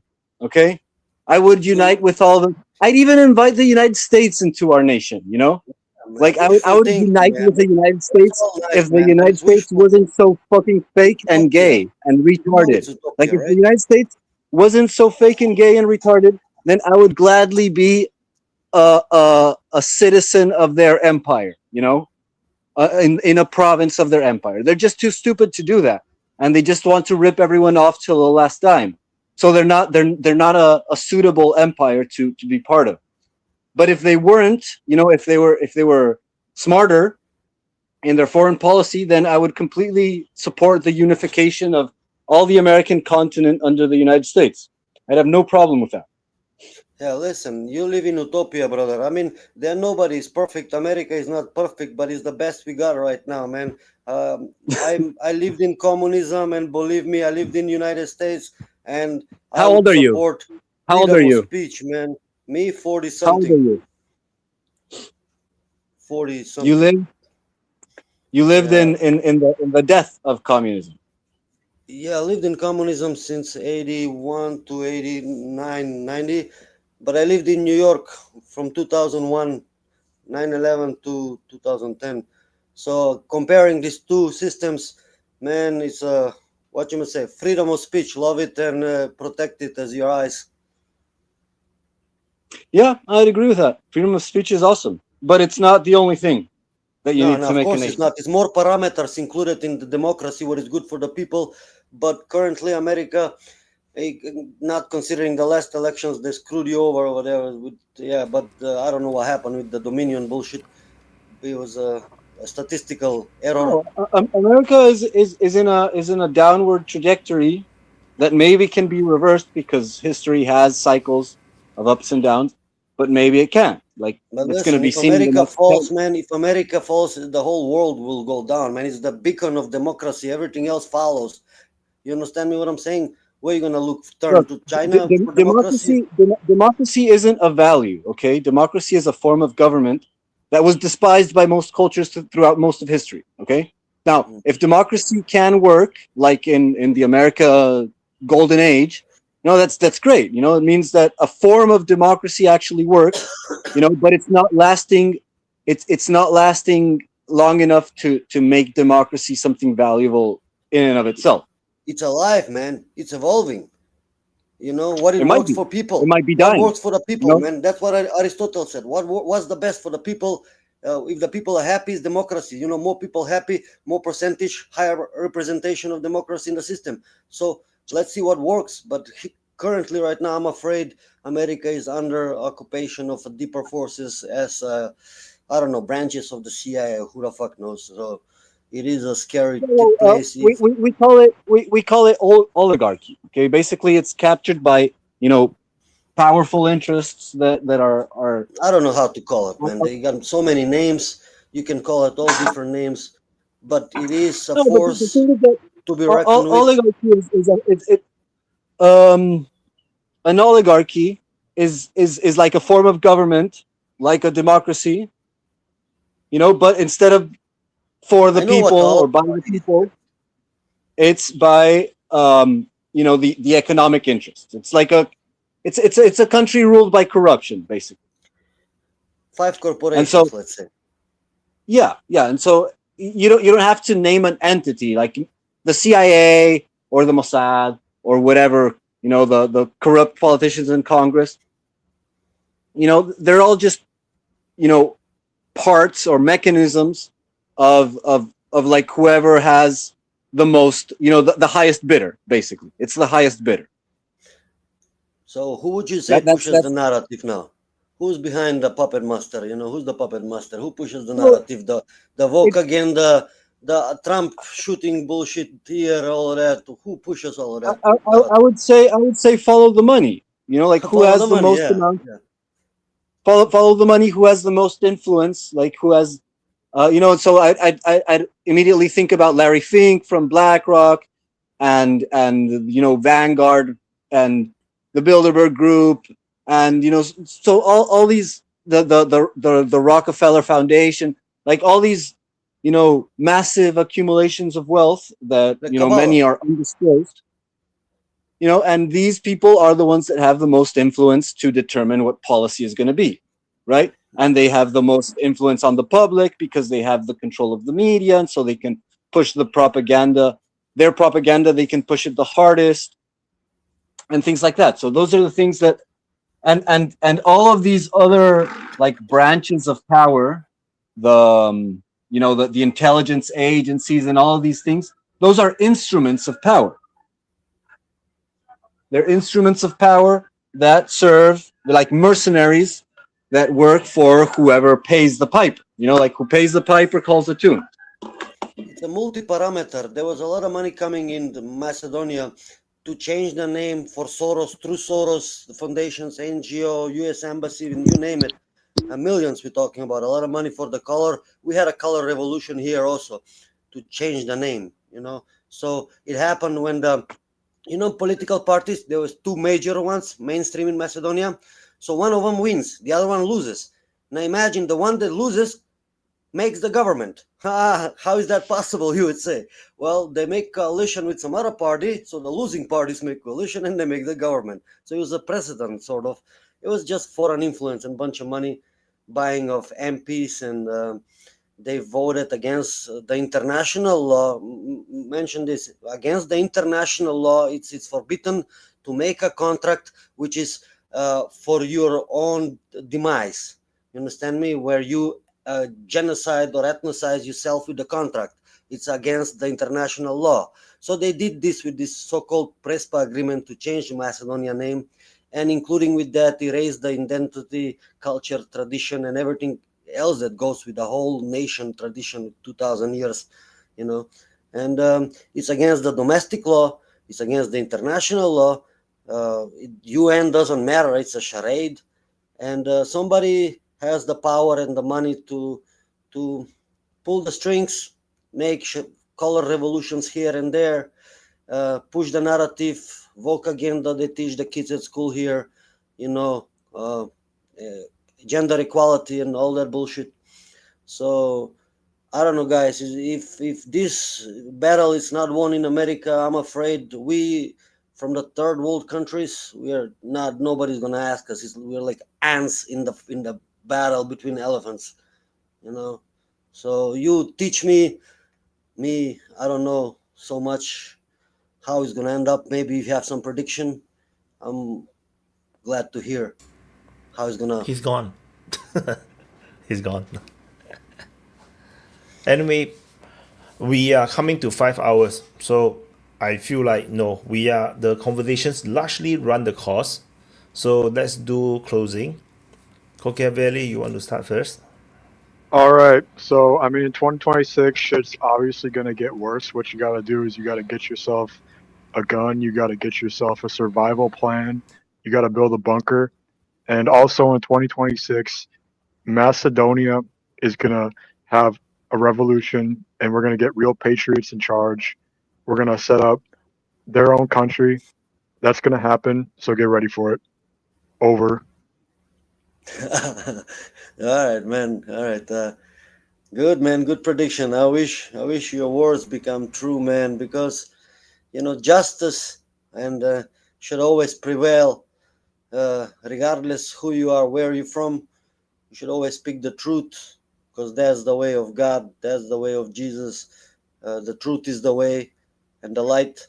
And as long as we stick to the truth, I believe on the end we're going to prevail and win, regardless how small we are at the moment. This is not the battle that lasts 1 day or 1 year, or it's been lasting before my ancestors, and it's going to last after me. It's our job to keep the light, the fire going, and the truth. And one day, with God's will and your help, Gabriel, we're going to win, and justice will prevail. All right. I wish you all the best in 2026. All of you guys. Thank you, Vite, for hosting this open mic and the opportunity you give us to express. Long live Macedon. Long all of us live, brother. We all one after all. And what we do to others, we do to ourselves. Yeah. So be careful what you do to others. And that should be our beginning point and our ending point. That's where I will finish. Love you all the best next year, guys. And see you next year. Huh? Bye. See you next year. Thank you, Gosche. So Gabriel, closing. Oh, we're doing closing. I lost my signal for a minute. Now I'm back to close. So, now it's your fault because you lost your signal, so we have to close. No, it's okay. It's okay. I can take it. Unless Archie wants to jump in and derail the closing. But I wouldn't tempt him to do that. Hey, he's coming to 5 hours, so that's why I close. No, it's fine. It's a good time. in the inter festivity period, no man's land that is the days between festivities, we can give ourselves some leisure with regards to the extension of the open mic. Thank you for your indefatigable patience, Wyatt. You are truly our tireless commander who can keep this going. This great service for mankind of having these random people jump in and ramble incoherently for endless amounts of times. But I'm sure you'll be able to document this for like archaeologists in the future, and it's going to be a great cross section of our historical period. It's going to be like a primary source. You're creating legacy, Wyatt. You're creating posterity, which is the best thing that one can do in life. So keep it in physical, right? Preserve the it's like a Noah's Ark, of what we once were. And well, thanks to everyone who comes up. You all know who you should vote for.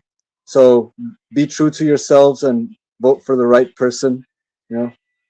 Only one is the right person, and I know you know who he is. So have a great new year, and seems like it's going to be interesting. And hopefully it's also happy. Hopefully, at least in the midst of the storm, you can bask in the magnitude of its brutal beauty. So with that, see you guys next year, most likely. Thank you, Gabriel. Happy New Year. You too. Happy New Year. So it's my turn to do closing. So thank you everyone for watching the DPA Open Mic, the last one for 2025, the episode 155. The DPA Forum's Member of the Year voting is now on. The Discord awards, the DPA Discord awards, in terms of DPA Discord Member of the Year and whatnot, is also now into voting phase. And of course the DPA Awards 2025 is in voting phase as well. Just now we have already went through some of the current results, voting. The voting will continue, so do vote if you have not voted. It's a community engagement thing, so it's for you guys, for fun, so go on and vote so that we can have some fun then. And yeah, so, and I think what else, I think there should be a final round of voting for the DPA awards, but I don't think it's for every category. For some of the more important categories, maybe I'll put into final voting. I'm thinking about it, because it's additional work. So I'm thinking whether I want to have that additional work or not. So there will be a live stream probably on the 30th to go through the results. And so yeah, that will be something to just to wrap up the year. And also the just now the review for 2025, I think I will clip it out as a separate video and put it on the main channel. And yeah, hopefully that will bring us a lot of subscribers over on the open mic channel. We are still short of I think 200 plus subscribers to make it to 1000 for the open mic channel. So do subscribe. And yeah, and I'll probably do a separate video, maybe talking about plans for 2026 and see how it goes.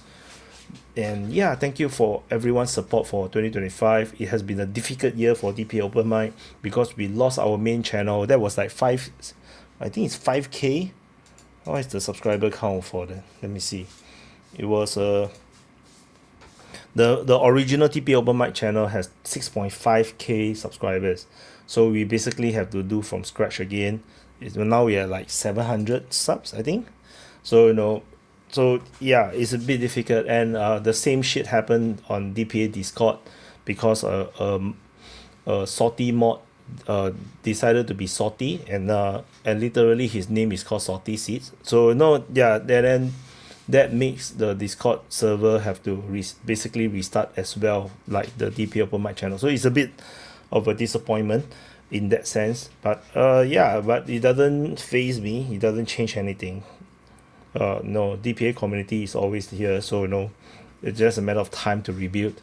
So so it is what it is. 2026 will be a year of probably a transformation of DPA's content mix. We'll probably have a lot heavier focus on non-Ukraine war stuff, given that how the experiment. So I've been doing this war footages experiment. It has been a massive success.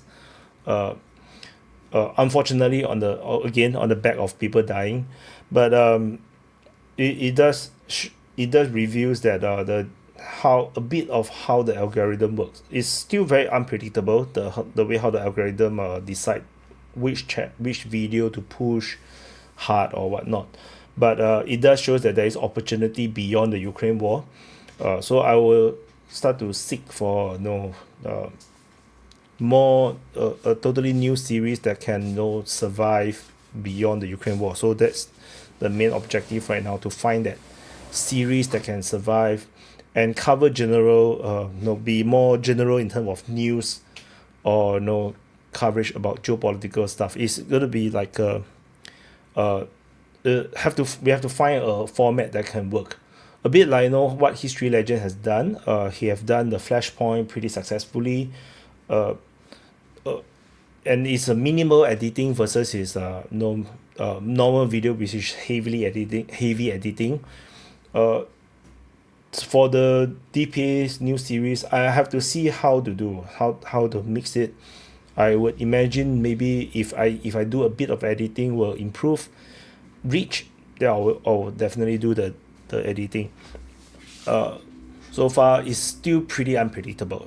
Looking at the statistics, it's totally, there is no correlation in anything. It's super weird. I do data analysis on the videos. What makes it work, what not, engagement, view duration, nothing makes sense. So I'm not sure. so let's see how this goes. But it's been a difficult year also for DPA, because there is the algorithm just don't favor DPA, and the way how the algorithm works means that we are being pitted against military summary and whip union against our will. I have no interest on competition, but the way how the algorithm works force us into competition, and there is no way we can beat them because it's just a numbers game. It depends on the subscriber count, and there's no way we can beat because we already lost the race. Because of 2022's suppression, we just lost the lead. DPA was the biggest channel covering the Ukraine war in the mapping reporting sphere. After the suppression, we lost the lead to military summary. Then after Whip Union got boosted, and then we just totally can't catch up, and that is what it is. So that's history, and then algorithm changed.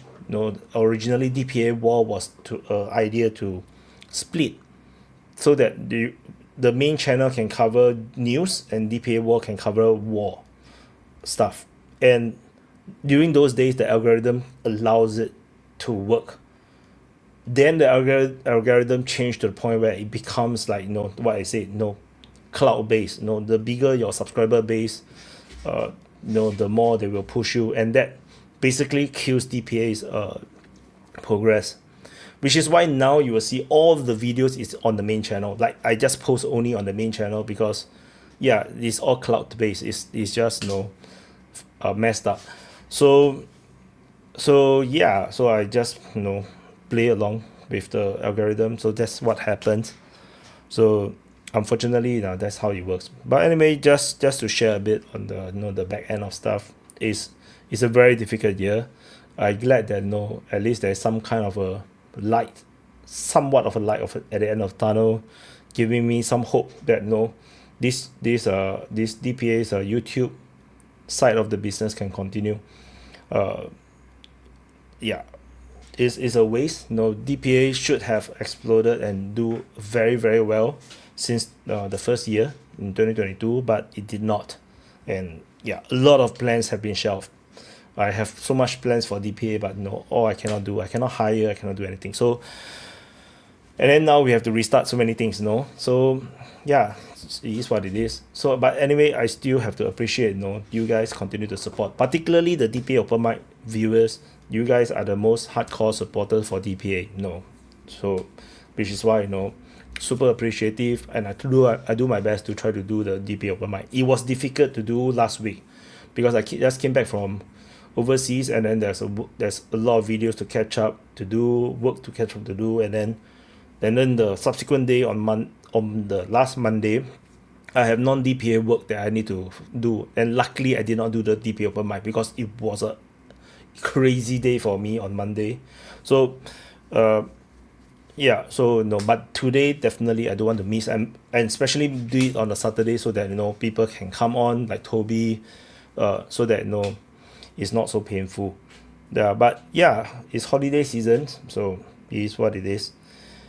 So thank you guys for the support. Like again, like without you guys, yeah, I can't move to this house, this, because basically I work two jobs. For those that do not know, I have two businesses. DPA is one of it. The other one is in design, in graphic design branding, and that's the other business. I was thinking that DPA would grow so big that I would be able to retire from my design business. End up until today, the design business is still a bigger business than DPA, which is irony. And yeah, which is why sometimes my videos will be late or whatnot because I was busy doing my design business stuff. That's what happens. And so just to share a bit of the back end. So yeah, I wish that that DPA could have more progress, but no, yeah, that's what it is.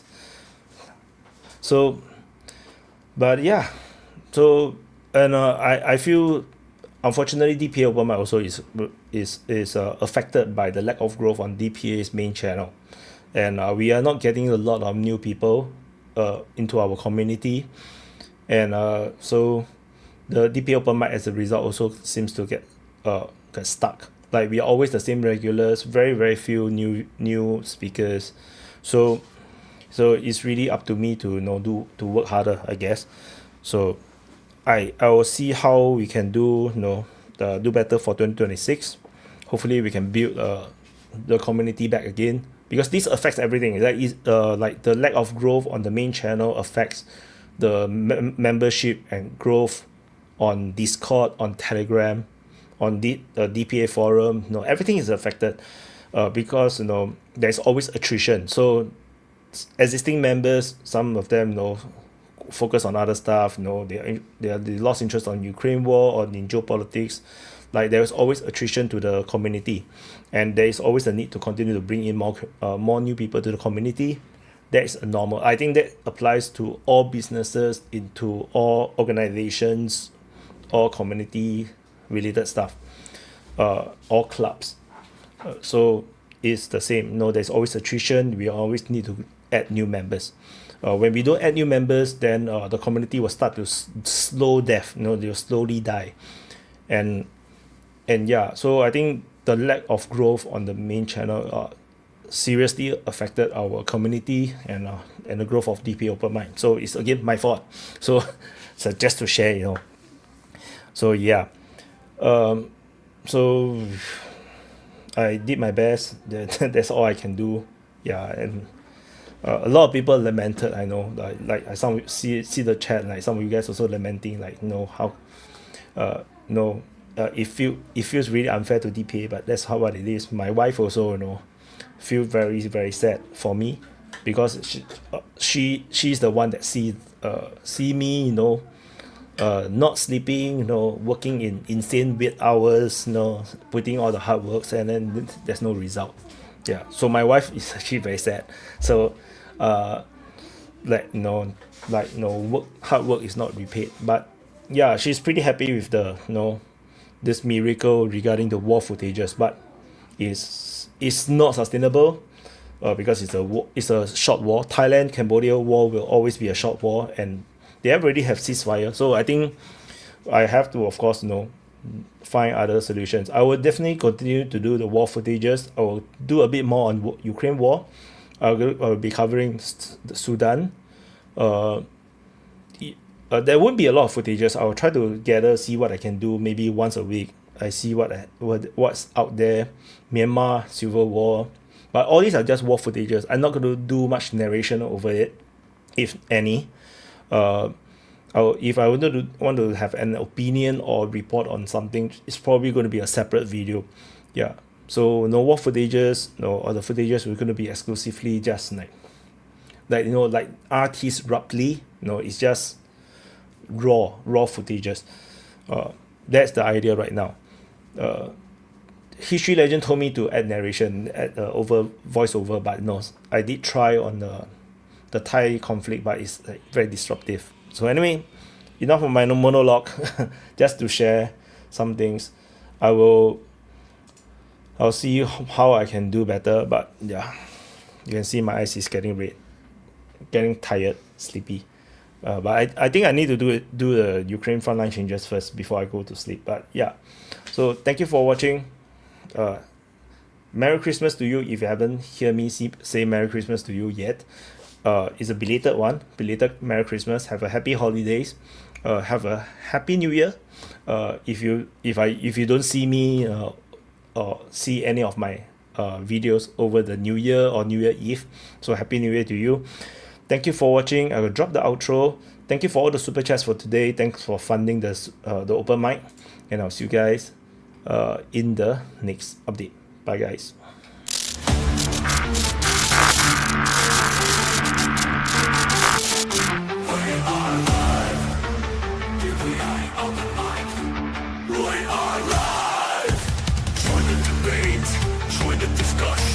Share your voice, share your opinion. Swallow your ego, expand your mind. DPA, open mic, free speech zone.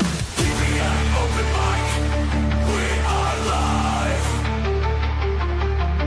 DPA, open mic, we are live.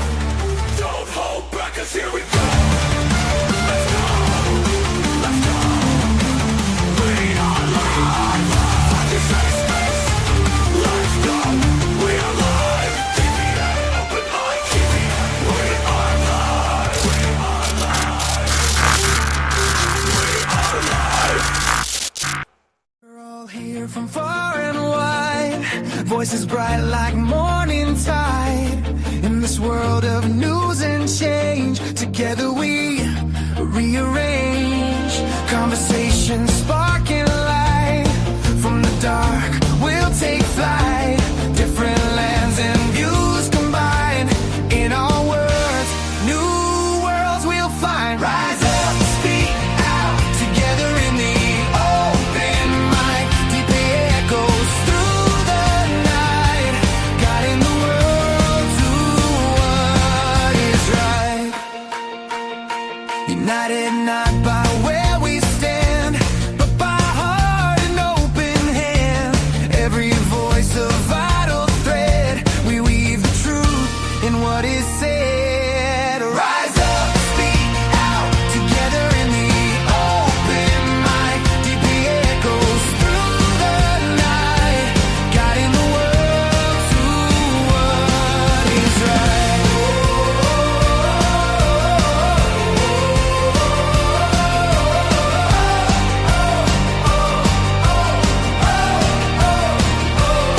When the world seems out of sync, it's our words that make us think.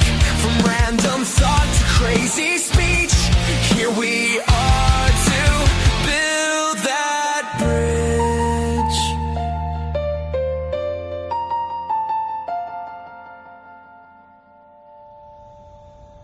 Rise up, speak out, together in the open mic. DPA echoes through the night, guiding the world to what is right. Rise up, speak out, together in the open mic.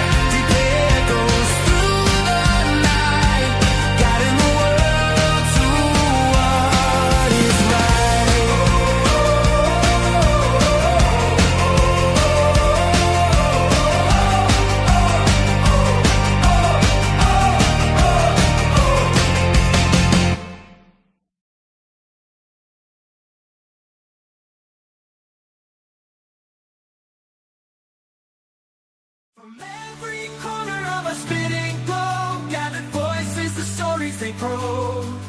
Ideas like rivers, they ebb and they flow. In the meeting of minds we grow. Together we stand, diverse yet aligned. In the arena of thoughts we find a world where every voice decides, debating the future unconfined. Opinions like colors, vivid and bright, clashing, merging in the light. From whispered winds to roaring might, in our discourse we ignite. Together we stand, diverse yet alive. In the arena of thoughts we find a world where every voice decides, debating the future unconfined. In the clash of ideas we see the birth of what the world could be. From conflict we find the key to unlock our collective destiny. Round the table the world convenes, every culture, every scene. In the marketplace of dreams, we chart the course of unseen streams. Together we stand.